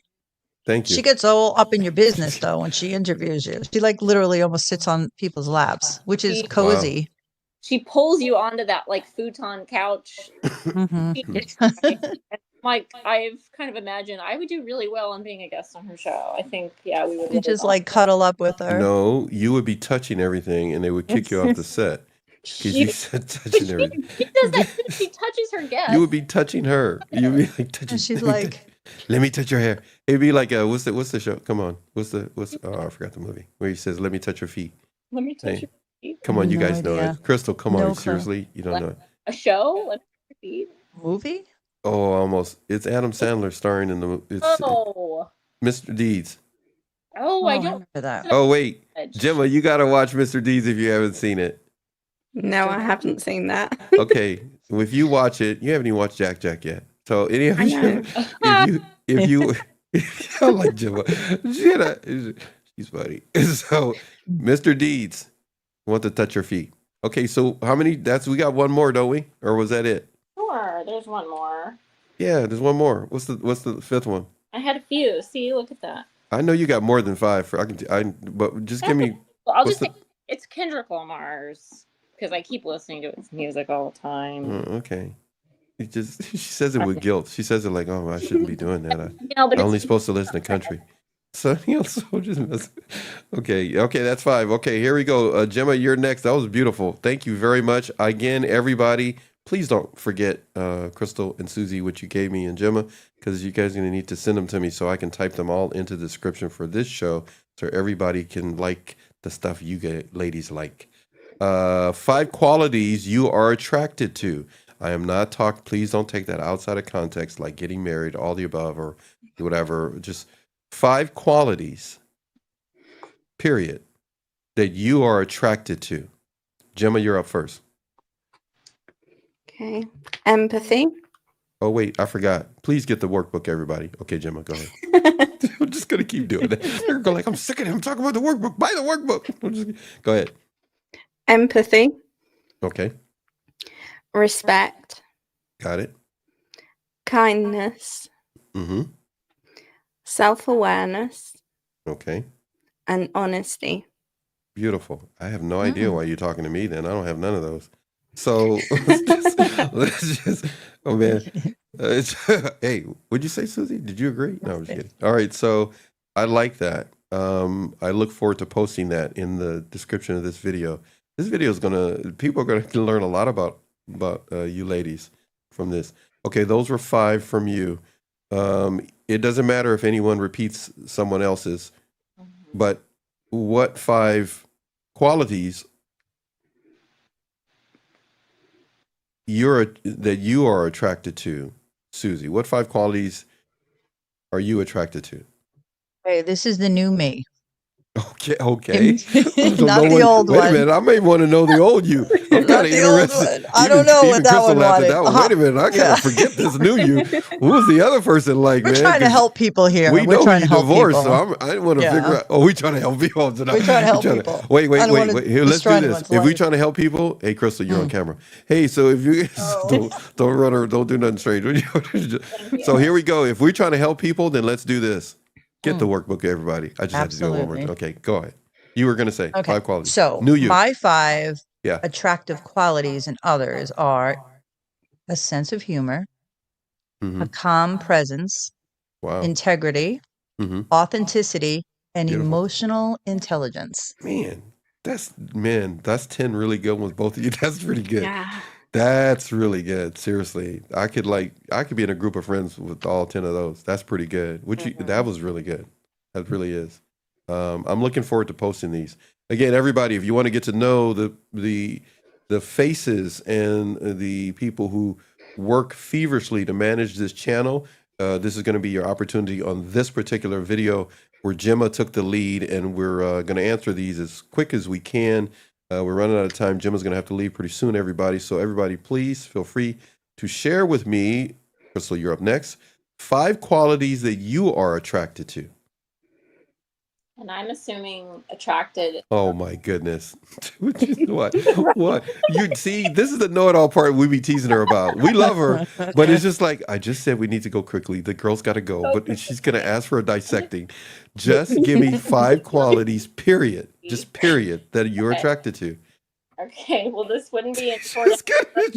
I'm sorry. This is so abnormal for all of us, everybody. Don't think this is because we want to all talk and dissect it, but exhale, just let it out, and we could do another show on it. But Gemma's got a hot party she got to go to tonight, so it's Friday.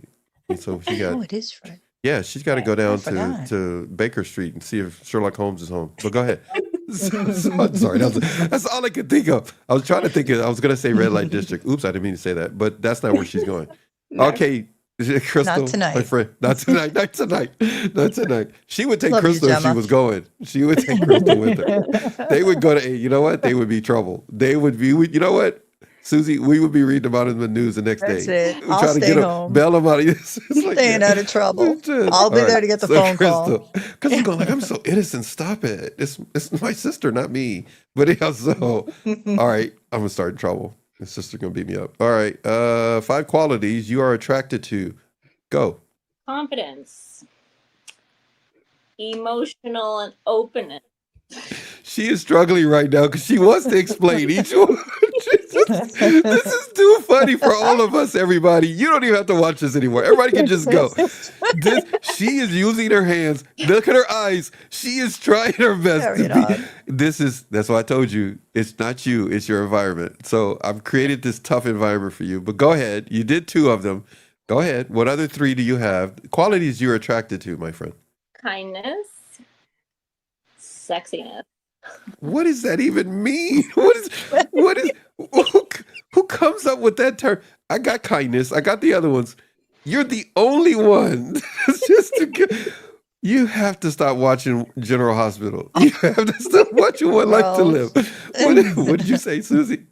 I'll just say girl.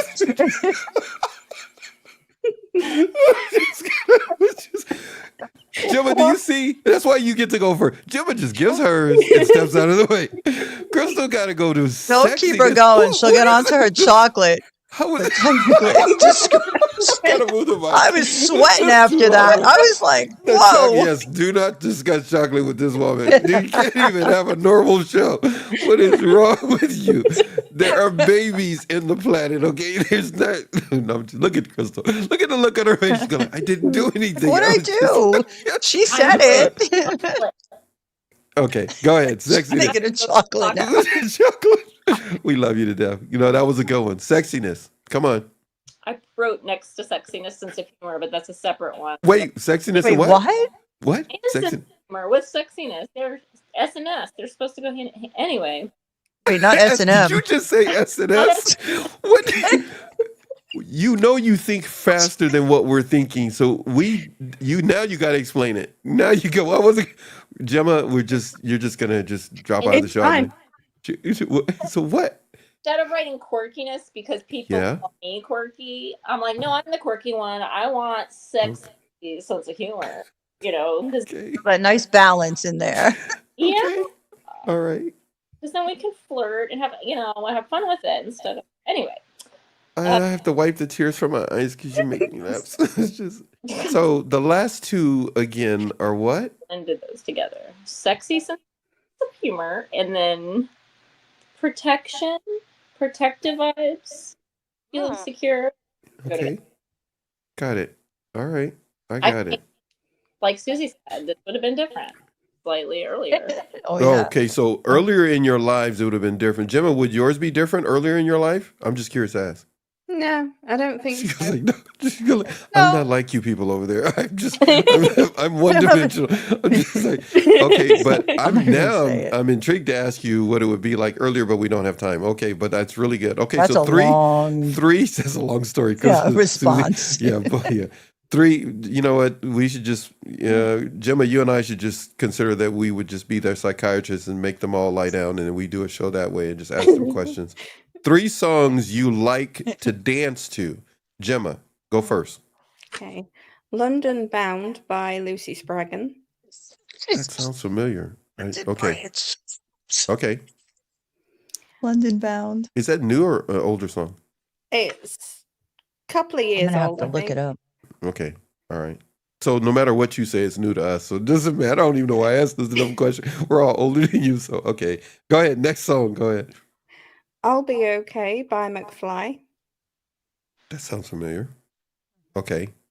I'll be okay. Next. Yeah. And Who's Laughing Now by Jessie J.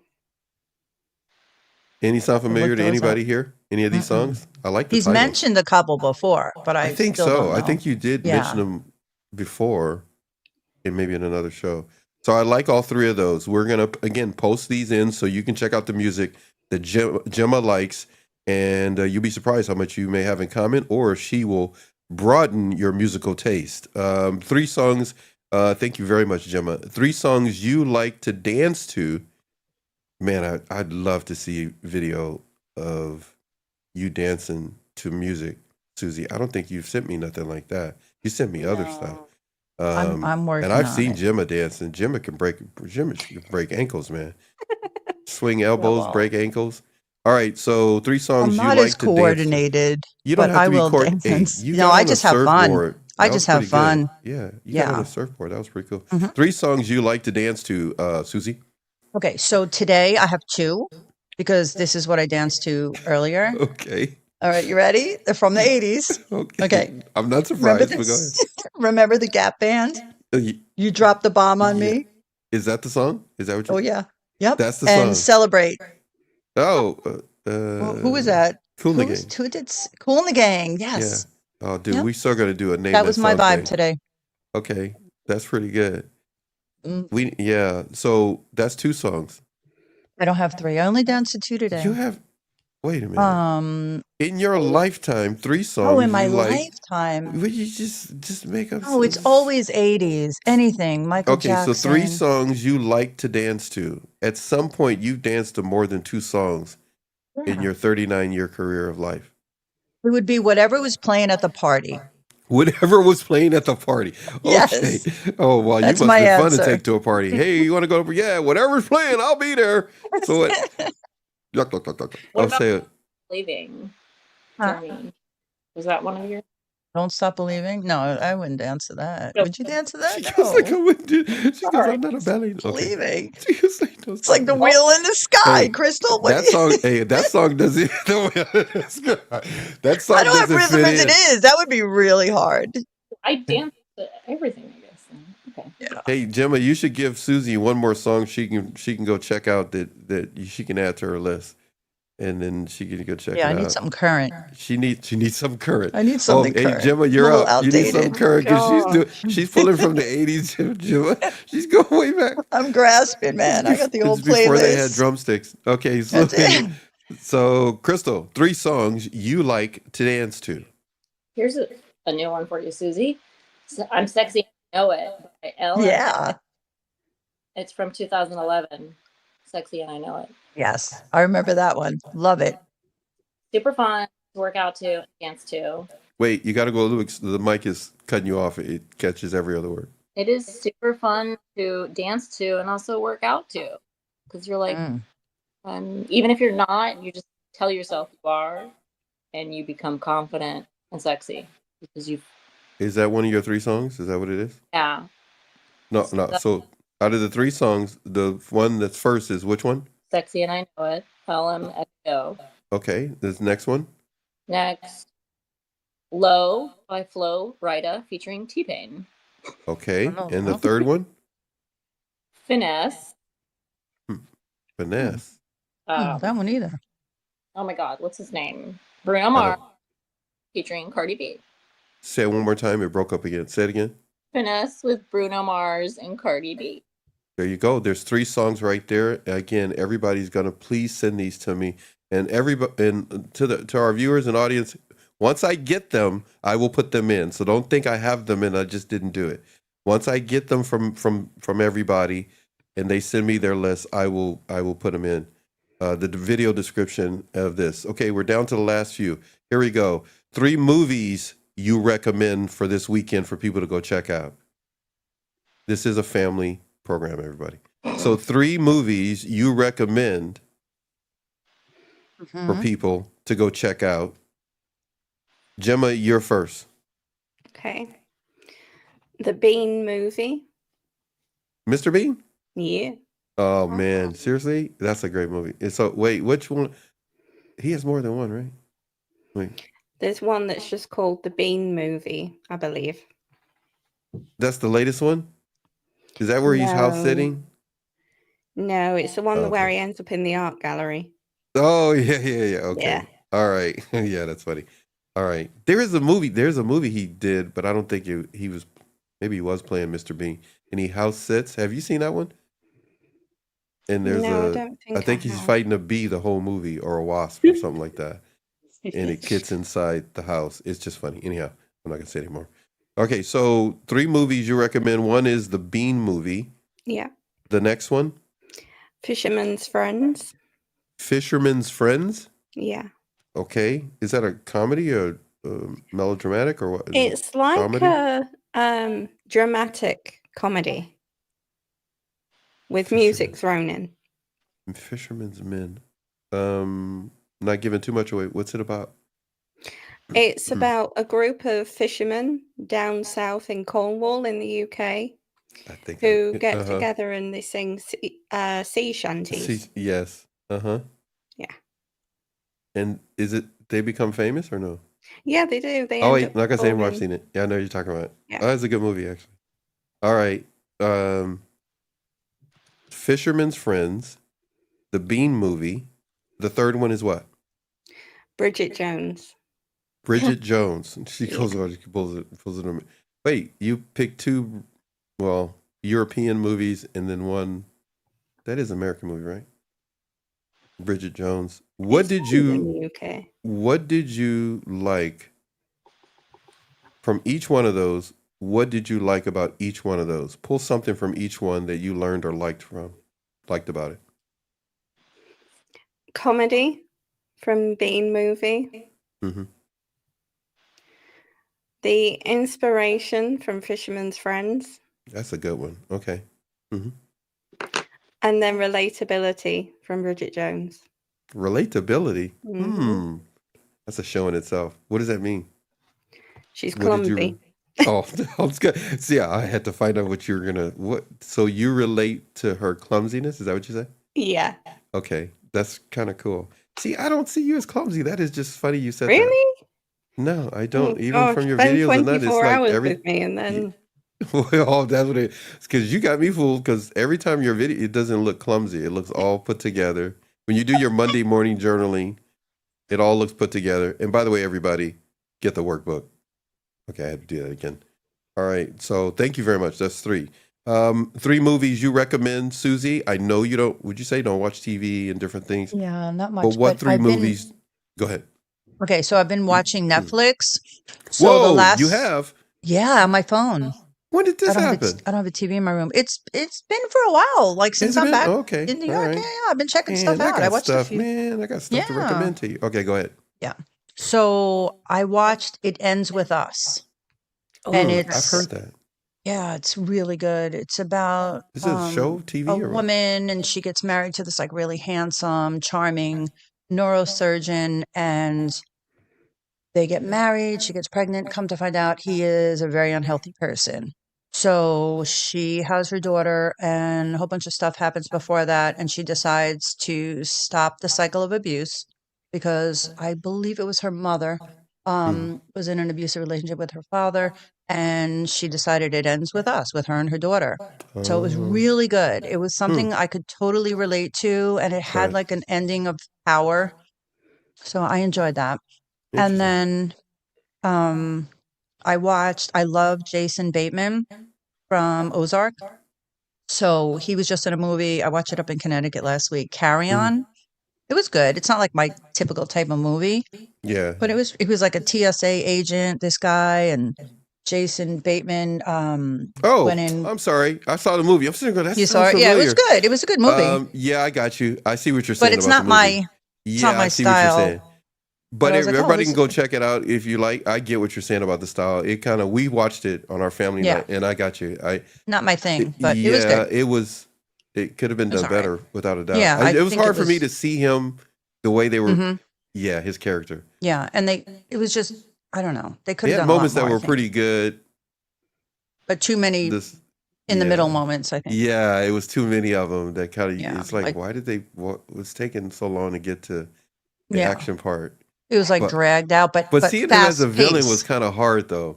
It's Hmm. just really, it was for me. It was hard to see him Yeah, as a villain, but he had moments where he was like, okay, he kind of pulled this off. yeah, But I get what you're saying. yeah. What else you got? Is that it or no? I watched like 4 of them. Carry On. The Age of Adeline. That was really good. That was I don't know about that a one. woman.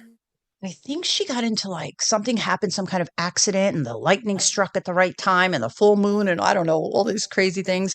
So her body, her DNA got changed forever. Well, not forever, because it might change, it might not. But she didn't age. So like she had a child, and then her daughter grew up and was older than she was physically. So she had to kind of run away and keep her identity secret. Hmm, It was really good. And then something happens at the end. So that was interesting. it was it was really good. And then I watched Adolescence. She had to go give me a 4th one. Oh, I did. I didn't even realize. That's I was like okay. on No, a that's roll okay. here. All right.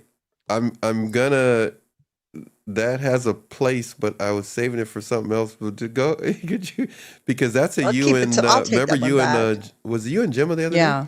Yeah, Yeah. you and Gemma the other day were talking about it, right? Okay. And I Mm. want you to be able. I can't give away the Yeah, next we'll show. discuss that Yeah, I just when we have more way to time. go, Susie. Now I'm stuck with. Finally got him where he can't say anything. So yeah, that was something I was talking about. You guys are gonna put together. So if anybody's interested in that, there is something coming.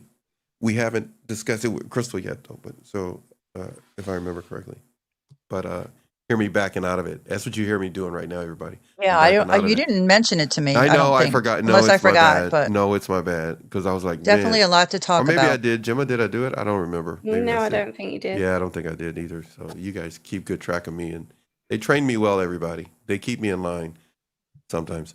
So, Crystal, 3 movies you recommend for everybody to take a look at this weekend. If you have never seen Bridesmaids, What just is do it? me a favor and see it. Bridesmaids. Kristen Is that where they fight each other? Do they Kristen fight? Wiig, Rudolph, Rose Byrne. Okay, there's a couple actresses from Saturday Night Live, and they wrote it and created it together and produced it together.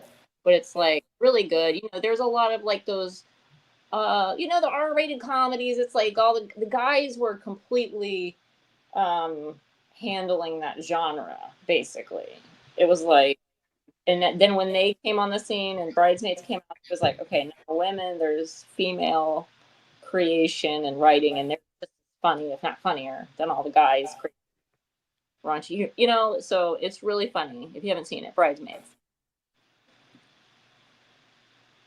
I don't know if I saw it. It sounds familiar.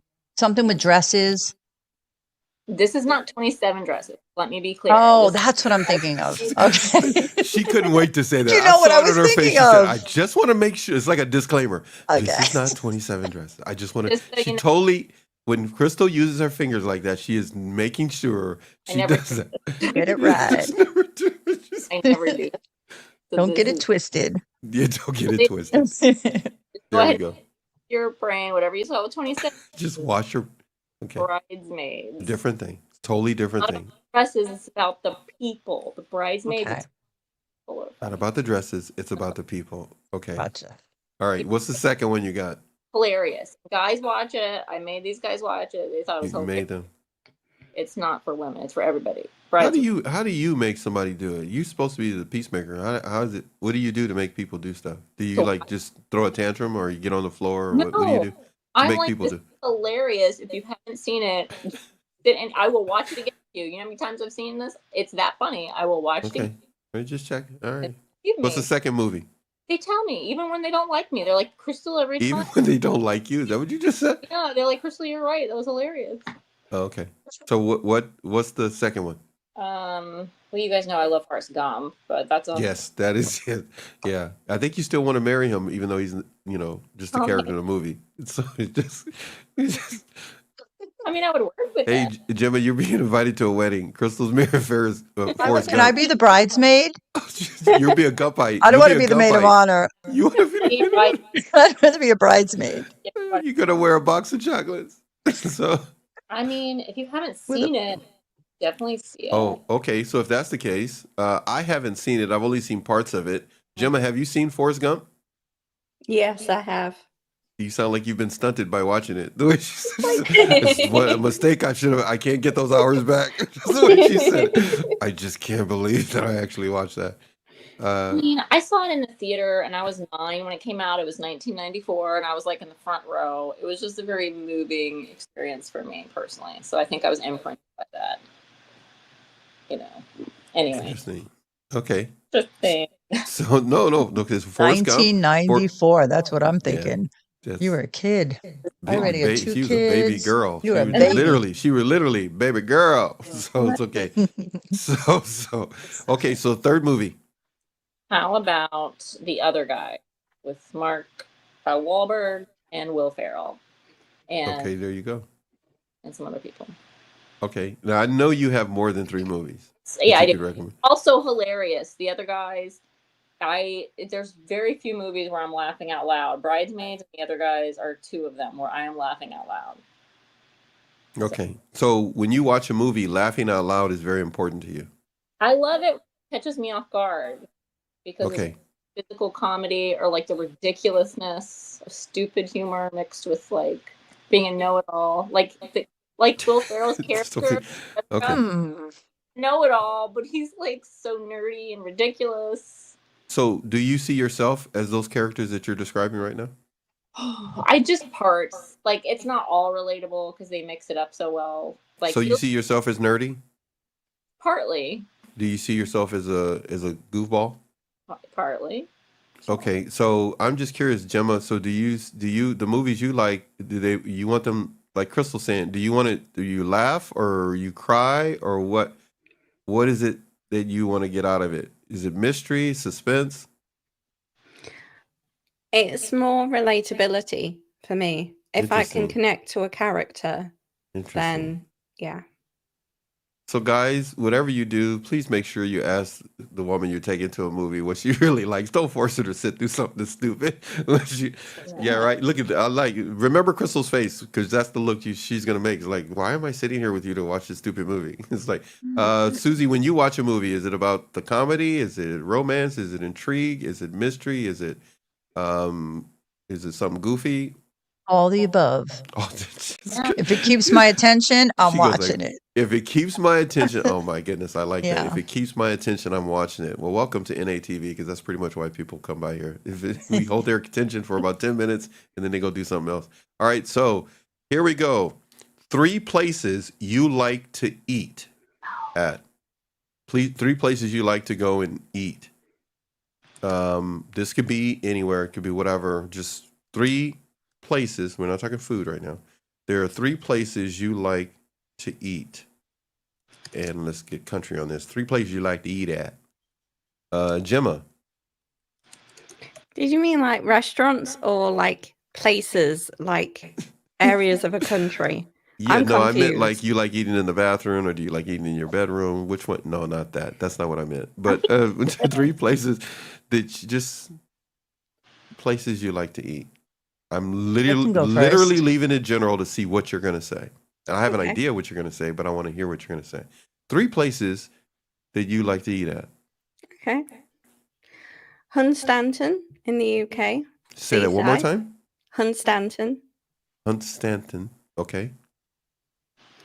Boston in the UK. Boston in the UK. Okay.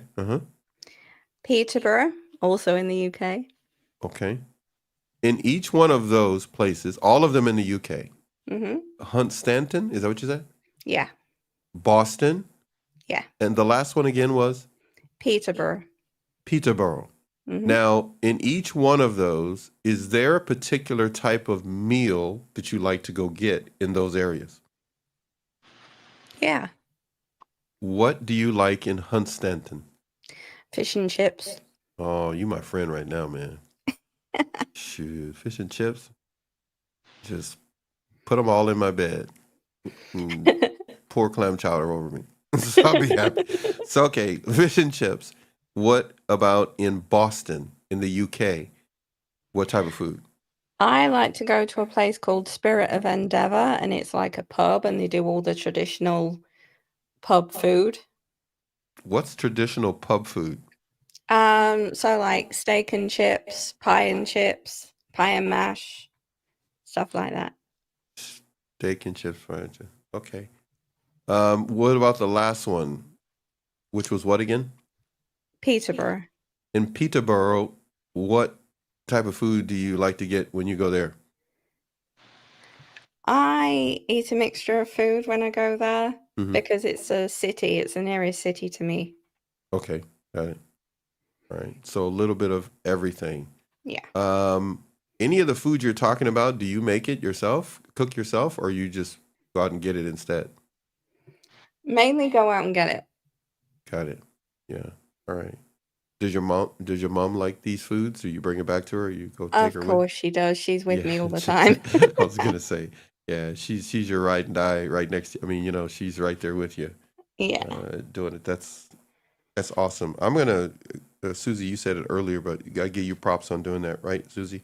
With your mom, in doing that. Susie, You want how many? Did I lose 3? you? No, I'm here. Okay, I'm listening. So, Susie, what 3 do you have? And by the way, everybody, there's one more question left, and we'll get to that in just a minute. But so, Susie, 3 places you like to eat at.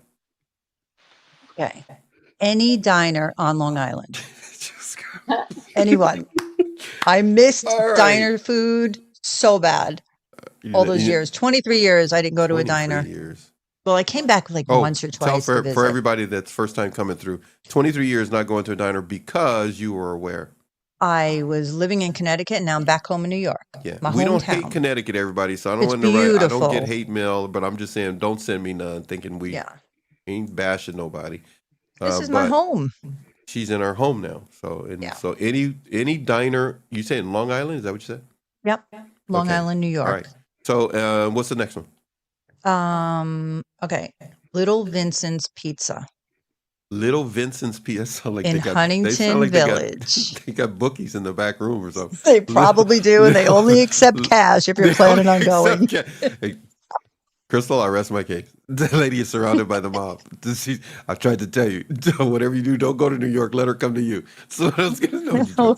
Little Vincent's Pizza. Man, Yeah. is that place like an hour away from you or what? I'm just asking. No, How it's close? like 15 minutes. You have so got to go there. We got to do a commercial Oh, or do yeah. something for them or something. Do they Love make it there. pastrami's there by any chance?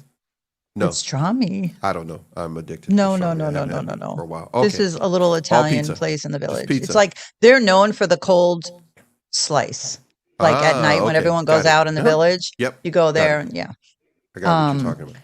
Okay. And then Third there's one. a restaurant in the same town that my hometown, Huntington, Piccolo's, that I Piccolo's. love. It's one of my favorite restaurants. I have not been back there since I'm back home, but I plan on going. Piccolo's. It's like a really What is? cute, quaint, cozy Italian Oh, restaurant in that's my style. Now you Southdown, got my attention. down in Huntington Yeah. Village. It's awesome. The food is exceptional, really relaxed. It's a good place. Good. There are different types then- of foods for all of those. Are you going to give us one more? Fourth Oh, one? Go no, I ahead. don't have another one. No, Okay. there was just another pizza place that I love, but there's so many pizza places here. Yeah, we're going to have to do a documentary on pizza Mhm. places in New York, where you are and your hometown. Anyhow, we'll work on that. But let's go to Crystal. You can say yours. We got one more question coming, everybody. So you can meet and greet, as it were, in this little segment, getting to know the faces and the people that manage NATV network here on YouTube, on Instagram, as well as coming hopefully by summer of this year or before fall, 102.6, our internet radio channel. And the face of that will be Crystal Nicole Black. Gemma Blythe, we're going to get to Crystal in just a second on her 3 places, but just as a note, Gemma Blythe, she's got 3 channels, and we will be pushing them in front of you on a regular basis. It sounds pretty like we're pushers. We're YouTube pushers. So get your fix, man. Get your fix, man. You got to get your fix, man. You got to get it. And you got to get you some Life with Gemma Blythe. Did I say it right, Gemma? Yes, you did. And I'm going to mess this up. So I'll get this one right. Imperfect TV Network. I got that one right? Yes, you I did. got that one right. Yeah. Yeah. I give myself one of these. Woo! Now, the next one, because I didn't memorize it, is Jim's what? No, it's not. Oh shoot, I knew I was gonna I'm so fired. Okay, it is what is the 3rd channel, Gemma? Newsletter I excavation. knew I was gonna do. How could I forget the dinosaur? Okay. Ha, see? All right. Now, everyone, this is a heads up. Gemma didn't know I was going to say this. Neither did Susie, who is the host of NATV here on YouTube. Crystal, who is essentially the host and face of 102.6. We'll see more about that on Instagram, our internet radio channel. Throw that in because Gemma has a newsletter. Will you tell people what it is, please, before we get to Crystal? Plus, I just like having Crystal on screen, just sitting up there. And I'm like, when is he going to give me my turn? I'm sorry. I know. I thought I told you I was going to pick on you today. Anyhow, so go ahead, Gemma. What is this newsletter thing you got going on? I dig deep on all the best newsletters and Substacks out there. Nice. All right, everybody. If you have a Substack, if you have a newsletter, and you want to get some promotion and some, showcasing, you're going to need to reach out to Gemma Blythe. We're going to make a lot of things available. It will all be in the description of this video. Just give it, a few days. Sometime next week, we should have it all hopefully plugged in and I get everybody's information.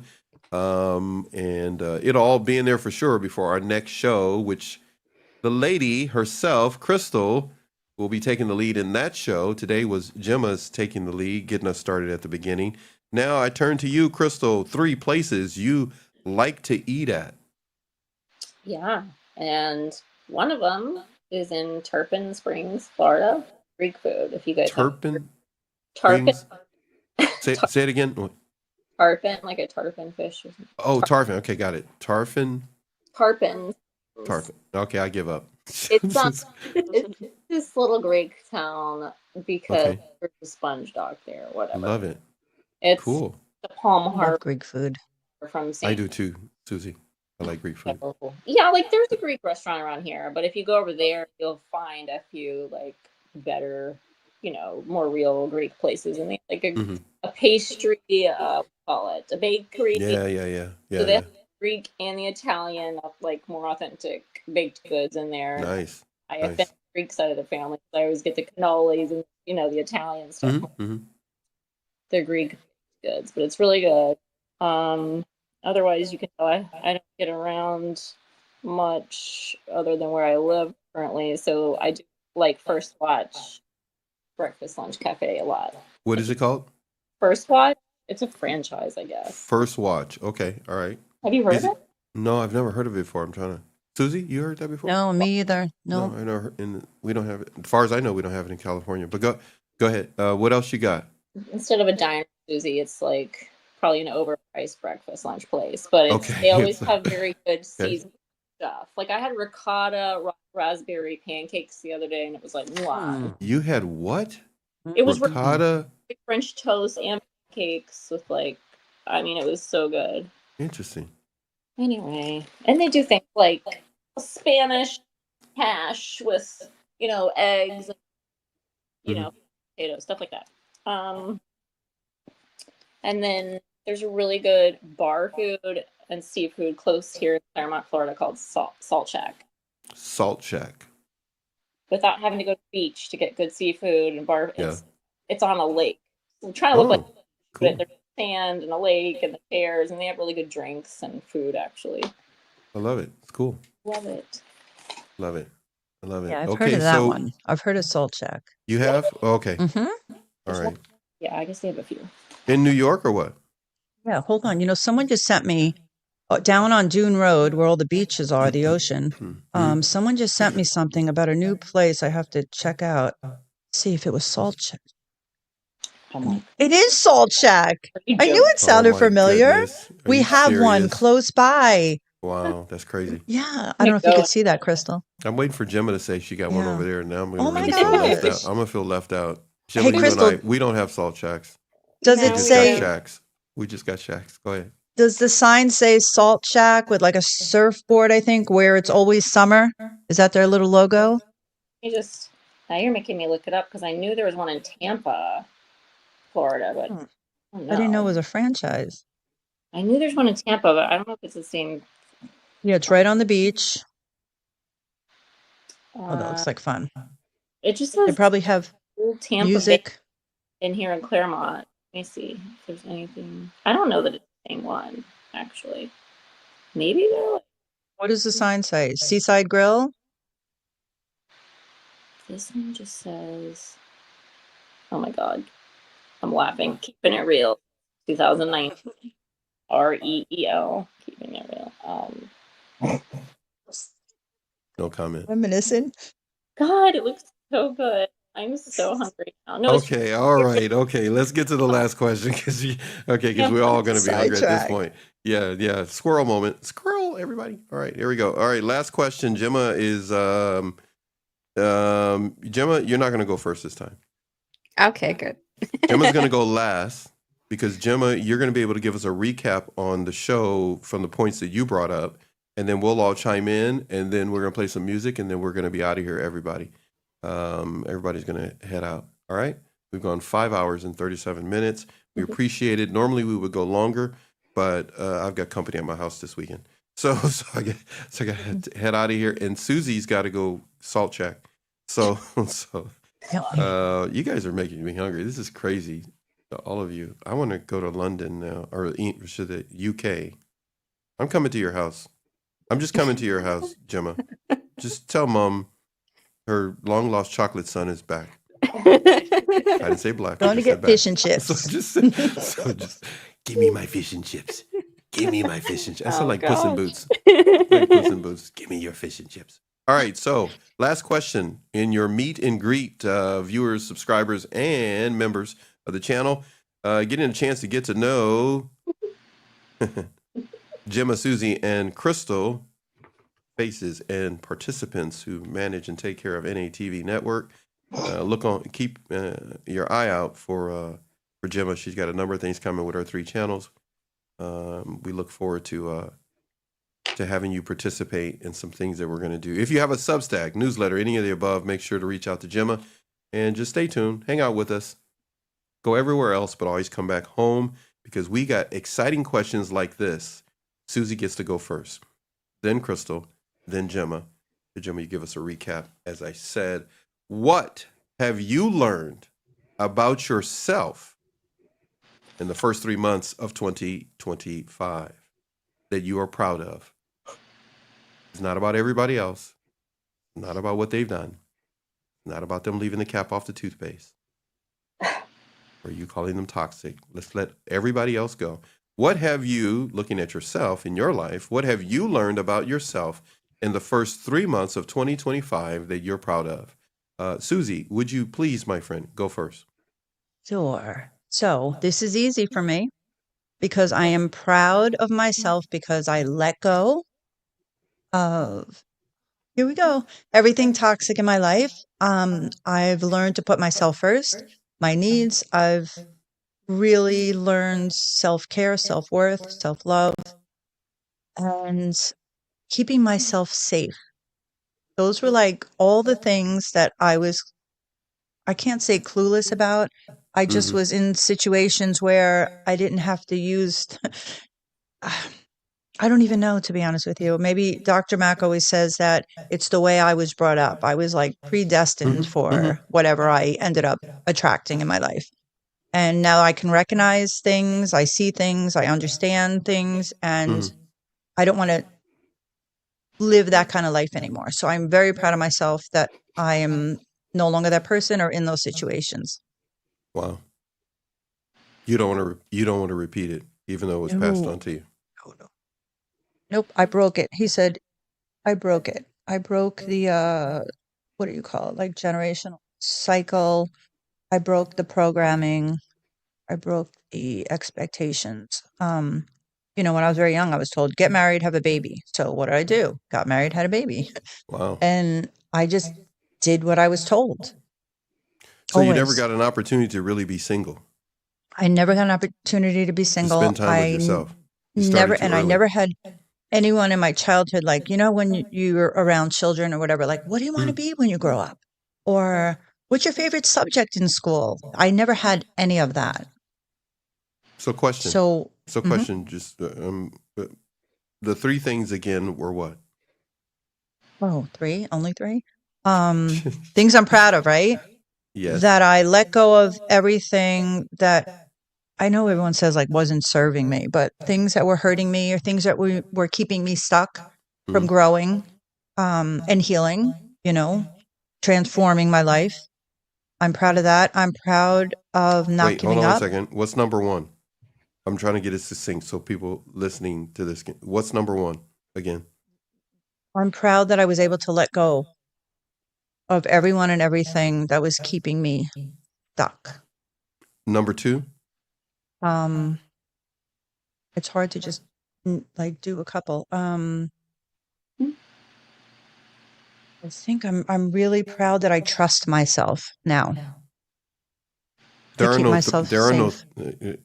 no 3. I'm doing something with you. Okay. And if you had to say one other thing, I'm really proud that I like you, Susie. I have a better understanding, right, of like what I went through, and I think it's helping me to propel forward. Don't you know me by now? You have no idea what I'm doing to you right now. No, I have no idea.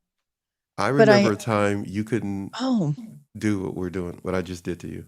Really? See, it didn't even, I'm so in the moment right now. So excited and proud of myself. That's what I like about you. And I can't keep going because you're going to make me cry. This woman, if I had to say, And I could do Crystal too. I could message you, Crystal. But you got the moments from when she first came on till now, I can't even tell you how much she's not the same person. Mm-hmm. The private conversations we've had, she's changed me to be a better person. Simply by watching her do emotional gymnastics. Never give up on yourself if you're listening to this. Don't you dare let someone else tell you who you are. Because the planet needs you to be the best and do the best you can. Just like Gemma said, don't be perfect. Right, Gemma? Yeah. Embrace the imperfection. Mm-hmm. Do what you can. And the one that made oxygen will do the rest. And Susie, you're a living example of things you should be proud of in the first 3 months of this year and since the day we met, because you constantly are thinking about how to help other people. I get the same vibe, and you can't get to say anything because you're going to just make everybody start crying, especially me. So I'm not going to keep going. So I'm going to move on now. So you don't get me today, Susie. I'm about to go. So we're not going to do this at the end of the show. So Crystal, the same with you. There are things about you I've come to learn that they have nothing to do with your family. It has all to do with the way you see the world. And technically, the way you see the world is what I'm asking you to do about yourself. How do you see yourself? So what have you learned about yourself in the first 3 months of 2025 that you're proud of? Oh God, I wasn't even thinking this, and now you made me. It just popped in my head that nothing's wrong with me. Don't you start too. Yeah. It always reminded me that. I wasn't. Yeah, well, that's all I know to say to you every time we've talked from day one. It's like, okay, I hear what you're saying, but I don't, there's nothing wrong with you. Accent pop stuff in my head. It's just that simple. This is subconscious telepathic. So that and all the I have let go, I've been reminded of it. And like Susie said, it's like I'm proud of myself, knowing I've already done all this work. So why do I keep picking it back up, or why do I keep reacting? I've done all this. I'm over here. Why do I keep looking over here? So just a reminder, I'm here, just like you said, I feel and just vibe totally different when I'm on shows, when I'm talking to you guys, than in other areas and points in my life when I'm looking around and reacting to people instead of doing this. So it's just this reminder and knowing I've done this work, nothing's wrong with me, I've already let go of something. So I'm proud of myself. Keep going. You should be very proud of yourself. I say, this is where Susie and Gemma, when I hear you talking right now, I think of Susie and Gemma in the sense that there are things that Gemma has said to me, or things that she said in her videos and her content. And she said it again today, that it's the perpetrator, right? If I say that correctly, Gemma. Yeah. And when I talk with you, a lot of times, Crystal, I say something, a variation of something like that. But Gemma's right in what she said. It's the abuser, it's the perpetrator, it's whatever choices you made of situations that were painful, you've outlived them, but they seem to still be with you, or you can, what did you say? Pick them up again. And then when you say that makes me think of you, Susie. I can't be Gemma and Susie, but it's like, you know what? Stop talking to me, Crystal. Just call them up and talk to them, because they can tell you better than I can. But yes, I hear you when you say, like, you pick it up again. You know what I mean? You get going on this rhythm, and then it's like it resurfaces. Those things can happen, right, Susie? It can resurface. Absolutely. But I like Susie when she, Susie, I love your let go thing, right? And I know it's just something that's said. People can pick it up that way.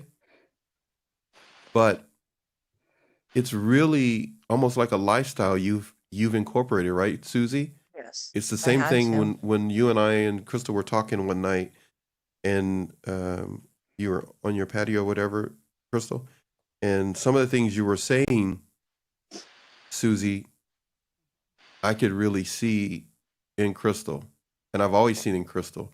But sometimes we all need reminders. That's all. Sometimes we need reminders.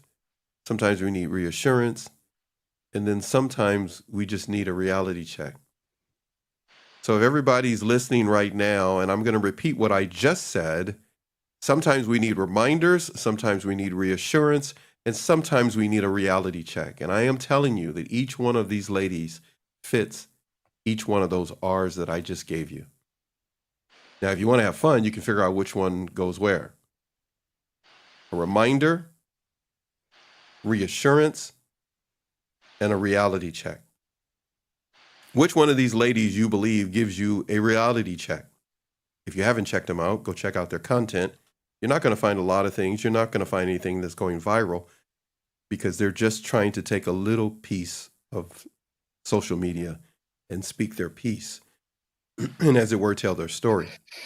But the reality of it is that those aspects of our life, when we have someone that can remind us of who we are, who reassures us with the decisions that we make, who gives us a reality check that it's not as bad as we think, but we're doing okay, but you need to get it out and don't hold it in. That's what you get with all three of these ladies. And you're going to find them here on NATV network. Okay, that should satisfy all of you saying, Paxton, why don't you say that anymore? NATV, no, okay. All right, so I will say it more often. I got what you guys wrote me. I'm not ignoring saying that anymore. It's just that the face of the channel, the face of NATV network, started off as Narc Abuse TV network and still has a Narc Abuse TV show that's on here, showing our classics, our shows that we did in the past. We're moving in with a new attitude in a new direction. Recovery, restoration, and transformation. That is where we're moving. Recovery, restoration, and transformation. Recover what was taken from you. Recover what you lost. Well, tangible things? No.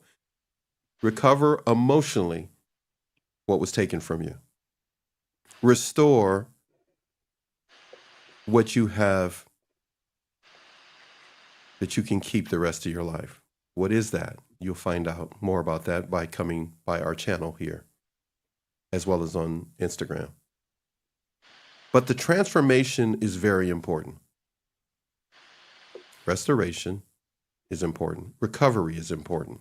You're beyond healing, maybe some of you that have wrote us, and you told us you want more than what you find on the internet.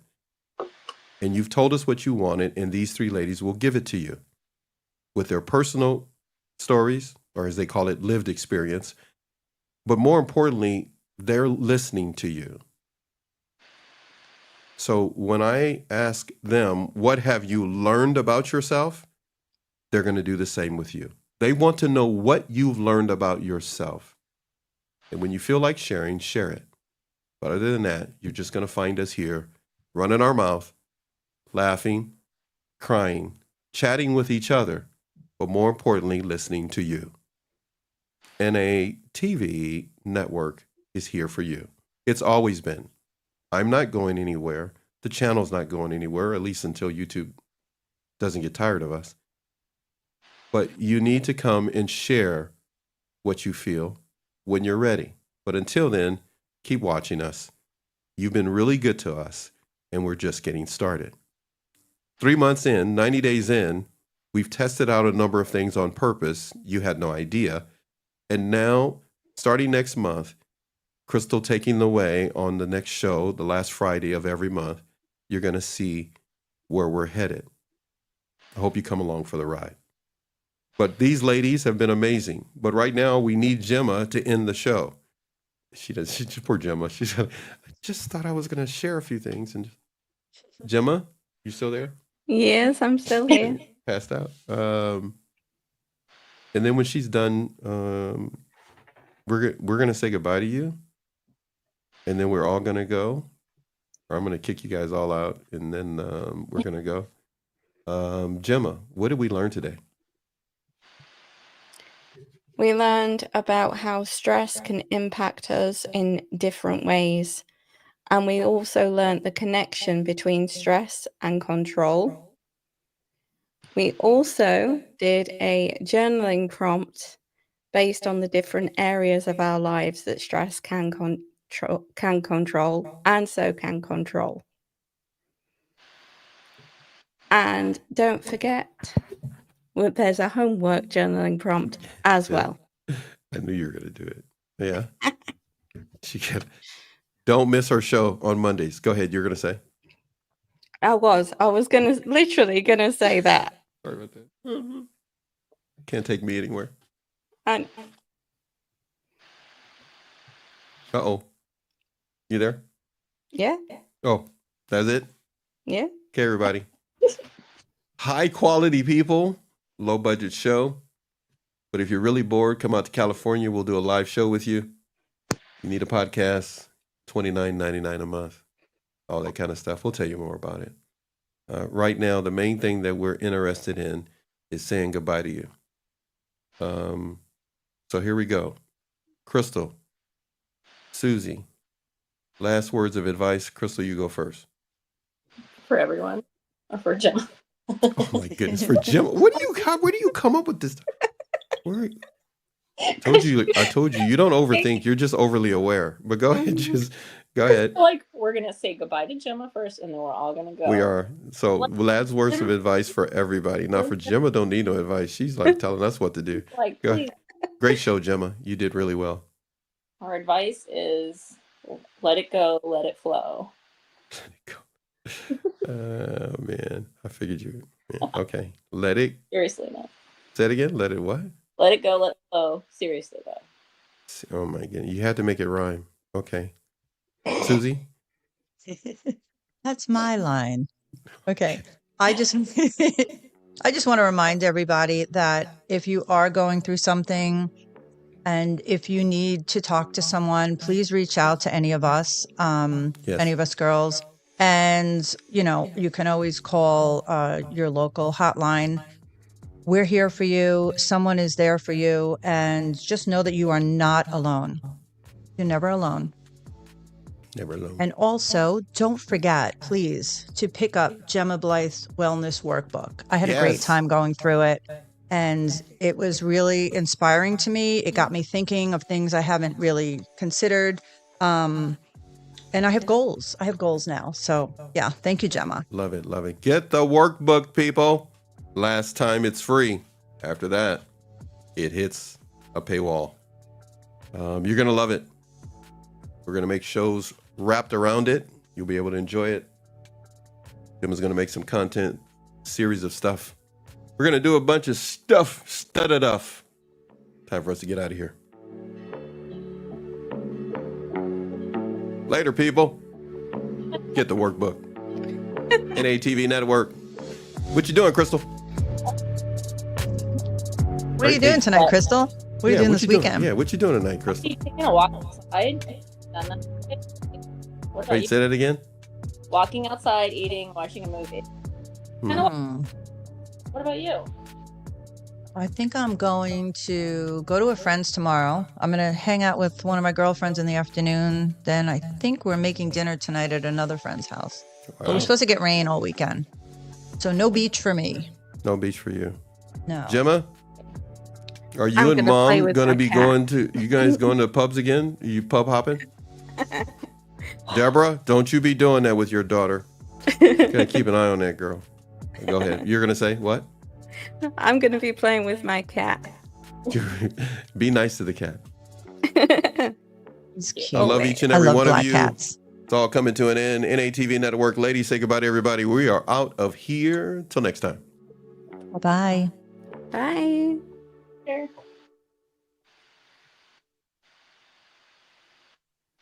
Bye.